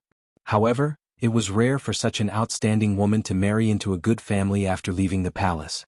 Many palace maids who left the palace were reduced to housewives of rich families. Housewives or mistresses had no legal status at all. They were even worse than concubines. Speaking of the origin of housewives according to unofficial records, it was related to Pai Lupi. According to legend, Pai Lupi gave Guanguogong Rengui 2 beautiful palace maids. As a result, Rengui's wife, out of jealousy, used scissors to twist the 2 beautiful women's hair until they were bald. When Pai Lupi found out, he was very angry. He gave Rengui's wife a cup of poisonous wine and said, "Drink it and you will die immediately. The 3 of them are suitable for Jizhua. If you are not jealous, you do not need to drink it. If you are jealous, drink it immediately." In the end, Rengui's wife, like Fang Xuanling's wife, would rather drink the poisonous wine than let the 2 beautiful women enter the house. Of course, the poisonous wine was fake. Pai Lupi had no choice but to let Rengui settle the 2 beauties down. Even Li Wangyu didn't know whether this unofficial history was true or not. However, in the Tang dynasty, housewives were not a good thing. The laws of the Tang dynasty strictly forbade housewives. According to the Tang assembly, housewives were forbidden. If they violated this rule, they would be banished from the 5th rank and above. From this, it could be seen that in the Tang dynasty, These palace maids didn't have many choices. The fundamental reason for this was that the palace maids were older than they were. In this regard, Li Wangyu was very resentful. Were these people of the Tang dynasty all lolicons? There were so many mature and beautiful young ladies in their 30s, but they didn't like any of them. They all insisted on marrying those young girls in their teens. They were simply perverts. Bah, a bunch of lolicons. I despise them. In fact, Li Wangyu was like a crow laughing at a pig being black. He didn't think about it. The young girl version of Angelina Jolie, in his residence, was also 15 or 16 years old. If it wasn't for his beautiful superior watching over him, he would have already taken advantage of the young girl. Li Wangyu sat in the central room. While he was thinking hard, he inadvertently caught a glimpse of the two Niu brothers talking in the front yard. Suddenly an idea flashed in his mind. He hurriedly called out, "Niu Yong, Niu Wu, come here. I have something to ask you." "What is it, Langjun?" the Niu brothers asked, puzzled. Li Wangyu chuckled. He looked the Niu brothers up and down for a long time. When the two of them felt a little scared, he asked, "Niu Yong, Niu Wu, the two of you are in your 30s this year, right?" Niu Wu was puzzled. "I'm 36 and my brother is 38. Ehe, the two of you are single. Oh no, you haven't married yet, right?" Niu Yong and Niu Wu looked at each other, wondering what was wrong with their Langjun today. It wasn't like he didn't know that the two of them weren't married. Li Wangyu didn't wait for them to speak. He continued to ask, "Do the two of you want to get married?" These words made Niu Wu a little embarrassed. "My brothers are both disabled. How can there be a girl from a good family who is willing to marry us? Just tell me if you want to." "Yes," Niu Wu answered. Niu Yong didn't say anything, silently agreeing with his brother's answer. "Do you mind if the girl is a little older? But regardless of her figure or appearance, she is first class." Li Wangyu asked again. Niu Wu rubbed his hands. His only eye was shining. "What does that matter? Older people know how to care for men. What right do we have to dislike others? The problem is, will others like us? Which family is she from?" Seeing that Niu Wu had so many questions, Li Wangyu hurriedly waved his hand, not allowing him to continue talking. This tall and strong man was actually so gossipy when talking about marrying a wife. It seemed that he had neglected the Niu brothers before. Their hearts were cold but passionate. However, the reaction of the Niu brothers confirmed Li Wangyu's previous thoughts. These palace maids who left the palace, even if they were a little older, it wasn't that they couldn't get married. The key was to find the right person. For example, in Dingzhou village there were many old bachelors like the Niu brothers. Originally, these old soldiers were so poor that no one was willing to marry them. But now, with the operation of the carriage business, the pockets of this group of bachelors were all bulging. To be able to marry a 30-year-old, educated and beautiful young lady home, wouldn't this group of bachelors be overjoyed? Bah, they were lucky. Chapter 301. Li Wangyu reflected on himself and felt that he seemed to have made a mistake before. In fact, there were many palace maids who were sent out of the palace because of their old age and beauty. Not to mention the distant ones, millions of people gathered in Chang'an and the surrounding counties. Was it difficult to find more than 1,000 men who were willing to marry palace maids? Although the situation like the Niu brothers was not many, it was not rare. It was just that in the Tang dynasty where information was blocked, most people did not have the channels to get information. It was too inefficient to rely on those matchmakers to connect the two sides. No wonder so many palace maids were homeless after leaving the palace, wandering among the people and living a wandering life. Li Wangyu thought of the bald host in the future in the dating show. Would he be able to organize an unprecedented matchmaking event in the Great Tang and solve the problem of more than 1,000 unmarried young ladies from there?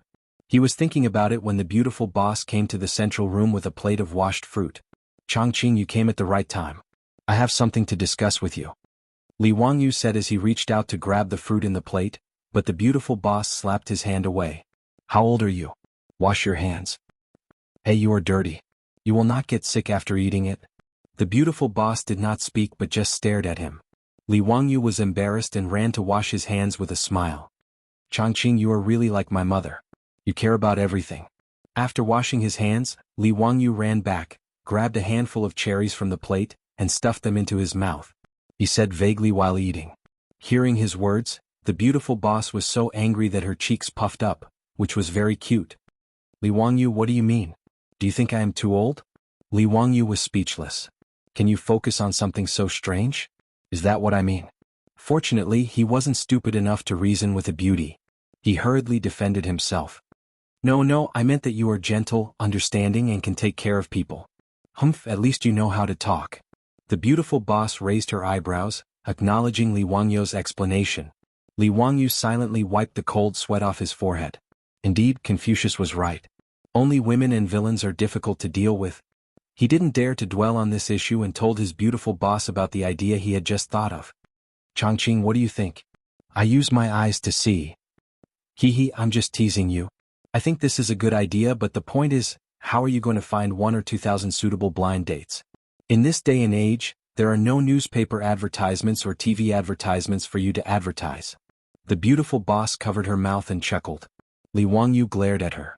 Don't think that you can do whatever you want just because you're pretty. Isn't that simple? Ask Pai Lupi to announce the imperial notice. Li Wangyu stretched out his hand and snapped his fingers. Su Chongqing rolled his eyes. Posting the imperial proclamation, to think that he could think of it. Wasn't he making a mountain out of a molehill? What's more, it would be strange if Pai Lupi was willing to announce the imperial notice to the world just to find a husband for the palace maids. Even if Su Chongqing didn't study history, he knew that this kind of thing was unreliable in ancient times. Li Wangyu didn't feel that there was anything wrong with it. Finding a husband for the palace maids was not his private matter. Whether or not he could smoothly find a husband for more than 1,000 palace maids was related to Pai Lupi's face as the emperor of the Tang dynasty. It was related to whether or not the Tang dynasty could build a harmonious, prosperous, strong and prosperous society. Why wouldn't Pai Lupi announce the imperial notice? What, you don't believe me? How about we make a bet? Li Wangyu rolled his eyes and said when he saw his beautiful boss's expression of disbelief. Bet on what?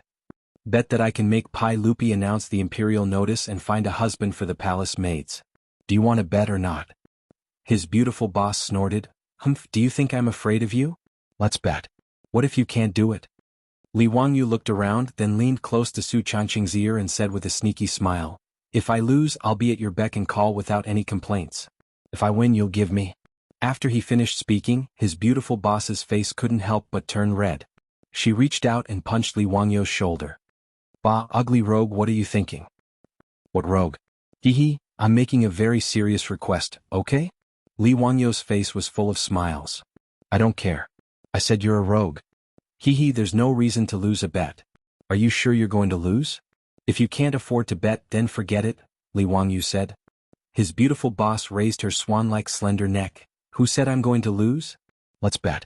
If you can't do it within 3 days, then you lose. Do you dare to agree? Come, let's make a pinky promise. Keep your word, pinky promise. You can't change your mind for 100 years. Whoever changes their mind is a dog. Li Wangyu took Su Chongqing's little hand and hooked it with his little finger. He even shook it a few times like a child. This made his beautiful boss helpless. She could only make a pinky promise with him and seal it. This somewhat absurd bet was set. After making the bet with his beautiful boss, Li Wangyu was like he was injected with chicken blood. He immediately led Niu Wu to Chang, and to meet the emperor. In Taiji Palace, Pai Lupi heard Li Wangyu's words. He was so angry that his beard couldn't help but tremble a few times. He resisted the urge to take off his boots and hit him. He scolded, Zio, don't mess around. How can you use the palace gate manuscript to write a marriage notice? If the imperial censor finds out, he will definitely accuse you of being so impudent. The palace gate manuscript that Pai Lupi mentioned was the imperial bulletin that Li Wangyu had mentioned before. Actually, Li Wangyu and Su Chongqing's imperial bulletin was incorrect. The imperial bulletin referred to the list of grand scholars that were announced after the imperial examinations. Because it was usually written on yellow paper, it was also called the yellow bulletin. The palace gate manuscript was used to convey news of the imperial court. After the imperial court made a copy, it was posted at the palace gate for people to copy. Therefore it was called the palace gate manuscript. This was also the earliest way of publishing news in Wuxia. The palace gate manuscript later evolved into the imperial court bulletin. The relay station conveyed news of the imperial court in Chang, and to all parts of the country. Pai Lupi didn't know whether to laugh or cry when Li Wangyu wanted to post a marriage notice on the palace gate manuscript. It was as unreliable as posting a marriage notice on the People's Daily in the future. Uncle, why not? Isn't it because you love the people like your own children that you want to find a good husband for the palace maids? Who can accuse me of this? I will spit on his face. Li Wangyu persistently tried to persuade him. Now, this matter wasn't just about finding a husband for the palace maids. This was a bet between him and his beautiful superior. It was related to his personal happiness, so he couldn't help but take it seriously. Pai Lupi only felt a headache. He began to regret handing this matter over to this brat. This bastard brat. He had asked him to properly arrange for the palace maids to leave the palace, but he actually had the idea of plundering the palace gate manuscript. It was really absurd. He was too lazy to argue with Li Wangyu. He still had a bunch of important matters to deal with. He didn't have the time to play around with him. Pai Lupi simply said perfunctorily, "Okay, you can discuss this matter with the minister. If he nods his head, I will agree." Li Wangyu still wanted to continue to argue with Pai Lupi, but he was chased out by the impatient Pai Lupi. Chapter 302. After Li Wangyu was chased out of the Li Zheng Hall by Li Er, he grumbled helplessly and went to the imperial city outside the Taiji Palace. Fang Xianling was the left servant of Minister Fang Xianling who worked here. However, as Pai Lupi expected, after hearing Li Wangyu's words, Fang Xianling shook her head like a rattledrum. No matter how eloquent Li Wangyu was, he refused to nod his head in agreement. "Prime Minister Fang, this is a good thing for the country and the people. Isn't it a good story to publicly select a son-in-law for the palace maids in the palace? Why don't you agree with me? For the sake of the friendship between my lord and you, can't you make an exception for such a small matter?" Li Wangyu also worked hard. In order to persuade Fang Xianling, he even mentioned the dead Li Zhou. But no matter what he said, Fang Xianling refused to agree. She was really annoyed by his pestering, so she simply said, "Zio, this is a matter of great importance. I can't make a decision. Why don't you go to Prime Minister Du? If he agrees, I have no objection." Li Wangyu rolled his eyes at Fang Xuanling's words. Why did the officials of the Tang dynasty learn to kick the ball? Was it because they were good at Kuju? Unexpectedly, they were all good at it. He didn't need to go to Du Ruhui to know that Prime Minister Du would certainly not agree. Maybe he would kick the ball to someone else. Li Wangyu raised his head and sighed. Why was it so difficult for him to do something? Wasn't it just a notice of selecting a son-in-law on the palace gate? Was it necessary? He didn't think about it. The palace gate represented the voice of the imperial court. Every time the notice was pasted on the palace gate, the imperial court officials of all provinces and counties in the country would immediately order people to copy it and send it to all provinces and counties of the Tang dynasty through the post stations. Neither Pai Lupi nor Fang Xianling thought that the matter of selecting a son-in-law for the palace maids was qualified to be written on the palace gate and let the whole Tang dynasty know. After being repeatedly rejected, Li Wangyu couldn't help but feel a little dejected. If he hadn't made that bet with his beautiful boss, he might have given up. He wouldn't have bothered to waste his energy. But when he thought about how he could win the bet, Li Wangyu couldn't help but feel a fire in his heart. His originally somewhat discouraged heart rose again. He didn't want to waste any more time looking for Du Ruhui, so he simply left the imperial city. He called for Niu Wu, who had been waiting for him outside the imperial city, and returned to Dingzhou village. "How is it? That won't do, right? You should just admit defeat. Don't waste your time. You won't succeed." Seeing Li Wangyu's gloomy face, how could the beautiful boss not know that this guy must have been rebuffed? She couldn't help but laugh proudly. "Just wait and see. I won't lose." Li Wangyu turned and walked to the study. "Don't call me to eat. I have something to do." After saying this, Li Wangyu locked himself in the study. He had been writing and drawing. No one knew what he was busy with. The beautiful boss was too lazy to care about him. She just thought that this guy was afraid of losing face and was too embarrassed to admit defeat. Li Wangyu had been busy in the study for half the night. The next day he got up before dawn and called Niu Wu. The two of them hurried to Chang'an City. Today, Li Wangyu specially put on his court uniform and rushed to the Vermilion Bird Gate of the imperial city. He just happened to catch up with the officials of the Chang dynasty waiting for the court. When Yu Shernan and others saw Li Wangyu come, they couldn't help but ask curiously, "Zio, why did you come to the court today?" After Li Wangyu was conferred the title of county founding man, he naturally had the qualifications to participate in the court. However, this guy had always been lazy. In addition, he didn't have an official position in the court. Naturally, he didn't have to go to court every day. He only had to attend the court meeting and the court meeting on New Year's Day. Li Wangyu chuckled and didn't explain. He went to stand among the hundreds of officials. Only Fang Xianling seemed to have realized something. She frowned slightly and thought, "Is this guy here because of yesterday's incident?" However, at this time, the imperial physician had already begun to ask the officials to line up and be quiet. They were ready to go to court. Fang Xianling naturally couldn't say anything to Li Wangyu. She could only wait and see. In the main hall of Taiji Palace, the officials greeted Pai Lupi and took their seats. Pai Lupi, who was sitting high on the throne, suddenly saw that there seemed to be a strange creature mixed in with the officials. Only when he looked over did he notice that Li Wangyu had also come to attend the court session. He couldn't help but feel puzzled. He wanted to go out of the main hall and look at the sun. Did the sun rise from the west today? Was that why this tired guy came to court? This brat wouldn't want to cause any trouble, right? Pai Lupi and Fang Xianling were the same. They both looked at Li Wangyu, who was sitting in the main hall. They didn't understand what he wanted to do. However, at this time the court meeting had already begun. Some officials stood up and began to report the state affairs. Pai Lupi didn't have time to think about Li Wangyu.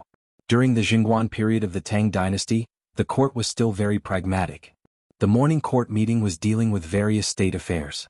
In the main hall, from time to time, there would be officials arguing fiercely in front of Pai Lupi about how to deal with certain government affairs. Li Wangyu didn't say a word from beginning to end. He just listened quietly as if he really came to attend the court meeting. When today's court meeting was finally almost finished, Pai Lupi stood up from the throne. When he was about to announce the end of the court meeting, Li Wangyu suddenly stood up and said loudly, "Your Majesty, I Li Wangyu have something to report." Pai Lupi and Fang Xuanling's hearts skipped a beat. They thought to themselves, this bastard, is he going to talk about the palace gate plagiarism again? Yesterday they rejected this guy's proposal. He wants to mention it in front of all the officials. Isn't he afraid of being spat to death by those officials? Report. Pai Lupi couldn't stop Li Wangyu from speaking in front of all the officials. I am now responsible for selecting palace maids to leave the palace. There are more than 1,600 palace maids who are homeless and have no one to rely on. I request your Majesty's permission to plagiarize the palace gate plagiarism to find a son-in-law for the palace maids leaving the palace, as a sign of His Majesty's great kindness. After Li Wangyu said this, the main hall was silent for a few seconds. Then, like a stone thrown into a pond, it set off ripples. What is Hu Xin saying? Finding a son-in-law for the palace maids is plagiarism? What does he think the palace gate plagiarism is? His family's toilet paper? Tsk, I always thought that Hu Xin was a prudent young man. I didn't expect him to be so frivolous. Ha Ziyu is indeed young. Writing the palace gate plagiarism for the palace maids to find a son-in-law? Interesting, very interesting. Some imperial censors from aristocratic families immediately jumped out. Your Majesty, I will impeach Hu Xin for his unscrupulous actions and his attempt to use public weapons. I will also impeach Hu Xin. Pai Lupi saw the chaotic scene in the main hall and couldn't help but feel a headache coming on. He glared at Li Wangyu with dissatisfaction. This mess, go and clean it up yourself. Hu Xin, do you have anything to say? Pai Lupi couldn't be bothered and didn't want to help Li Wangyu explain anything. This guy was the type of person who wouldn't stop until he was taught a lesson. He had already reminded him yesterday, but he was still so stubborn. In the face of the official's criticism, Li Wangyu didn't panic at all. Instead he smiled. Chapter 303. Li Wangyu only smiled in the face of the various criticisms in the hall. He did not retort, allowing the officials to criticize him. Some of the officials in the hall were busy adding insult to injury. Most of them were officials from aristocratic families. They were already dissatisfied with Li Wangyu, but they never had the opportunity to express their dissatisfaction. Now that they had found Li Wangyu's weakness, how could they let him go? There were also some people who were not familiar with Li Wangyu, so they just watched the show. Yu Shinan, Kong Yingda and Yan Libin on the other hand looked worried. They wanted to defend Li Wangyu, but they didn't know what to say. Even in their eyes, it was indeed inappropriate to announce the selection of a palace maid son-in-law on the palace gate. As for the generals, especially the old scoundrels like Qing Yaojin and Yu Qijingda, they all laughed and laughed, treating this as a show. They were all shrewd people, so they naturally knew that Pai Lupi would not punish Li Wangyu for such a small matter. They were too lazy to speak with the aristocratic officials, so they let them perform. Among the officials, Su Jingzong's expression changed several times. In the end, he gritted his teeth and stood up. Your Majesty, this subject agrees with the report of the county magistrate. Su Jingzong's words caused everyone in the hall to be slightly taken aback. For Su Jingzong to stand up and support Li Wangyu, this was not in line with his personality. There were many people who despised Su Jingzong's conduct. In the past, Su Jingzong's rank among the 18 scholars was the lowest, and he was in charge of the imperial clan temple. The main reason was not that Su Jingzong had no talent, but that Pai Lupi was dissatisfied with his character and was unwilling to put him in an important position.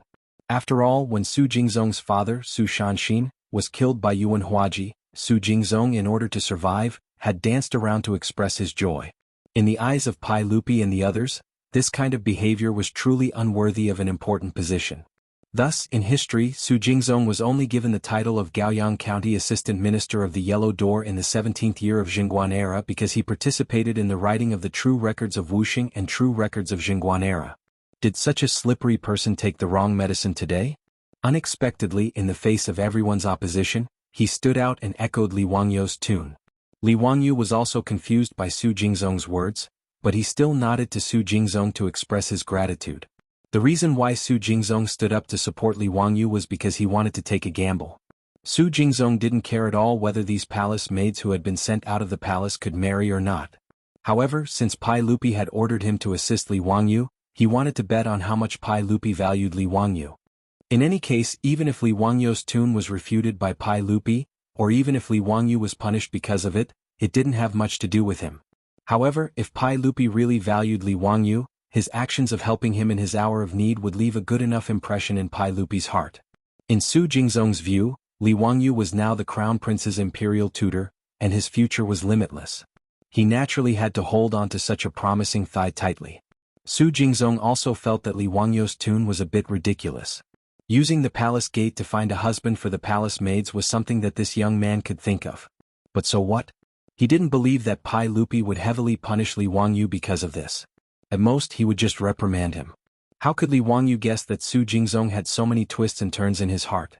Even if he guessed, he wouldn't care. In the Great Hall, the voices opposing Li Wangyu's impeachment quieted down a bit. Pai Lupi lightly coughed and prepared to reprimand Li Wangyu a bit and then let this matter pass. Just as Su Jingzong had guessed, Pai Lupi naturally wouldn't punish Li Wangyu because of his tune.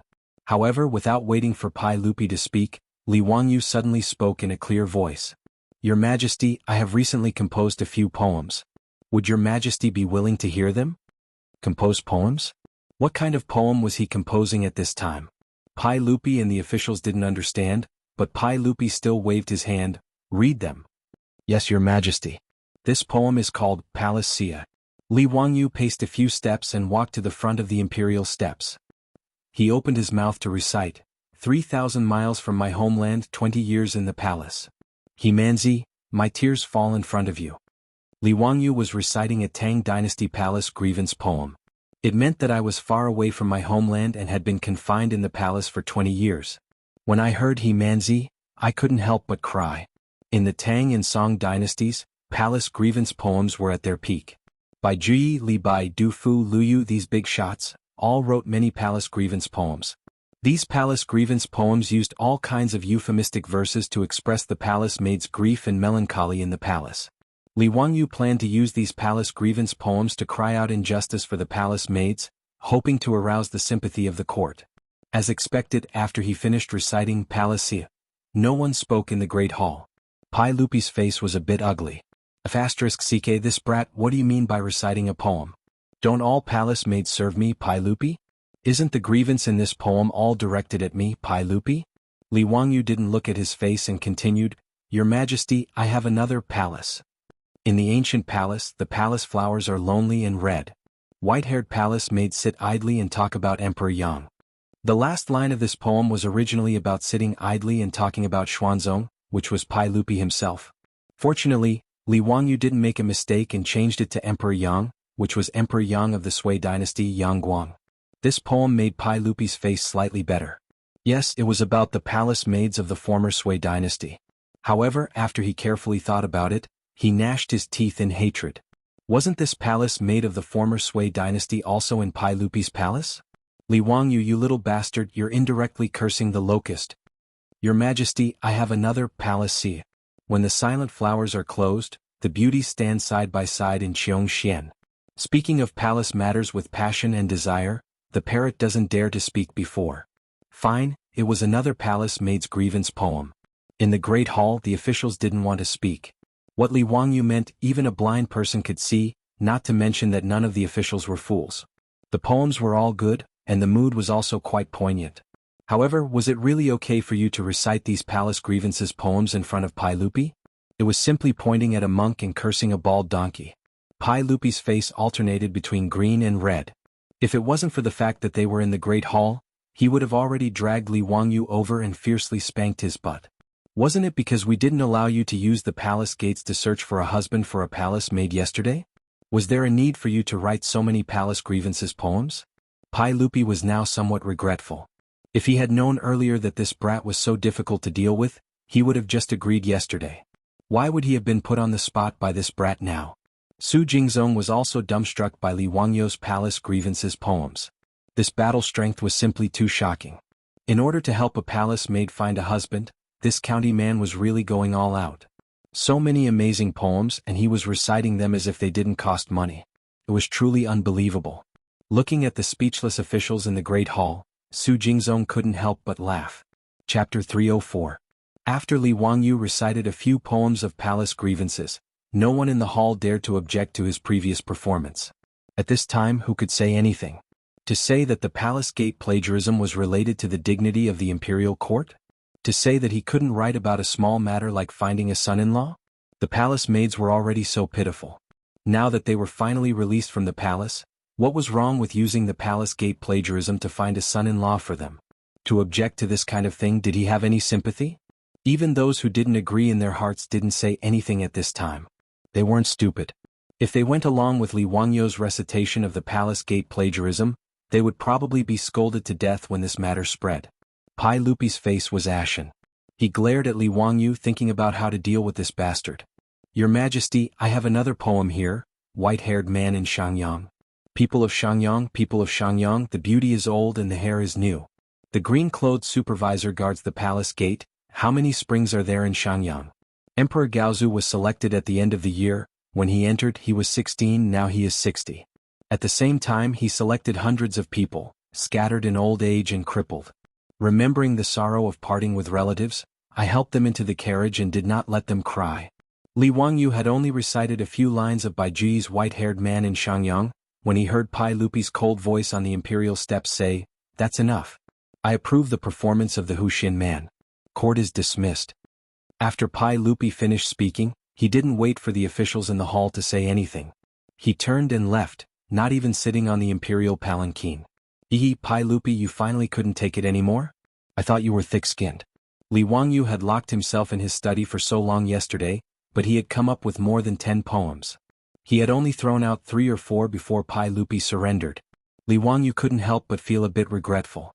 He couldn't help but make a V sign in his sleeve. His hard work was not in vain.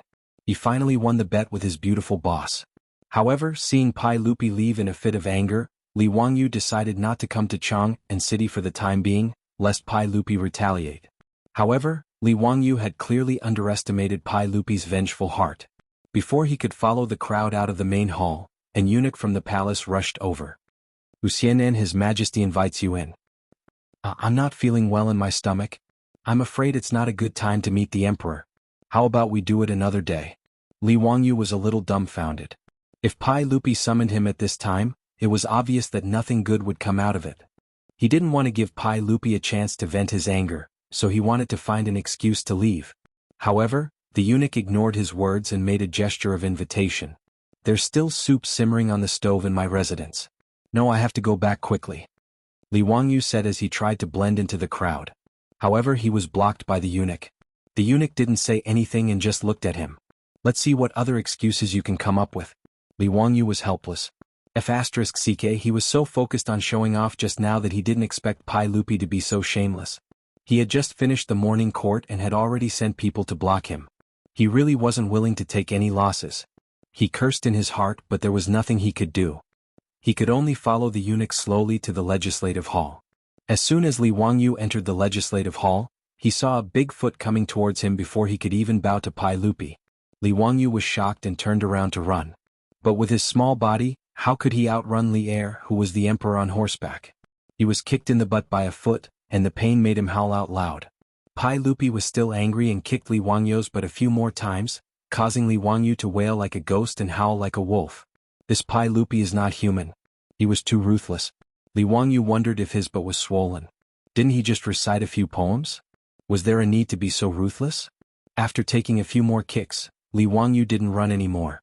He just lay on the ground and pretended to be dead. In any case, he couldn't outrun the beast Pai Lupi. He surrendered and admitted defeat. You Pai Lupi, the emperor of a generation, how could you abuse a captive? Pai Lupi kicked Li Wangyu a few more times to vent his anger. Alright, why are you lying there pretending to be dead? Zhen's kicks aren't enough to kill you. Pai Lupi angrily scolded. Li Wangyu crawled up from the ground with an embarrassed smile. He opened his mouth and began to flatter. Hee, uncle, you are truly wise and powerful. Your martial arts are matchless. Your luck is as good as the heavens, your longevity is as good as the heavens, you will last for thousands of generations in unified Jianghu. What nonsense are you talking about? If you dare to cause trouble like this again, Zhen will order people to tie you up and flog you. Pai Lupi didn't know whether to laugh or cry at his words. The resentment in his heart also dissipated. Yes, I won't do it again. Li Wangyu quickly replied. A wise man knows when to retreat. Pai Lupi glared at him and then turned around to sit in front of the table. Speak, how do you plan on finding a husband for the palace maids? This little nephew plans on asking uncle to borrow Crooked River Pond and hold a large-scale blind date event. Through the palace gates, we will invite the men who are willing to marry the palace maids to Crooked River Pond to meet all the palace maids directly. This blind date event will be called, If You Are the One, Do Not Disturb. Blind date? Pai Lupi frowned again. Since ancient times, the words of the matchmaker and the orders of the parents were important. Blind dates were also arranged by the matchmaker or the matchmaker, and the parents worried about them. Before the man and woman went through the wedding ceremony, it was very difficult for them to see each other. Li Wangyu wanted more than 1,000 palace maids to meet the men who wanted to marry the palace maids directly. This seemed to go against common sense. But on second thought, these palace maids didn't have any relatives in this world anyway. Since that was the case, she might as well let Li Wangyu do as he pleased. Otherwise, he might come back and write a few more palace resentment poems for her. Who could stand that? Thus, with Pai Lupi's silent consent, this matter was settled. On the same day, a new copy of the palace gates was posted outside the palace gates. All the court ambassadors in Chang and city sent people to copy it, but what they copied made everyone think that their eyes were playing tricks on them. After 10 days in Crooked River Pond, more than 1,000 palace maids would be choosing their husbands? They even invited the men who wanted to marry the palace maids to personally go to Crooked River Pond and meet the palace maids to drink and talk about life? If you are not sincere, do not disturb. What the hell is this? After these court ambassadors finished reading the copy of the palace gates, they were all confused. Some of them couldn't believe the content copied by the servants and personally went to the palace gates to confirm it. In all the squares of Chang and city, there were also voices of discussion about this matter. Everyone, did you see the copy of the palace gates today? Deske, this is really unheard of. Brother, are you talking about the Crooked River Pond and the palace maids' husbands? Yes, that's right. Brother, you are still unmarried, right? Do you plan to go to Crooked River Pond? Of course I will go. I heard that those palace maids are extraordinary and have the demeanor of a noble family. They are much better than the common girls. Naturally, I want to ask for a marriage. Brother, your wife has passed away for many years. Don't you plan to remarry? I have the same intention. Why don't we go together? Haha, that's right. Let's go together. Chapter 305. Not only was the imperial palace selecting a husband for a palace maid who had left the palace, but it was also the first time that a man and a woman were allowed to meet each other at Xujiang Pool. As time went by, this matter caused a lot of heated discussion in Chang and in Guanzhong Road. Many old pedants and defenders muttered that it was immoral and should be avoided between men and women. However, the people were all applauding this matter. As Li Wangyu had predicted, there were many people in the Tang dynasty who were interested in marrying palace maids. Even when the news was spread through the courier stations, people in the provinces and counties far away in Yinzhou immediately rode to Chang, and to catch up with the unprecedented Xujiang Pool blind date. Pai Lupi, through the 100 Horsemen department, unexpectedly found that he had received unexpected praise from the people because of this matter. Whether it was in the streets or in the villages, they praised Pai Lupi for his benevolence and love for the people. Even the palace maids who had left the palace were not left to fend for themselves. He deserved the praise of a benevolent emperor. This surprised Pai Lupi. He was forced to agree to this matter because of Li Wangyu's nonsense. He did not expect that it would have such an effect. What surprised Pai Lupi even more was that his harem had also changed greatly because of this matter. The palace maids in the Tang dynasty were mainly composed of two groups. One was selected from the people, and the other was the women of the criminal officials who were thrown into the Yeding Palace to work.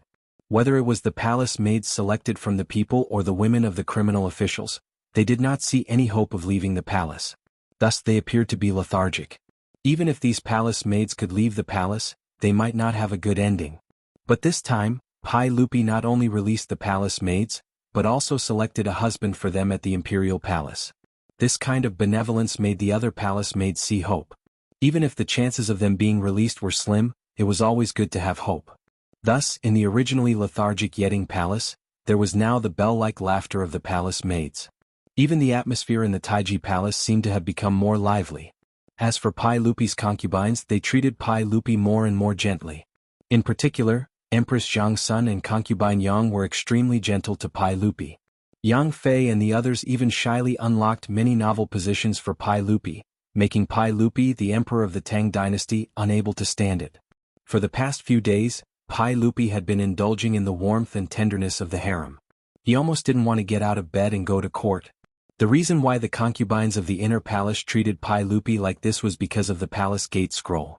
How could these Pai Lupi's women not feel proud that their man was so protective of women, to the point that he didn't even hesitate to publicly select a son-in-law for them at the palace gate?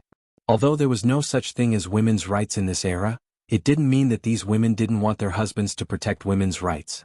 Putting aside the huge impact that the palace gate scroll had on Chang and in Guanzhong Road, Li Wangyu was full of pride as he returned to the Li family's old residence in Dingzhou village. Although he was still limping a little after climbing down from the horse and his butt was still hurting from Pai Lupi's sneak kick, he couldn't suppress the smile on his face. Li Wangyu was full of anticipation at the thought of how his beautiful boss would react when she found out that he had lost the bet. "Changqing, I won. You must accept your loss and don't go back on your word." Li Wangyu couldn't wait to declare his victory as soon as he stepped through the gate. Su Changqing obviously knew what this guy was thinking, but he pretended not to hear him and turned to chat with Aphrodite. "Aphrodite, do you know Chang'an East City's Maji Silk Company? I saw that they had a new design yesterday. Why don't we go shopping tomorrow?" Seeing that his beautiful boss was ignoring him, Li Wangyu panicked. "Hey, did you hear me? I won. Why does it seem like there's a mosquito? It's so annoying when the weather gets hot. Even mosquitoes and flies are coming out." The beautiful boss waved her hand as if Li Wangyu's words were just the buzzing of mosquitoes. Li Wangyu was so angry that he almost choked. What was the meaning of this? Was she not going to accept her loss? She was even treating him like a mosquito and a fly. How abominable. Hey, shameless people should be careful that you don't have chicks. Oh, wrong, you don't have any in the first place. Be careful that shameless people don't have breasts. Li Wangyu put his face in front of his beautiful boss's eyes and glared at her fiercely. Su Changqing pushed the big face in front of him away in disdain. "Stay away from me or I'll scream molestation." Hey, go ahead and scream. It's useless even if you break your throat. Come on, you must accept your loss. Break my throat. Li Wangyu couldn't help but shudder at the rare cold humor of his beautiful boss. Well, isn't it just a loss? You wait. I'll definitely honor the bet tonight. Su Changqing suddenly glanced at Li Wangyu with her charming eyes. Li Wangyu almost didn't know what to believe when he saw those beautiful watery eyes. Are you sure? You're not lying to me, are you? Li Wangyu couldn't believe that such a good thing could really happen. The beautiful boss pushed him away with a smile. Really, I'm definitely not lying to you. Are you sure? I'm sure. It's daytime now. I'm embarrassed. Good boy, I'll go to your room when it's dark. Su Changqing, who was full of mature womanhood, also knew how to act coquettishly. Her coquettish words made Li Wangyu's bones almost melt. He only knew how to nod stupidly. Li Wangyu's restless heart was teased by the words of the beautiful boss. He couldn't control himself and grinned stupidly all day long. In the evening, after eating dinner early, Li Wangyu gave the beautiful boss a you-know-it look. Then he ran back to his room full of expectation and waited. Every time he heard someone passing by outside the room, Li Wangyu's heart couldn't help but beat faster. At this time, he was restless in his room as if a cat was scratching his heart. He made a bet with Su Changqing. The bet he proposed was that if Su Changqing lost, she would have to belly dance for him. Moreover, she would have to wear the leopard print underwear she wore when she first crossed over to the Tang dynasty. The reason why he proposed this bet was that Li Wangyu had accidentally learned in the future that the beautiful boss actually learned belly dance. Belly dance originally originated in the Arabian region. Later, it spread to Europe and America and became popular all over the world. In the future, many women would practice belly dance to keep fit, lose weight and reduce pressure. Along with the fast rhythm of the music, they would sway their buttocks and abdomens. The dance was beautiful, the fancy movements of the crotch and the sexy and charming posture made belly dance full of temptation. This made Li Wangyu fantasize from time to time. What would a goddess like the beautiful boss look like when she belly dances? Therefore, when the beautiful boss wanted to make a bet with him, he immediately thought of this matter and proposed this bet. Just as Li Wangyu was looking forward to it, his room door was finally pushed open with a creak. A graceful figure flashed into his room. Chapter 306. For the next few days, Li Wangyu looked at his beautiful boss with a kind of resentment in his eyes. There was no other reason, he was being teased by his beautiful boss again. He racked his brains to win the bet with his beautiful boss, and even paid a painful price for it. He was kicked in the butt by Pai Lupi. As a result, that night, Li Wangyu looked forward to it, and his beautiful boss didn't break the promise and really went to his room.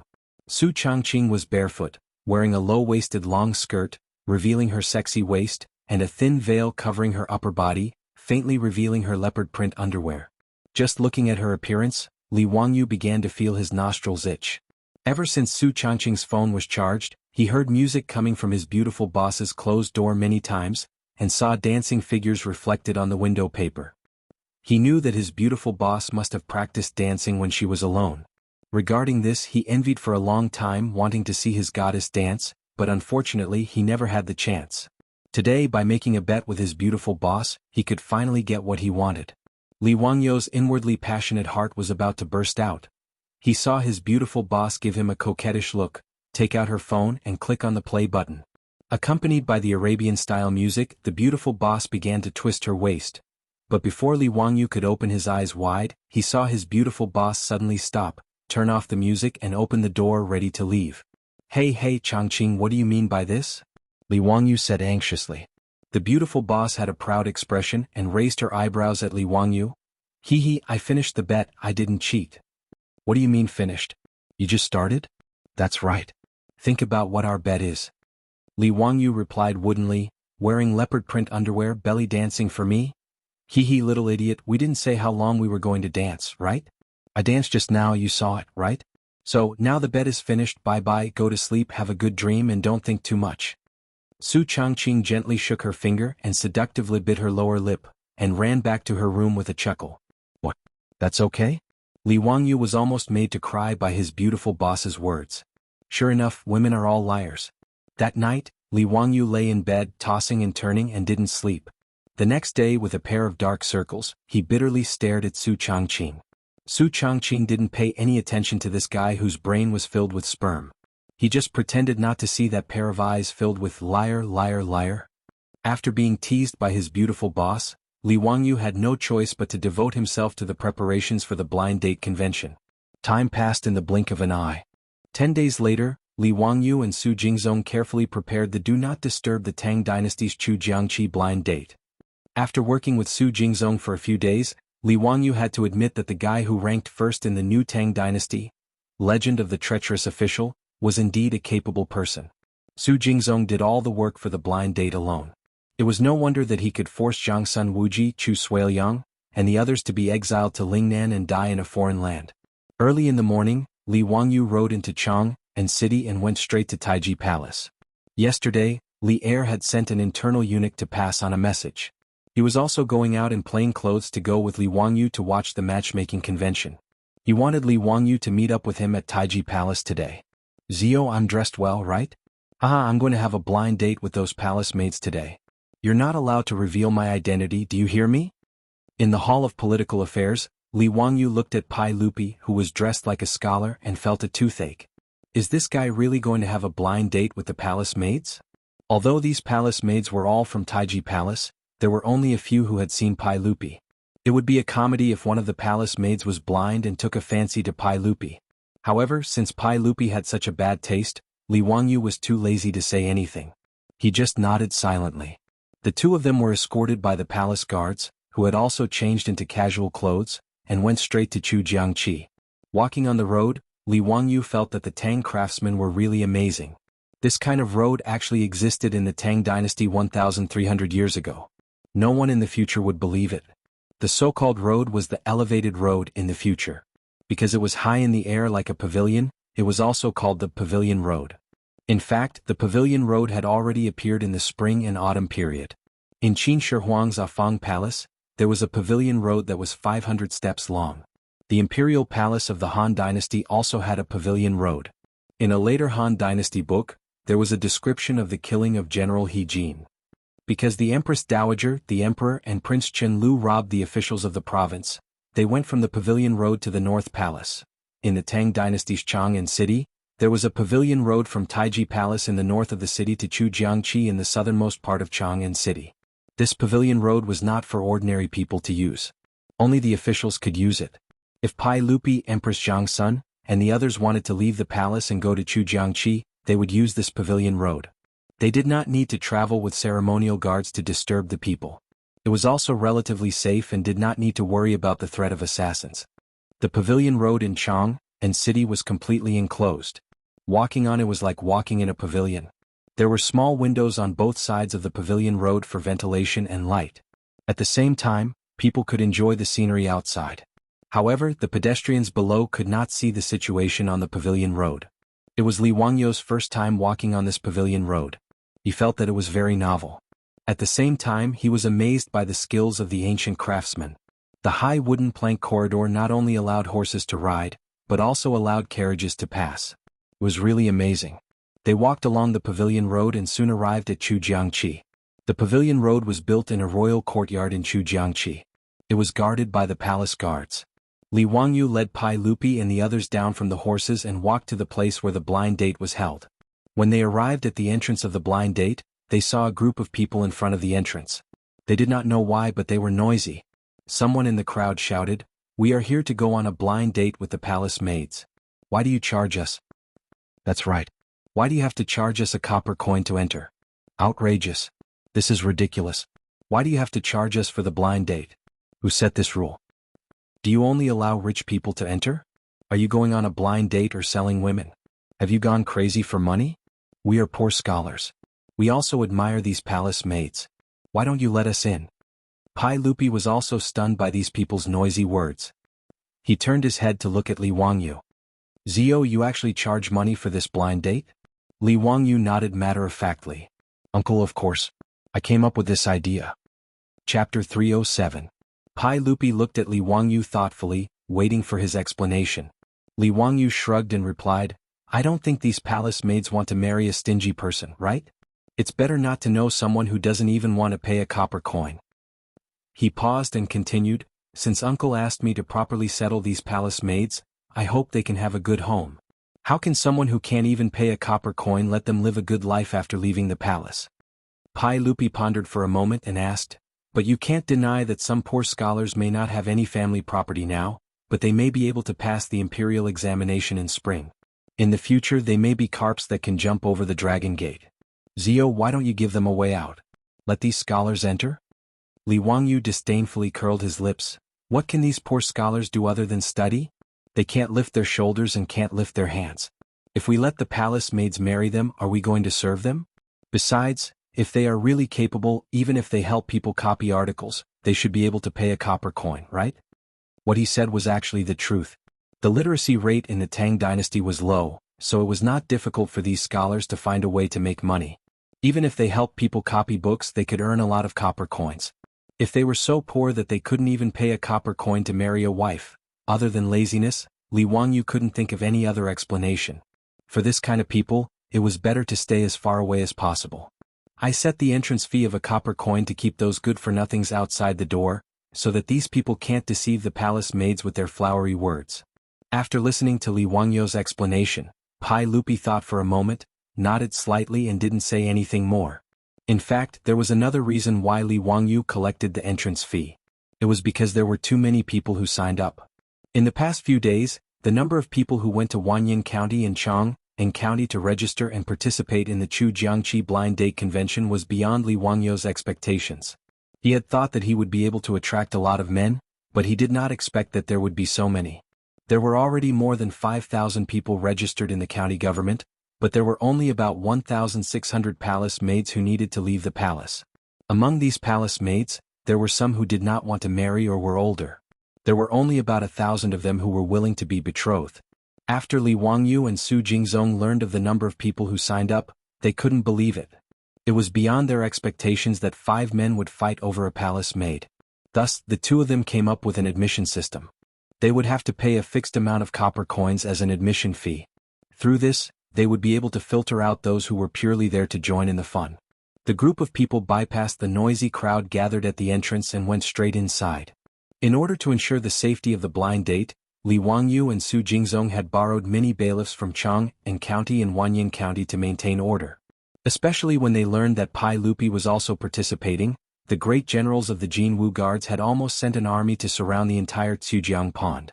Therefore, Li Wangyu was not worried at all that these people who were not even willing to pay a fixed amount of copper coins could cause any trouble.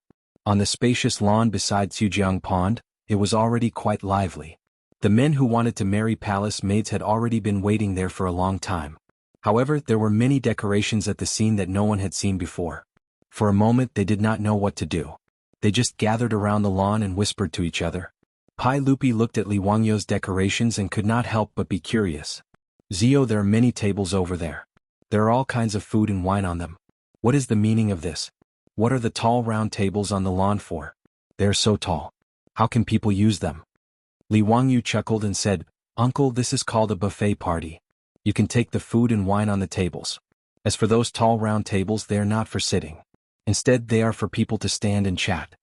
The matchmaking venue that this fellow ordered people to decorate had the appearance of a cocktail party in the modern world. The long tables were filled with wine and all kinds of food. The only thing missing was a champagne tower. As for the tall round tables scattered on the lawn, they were naturally for people to rest and chat. The round tables were only for people to place their plates and wine glasses. Pai Lupi found this new and interesting. He took the lead and walked toward the long table where the food was placed. There was no need for Li Wangyu to introduce him. He quickly took a set of tableware from the clean bowls and plates that were placed at the side and started to eat. The leader of the imperial guards at the side wanted to dissuade Pai Lupi. How could he allow Pai Lupi to casually eat food that was not in the palace? However, Pai Lupi did not care so much. He glared at the leader of the imperial guards and forced him to retreat to the side. He did not dare to say anything else. Li Wangyu also took some food and walked with Pai Lupi to a tall round table. They placed the food on top of it and chatted as they ate. The crowd that had been watching immediately understood after seeing Pai Lupi and Li Wangyu's demonstration. Some of the bolder ones immediately followed suit and tried to get food and drinks. Soon, the men who came to ask for her hand in marriage followed suit. The empty lawn quickly became lively. Pai Lupi drank a mouthful of wine and patted Li Wangyu's shoulder. He said with a smile, Zio, it seems that the copper coins that you received were all used here, right? Uncle is wise. Actually, the copper coins were all used on themselves. I did not embezzle a single copper coin. Pai Lupi thought about the crowd that was making a ruckus outside the door and then looked at the self-service wine party. He felt that his nephew was indeed brilliant. Moreover, he quickly saw the benefits of the self-service wine party. First of all, the guests could freely choose the food that they liked. It was very casual. Secondly, there were nearly 1,000 tall round tables scattered all over the lawn, allowing the guests to chat on their own. The atmosphere was very lively and unrestrained. Compared to the banquet he held in the palace, where each person had a table and everyone ate the same food, it seemed that Li Wangyu's style was more relaxed and pleasant. Li Wangyu was also very satisfied with the self-service wine party that he created. Although he had only seen it on TV in his previous life and had never participated in a real cocktail party, his beautiful boss was very knowledgeable. Whether it was when he was studying in the United States or when he was working in the company, his beautiful boss had often participated in such cocktail parties. Naturally, she was very familiar with the process. Based on the principle that his beautiful bosses was his, Li Wangyu was very shameless. He took the cocktail party process that his beautiful boss had written down for him and gave it to Su Jingzong to manage. Looking at the endless stream of food and wine that was constantly delivered, Li Wangyu sighed again. This guy who was ranked first on the list of treacherous officials really had some skills. Preparing a self-service wine party for a few thousand people, and there was no precedent to follow, but Su Jingzong made it look like it was a real thing. It was very rare. Just as he was sighing, someone suddenly patted his shoulder heavily. Wah, Zio, your brothers are here. Damn, why did this group of foppish people come? Li Wangyu's face darkened. Chapter 308. Li Wangyu couldn't understand why these debauches would want to join in on the fun when he was clearly organizing a matchmaking event. He knew that these debauches weren't good people. Although these debauches had yet to marry, they had many concubines at home. Even so, these debauches' favorite places to hang out were still Peace Square and the Hu restaurants in Shi City. Li Wangyu could only express incomparable disdain and deep envy towards this group of drunkards who lived in a drunken stupor. Cheng Chumo and the others were just about to speak when they turned their heads and noticed Pai Lupi. They were so scared that they quickly stood properly and bowed to Pai Lupi. "Greetings, Your Majesty." "Forget it. Today is a matchmaking event and I'm also traveling incognito. You brats don't need to put on an act. Just call me Li Gong." Pai Lupi was in a good mood today and waved his hand without a care. Li Wangyu rolled his eyes. "What are you guys doing here today? Don't tell me that you're also here for a matchmaking event?" "Zio, you're wrong. As the saying goes, a fair and graceful woman is a gentleman's good mate. My brothers haven't married yet, so why can't we come for a matchmaking event?" Fang Yai laughed mischievously. Li Wangyu was speechless. What kind of status did these debauches have? In the future, if they weren't going to marry a princess, they would marry a daughter of a noble family. How could they be interested in a palace maid? Moreover, these palace maids were much older than these debauches. Even if they were to take in concubines, they probably wouldn't be willing. Clearly, these damned debauches were treating the matchmaking event that he had painstakingly organized as a fun event. They were purely here for fun. However, after thinking about it carefully, Li Wangyu suddenly felt a chill run down his spine. This group of debauches, because many of them married Li Er's daughter, in the end their fates were really not good. Not to mention Fang Juanfang's widow, Li Wangyu looked at this cuckold of the Tang dynasty with pity when he thought about how this guy's future wife was Princess Gao Yang. Not only had he been cuckolded, but Princess Gao Yang had also plotted a rebellion. In the end, both of them had been sentenced to death. Chai Lingwu married Princess Bailing, who was also a foolish woman. She plotted a rebellion with Gao Yang and was killed. Du He had married Princess Qingyang. In the end, because she had been implicated in Li Qingxian's rebellion, she had been killed. His brother, Du Go, was also implicated and was exiled to Lingnan. Wei Shuyu almost married the princess of the new city, but the engagement was later cancelled. Cheng Chuliang married Princess Qinghe in the future. Speaking of which, Pai Lupi was really good at giving birth. He had a lot of women in his harem and had a lot of children. Pai Lupi also liked to marry princesses to the sons and grandsons of nobles in order to win people's hearts. However, in Li Wangyu's opinion, it was better not to marry Pai Lupi's daughters. None of them were easy to deal with. While he was lost in thought, wondering if he should warn the other rich kids in the future. Just as his thoughts were running wild, he was patted heavily on the shoulder again. "Zio, why are you in a daze?" Fang Yai shouted. "Why haven't the palace maids come out yet?" His tone was very similar to the way people urged the old madam in the brothel of Peace Lane. Li Wangyu was so angry that he gave him the middle finger. "It's useless for you to call me brother.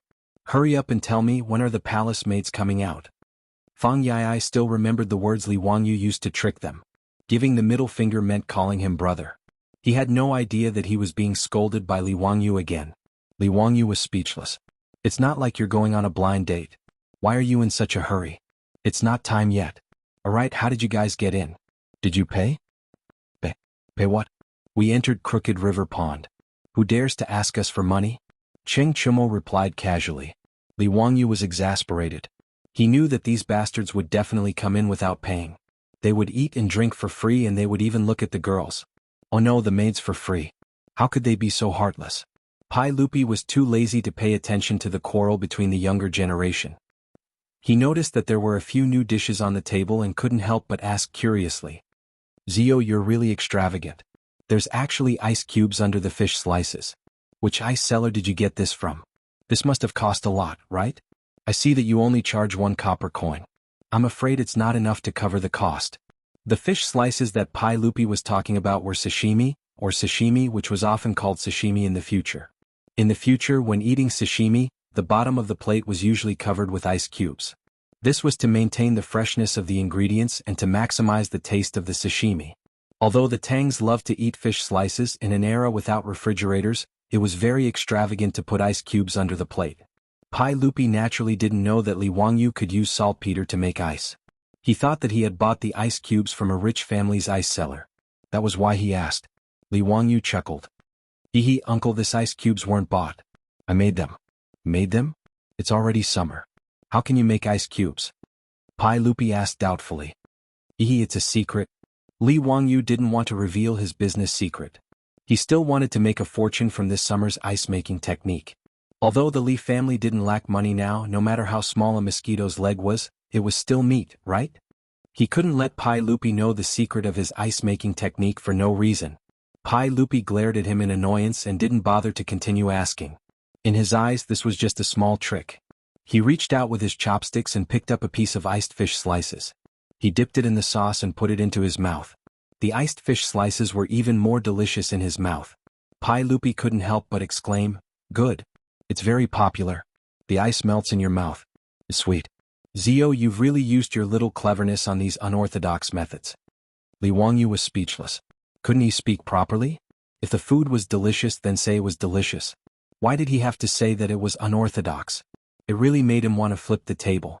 However, Li Wangyu decided to swallow his anger for the sake of the fierce palace guards by Pai Lupi's side. He asked the waiter to bring everyone fruit juice and other drinks. He added a lot of ice cubes inside.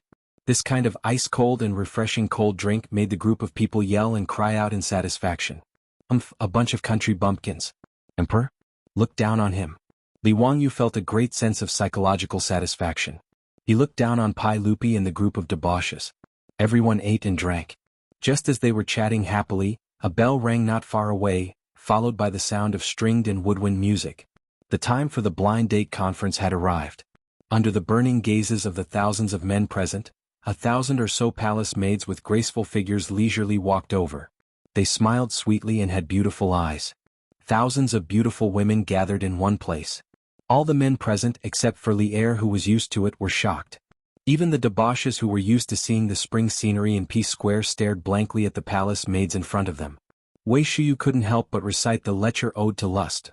Eyebrows like emerald feathers, skin like snow, waist like a bundle of silk, teeth like a clam, a sweet smile bewitching Kaiyang City. Chapter 309. Because there were too many people participating in the blind date, Li Wangyu had already announced the rules of the day before everyone entered the venue. All the men participating in the blind date were not allowed to disturb the palace maids. They could only wait for the palace maids to take the initiative to communicate with them. Those who did not abide by the rules could only be expelled. With the deterrence of the golden guards in shining armor and the great sincerity of the men who were willing to pay a copper coin to enter, no one wanted to leave a bad impression on the palace maids at this time, so the scene was very orderly. More than 5,000 men who came for the blind date gathered in groups of 3 to 5 around the tall round table. They stared at the palace maids with burning eyes full of expectation, hoping to gain the favor of the beautiful woman. Since they could not take the initiative to strike up a conversation, they had to find a way to attract the attention of the palace maids. Therefore, among the people present, some loudly recited their poems. Some pretentiously took out the guqin they brought, sat cross-legged on the lawn, and began to play the guqin as if there was no one around. There were even many scholars who brought paper and ink with them and began to draw for the palace maids on the spot. As for those who had a lot of property, they naturally had their own skills. Some of them took out gold toys inlaid with all kinds of gems and played with them in their hands. Some of them tidied up their expensive silk clothes. What made Li Wangyu dumbfounded the most was that there was actually a fat man who placed dozens of gold ingots on the round table in front of him. In short, these 5,000 men in Li Wangyu's eyes were like peacocks spreading their tails, competing to show off in front of more than 1,000 palace maids. He could not help but laugh. But soon something that made him dumbfounded appeared. Among these 5,000 men, there seemed to be some strange creatures, mixed in. Not far away at the round table, there were several burly old hooligans. What the hell were they? Li Wangyu could not help but turn his head in surprise, looking at the group of dandy and ask in disbelief, "Brothers, are my eyes playing tricks on me? Why are Uncle Cheng and Uncle Yuchi here?" Cheng Chumo and his brothers, as well as the Yuchi brothers, also had their mouths wide open. They looked with astonishment at their father who was showing off his muscles to the palace maids. What is this situation? Illusion? It must be an illusion. I didn't drink much wine today? Why are my eyes blurry?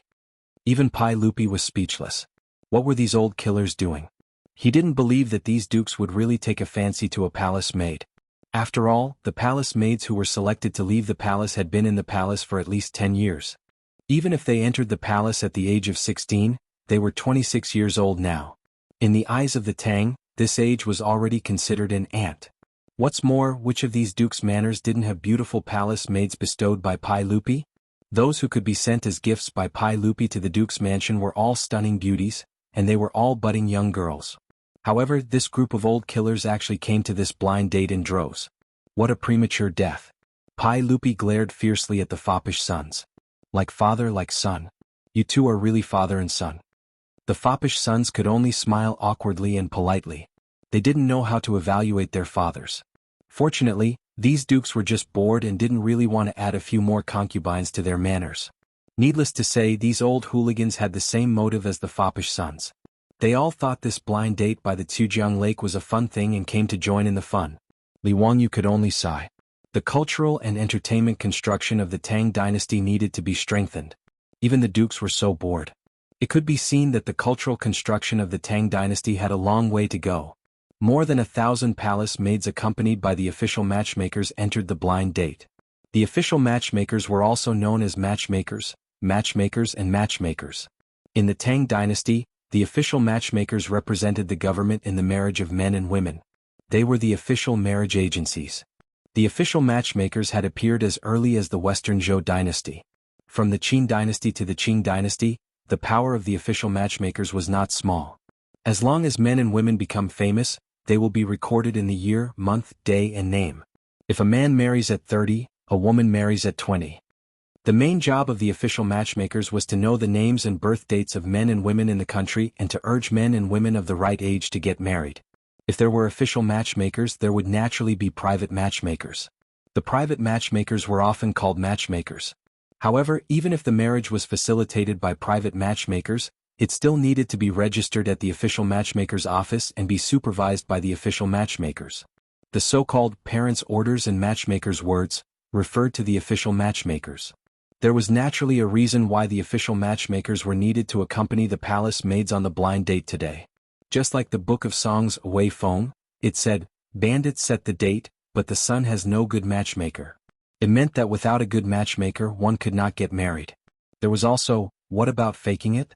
A bandit's axe can't subdue him. What about taking a wife? A bandit's matchmaker can't subdue him. It meant that without an axe one could not cut wood and without a matchmaker one could not marry a wife. Therefore, if there were no official matchmakers on the blind date today to mediate the marriage between the two parties, even if the palace maids and the man took a fancy to each other, it would be considered a private vow to marry each other. They would be despised by both their parents and their countrymen. Moreover, the Tang dynasty also had a law that stated, for the law of marriage there must be a matchmaker. This was also the reason why the official matchmakers accompanied the palace maids.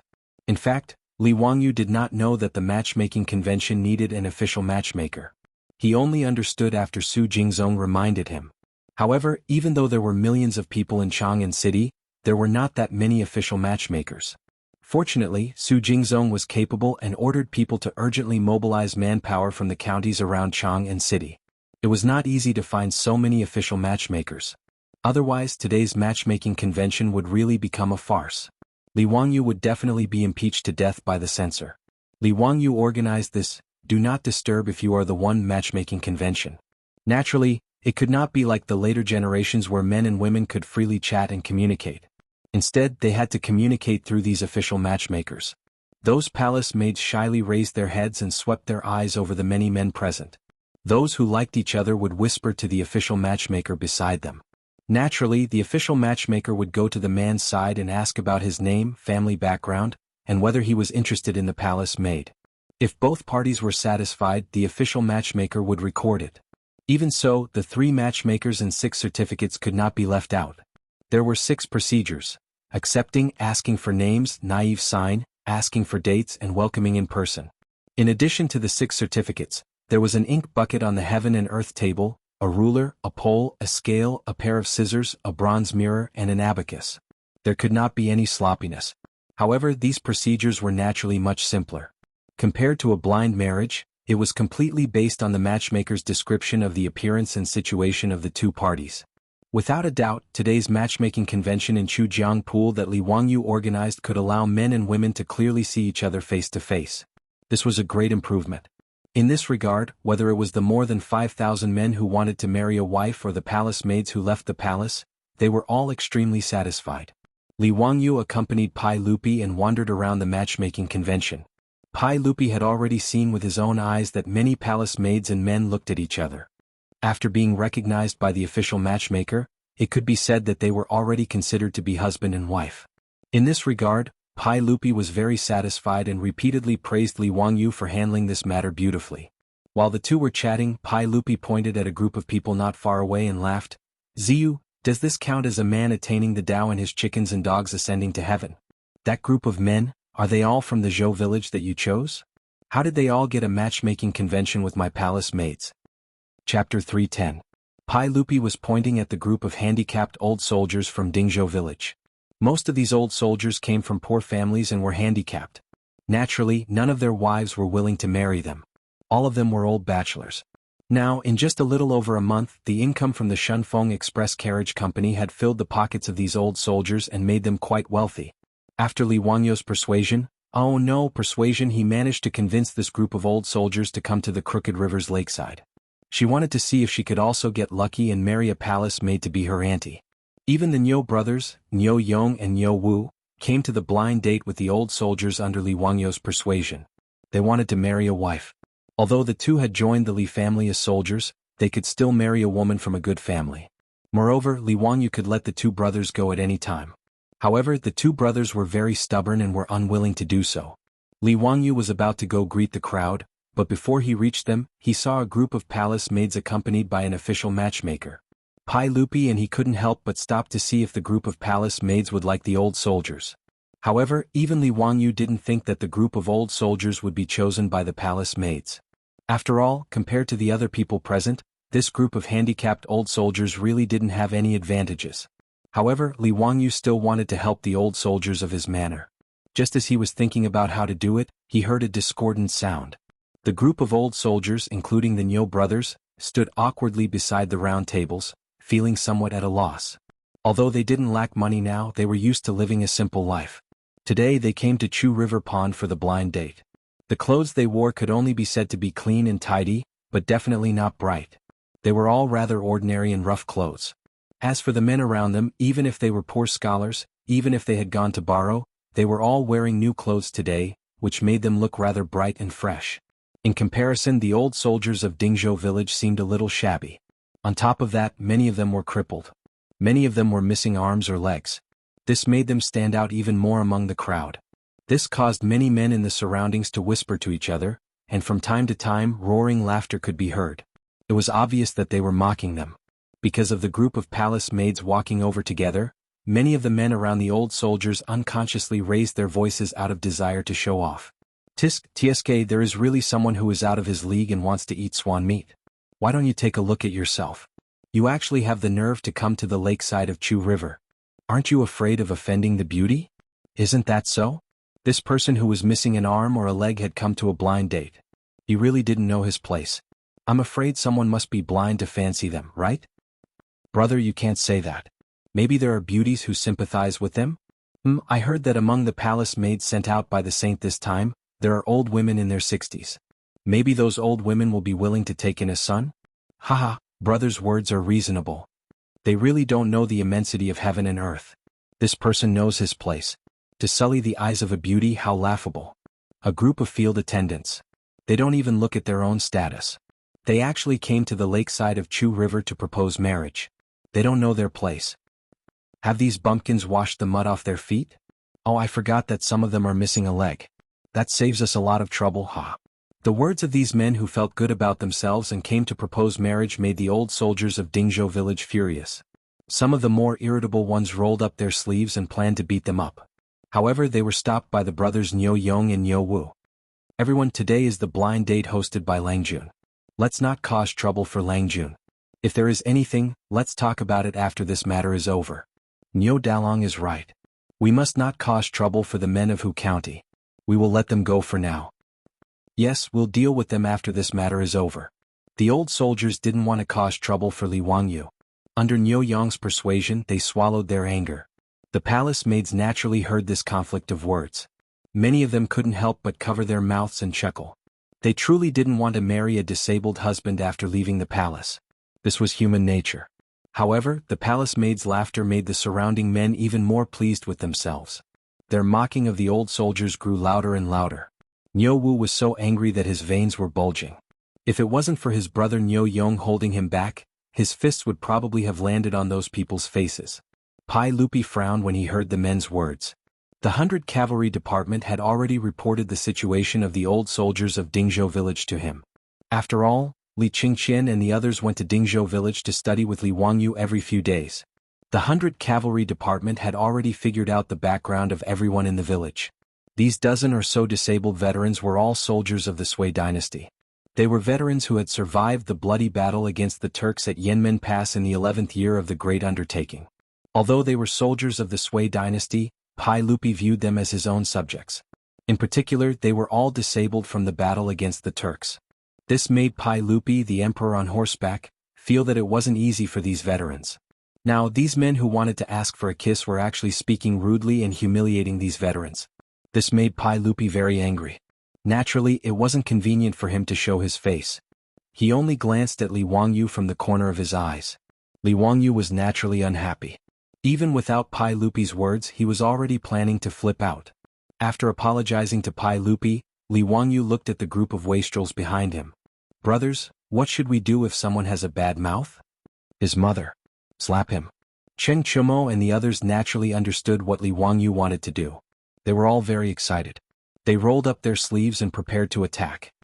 My brother Cheng is ruthless and doesn't talk much. Li Wangyu gave them a thumbs up and led the group of wastrels forward. Niu Yong, Niu Wu and the others saw that their Langjun had arrived. Just as they were about to bow in greeting, Li Wangyu waved his hand at them, indicating that they didn't need to be so polite. Li Wangyu walked straight to the group of wastrels who were still chattering and mocking the old soldiers. Without wasting any time, he raised his arm and slapped them. That person was so enraptured that he didn't notice the arrival of Li Wangyu and the others. It wasn't until he felt a sudden pain on his cheek that he realized that he had been slapped. "You young man, who are you? What right do you have to hit people?" Before that person could react to what had happened, the group of wastrels had pounced on him and knocked him to the ground with a few punches and kicks. To be able to beat someone up in such a carefree manner in front of Li Er, the group of silk pants felt that today's trip was indeed not in vain. The things that the Li family's young master did were all so interesting. "Guards, someone is causing trouble. Imperial guards, quickly arrest them. Murder. Save me. Hero, please spare me, I was wrong, please don't hit me." The group of wastrels who had just ridiculed the villagers of Dingzhou village were now wailing like ghosts and howling like wolves. Chapter 311. Due to the men's cries, the conflict at Chu River Pond soon attracted the attention of the people around them. The imperial maids were so frightened that their faces turned pale. They kept exclaiming as they did not know what exactly happened. Tens of imperial guards from the Golden Guards, who were in charge of maintaining the order at the blind date at Chu River Pond, quickly rushed over. "Stop." The Imperial Guard squad leader stopped abruptly as soon as he shouted. Even if he did not know Li Wangyu, who was from Huxing County, it was impossible for him not to know Cheng Chumo and the other hedonistic young masters. Did a group of heirs from the dukes who founded the country need a reason to beat someone up? Did they? The Imperial Guard squad leader could only mourn for those people who were blind. It was obvious that they were beaten up for nothing, and there was no way for them to seek justice.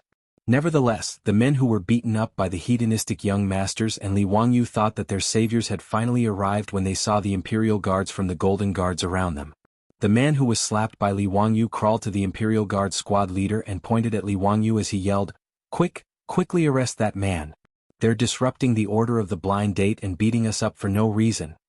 The Imperial Guard squad leader glanced at him impatiently and said coldly, "This is Huxing County's man, and those are heirs from the High Duke's public houses such as High Duke Lu, High Duke Lai, High Duke Zheng, High Duke Liang, High Duke Yi, and High Duke Qiao. Are you sure you want to accuse them of beating you up?" The man was dumbfounded by the squad leader's words. "Were we beaten up by a group of heirs from the High Duke's public houses and Huxing County's man?" He was in a daze as he mumbled, How did we offend the heirs?" The men who were beaten black and blue by the hedonistic young masters were dumbstruck when they heard the squad leader's words. They did not know why they were undeservedly implicated.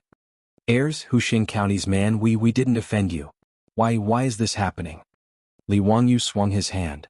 He had used too much strength in the slap just now and it hurt his own hand. Hearing the man's question, he pointed at Niu Yong and the others. "Do you know who they are?" We don't know. Humph, what a good, don't know. With a cold laugh, Li Wangyu stared at this group of people and said in a loud voice, in the 11th year of Day, Tujua Shibi Khan's 200,000-strong cavalry besieged Yanmen Pass. The defenders at Yanmen Pass were only 17,000 men, with insufficient provisions. The Tujua's military strength is more than 10 times our Han men's military strength, yet under the desperate resistance of the Yanmen Pass defending army, for a long time they were unable to take them down. He paused for a moment before raising his voice once more. Over the past month, the Turkic cavalry has been attacking the Yanmen Pass non-stop, and the Yanmen Pass has suffered heavy casualties. However, they didn't surrender or run away. They only fought to the death. In the end, the Turkic cavalry had no choice but to retreat, losing more than 2,000 captives. Li Wangyu pointed at the old soldiers of Zhou village and said, They are the veterans of the Great Battle of Yanmen Pass. They fought bravely against the invasion of the foreign invaders. After that battle, all of them were crippled. They are the heroes of the Tang dynasty. At this point, the crowd fell silent. Even the profligate scions had looks of reverence on their faces. On the other hand, the imperial army of the Chamberlain of Chamberlain looked at the crippled old soldiers with reverence. Following Li Wangyu's words, Niu Yong and the others straightened their backs like spears. As for the group of palace maids, many of them had tears in their eyes. They covered their mouths tightly with their hands, afraid that they would make even the slightest sound. Li Wangyu took a deep breath and shouted with all the strength in his body, You bunch of trash! Tell me, what right do you have to humiliate them? Who do you think you are? How dare you challenge the heroes of the Tang dynasty? Men. Li Wangyu did not wait for the men to speak. He shouted at the imperial army, Throw these bastards out. His Majesty's palace maids will not marry trash like them. Yes, sir. The imperial army members of the Chamberlain of Imperial Insignia pounded their fists heavily on the armor on their chests, causing loud clanging sounds to ring out. The imperial army rushed forward. They could not wait for the men who were beaten black and blue to beg for mercy. They dragged them out like they were dragging dead dogs. After the imperial guards dragged all these people away, the atmosphere finally relaxed. Pai Lupi nodded in satisfaction. Just as he was about to ask Li Wangyu to continue looking at other places, he saw the group of palace maids walk toward Li Wangyu and curtsy. Greetings, Mr. Huizhu. Ladies, there's no need to be so courteous. Li Wangyu waved his hand at them, indicating that they did not need to be so courteous. Mr. Huizhu, we heard that you wrote a poem to plead for us in the Great Hall that day, which led to the Imperial Palace's public search for a son-in-law. We are so grateful that we are unable to repay your kindness. Mr. Huizhu, please accept our greetings. After the palace maids finished speaking, they ignored Li Wangyu's dissuasion. They all knelt on the ground, cupped their hands and slowly nodded their heads on the back of their hands. This was a greeting, the most solemn greeting in the Tang dynasty. Li Wangyu couldn't stop them, so he could only accept the palace maids' great salutes before urging them to get up. Ladies, there's no need for this. You should be grateful to the sage. The sage is a wise ruler of a generation and he cares about the people of the world. After you leave the palace, you must live up to the sage's painstaking efforts. You must live well. Li Wangyu flattered Pai Lupi without leaving a trace, which made the palace maids who did not know the truth kneel down and kowtow again in the direction of Taiji Palace. How could Li Er not know Li Wangyu's thoughts? However, he still felt very comfortable. The corners of his mouth couldn't help but curl up. After the palace maids thanked Li Wangyu, more than 10 people walked out from the palace maids, walked to Niu Yong and the others and knelt down again. This gave Niu Yong and the other old soldiers a fright. They all blushed and did not know what to do. Ladies, what are you doing? Quickly get up, quickly get up. Thank you, benefactors. What benefactors? Ladies, did you make a mistake? We don't know you. Niu Yong and the others were confused by the palace maid's words. They did not understand what they were talking about. Pai Lupi, Li Wangyu, and the other playboys also looked at the palace maids curiously, not understanding why they suddenly acted like this. Benefactors, our ancestral home is Daizhou, and we were chosen to enter the palace in the 12th year of the Day dynasty. During the Battle of Yanmen Pass, it was all thanks to our benefactors that we did not fall into the hands of the Turks. Today I can finally say thank you to my benefactors for your kindness. The palace maid's words made Li Wangyu and the others come to a sudden realization. Yanmen Pass was under the jurisdiction of Daizhou, and these palace maids were originally from Daizhou. Back then, if Niu Yong and the others had not blocked the Turks' cavalry at Yanmen Pass, these palace maids would have met with a tragic end. Every time the Turks invaded, their favorite thing to do was to kidnap people. This was especially true for women. They loved to kidnap people the most. In this way, it was reasonable to say that Nyo Yong and the other old soldiers were the palace maid's benefactors. After Nyo Yong and the others understood the whole story, this group of strong men blushed and rubbed their hands, not knowing what to say. Li Wangyu was angry. Why did this group of idiots become mute at this time? Chapter 3:12. Li Wangyu was anxious for Nyo Yong and the others. These bastards, did they forget their purpose of coming to Tsujiangpool today? Blind date. Marrying their wives. Why are they standing there in a daze? Why don't they take the opportunity to chat with the palace maids? Are these bastards waiting for a Sister Lin to fall from the sky and marry no one else but them? I'm so angry. Li Wangyu grumbled in his heart. He was prepared to personally take the field and use his glib tongue that he had honed in his previous life to help Nyo Yong and the others brag and see if he could convince the ladies. What if a young lady was dizzy and nodded in agreement? In life there was always a need for some dreams. Li Wangyu calculated. From the 12th year of Day to the 2nd year of Jingguan, it had been 12 years. These palace maids were selected to enter the palace when they were 15 or 16 years old. Now they were 27 or 28 years old. Wasn't this age suitable for Nyo Yong and the others? Li Wangyu ridiculed Nyo Yong and the others. In fact, he was laughing at himself. This guy still had the face to ridicule Nyo Yong and the others. He didn't think about how he felt when facing his beautiful boss. It had been more than 2 months since he transmigrated to the Tang dynasty. A single man and a single woman living under the same roof. But even so, Li Wangyu had only touched the hand of his beautiful boss after such a long time. It was really shameful. He had the nerve to ridicule Nyo Yong and the others with this level of flirting. He was simply shameless. However, Li Wangyu didn't think so. He only felt that Nyo Yong and the others were too weak. He still needed his Langjun to make a move. Li Wangyu coughed lightly. Just as he was about to speak up for Nyo Yong and the others, he saw a palace maid leisurely walk up to Nyo Yong. She opened her cherry lips and said something. After the palace maid finished speaking, Li Wangyu almost stumbled and fell to the ground. Damn, will Sister Lin really fall from the sky? Benefactor, are you here for a blind date as well? I am Su Qiao. I don't know if my humble appearance can catch Benefactor's eye. Slave is willing to tie the knot with Benefactor. This palace maid named Su Qiao was born with a charming appearance, but after saying these words she was so embarrassed that her face was like a peach blossom and her eyes were misty. Nyo Yong was even more unbearable. This man, who could even kill a tiger with his bare hands, was blushing in the face of the palace maid's words. He stuttered, My body is incomplete. I'm afraid I'll offend you, young lady. Li Wangyu was exasperated. Was there any justice in this world?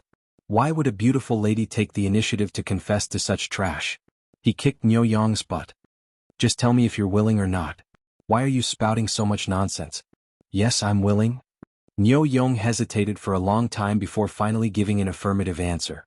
Li Wangyu was too lazy to talk nonsense with him. He waved his hand to the official matchmaker and asked her to register the two of them immediately. This wasn't the later world, where there was no need to pay attention to mutual understanding and deepening feelings.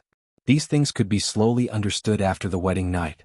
As long as the husband and wife were willing, that was enough. As for whether Su Qiao was doing it out of gratitude or out of gratitude, Li Wangyu didn't care. Moreover, Nyo Yong was definitely a good man who valued relationships and righteousness. In the future he would definitely be a man who loved his wife. Although he was missing an arm, he was still strong enough to kill a cow with one punch. Moreover, Nyo Yong and Nyo Wu didn't lack copper coins in their pockets. Li Wangyu didn't treat these two brothers unfairly. In terms of income, Nyo Yong and Nyo Wu were definitely among the top in Dingzhou village.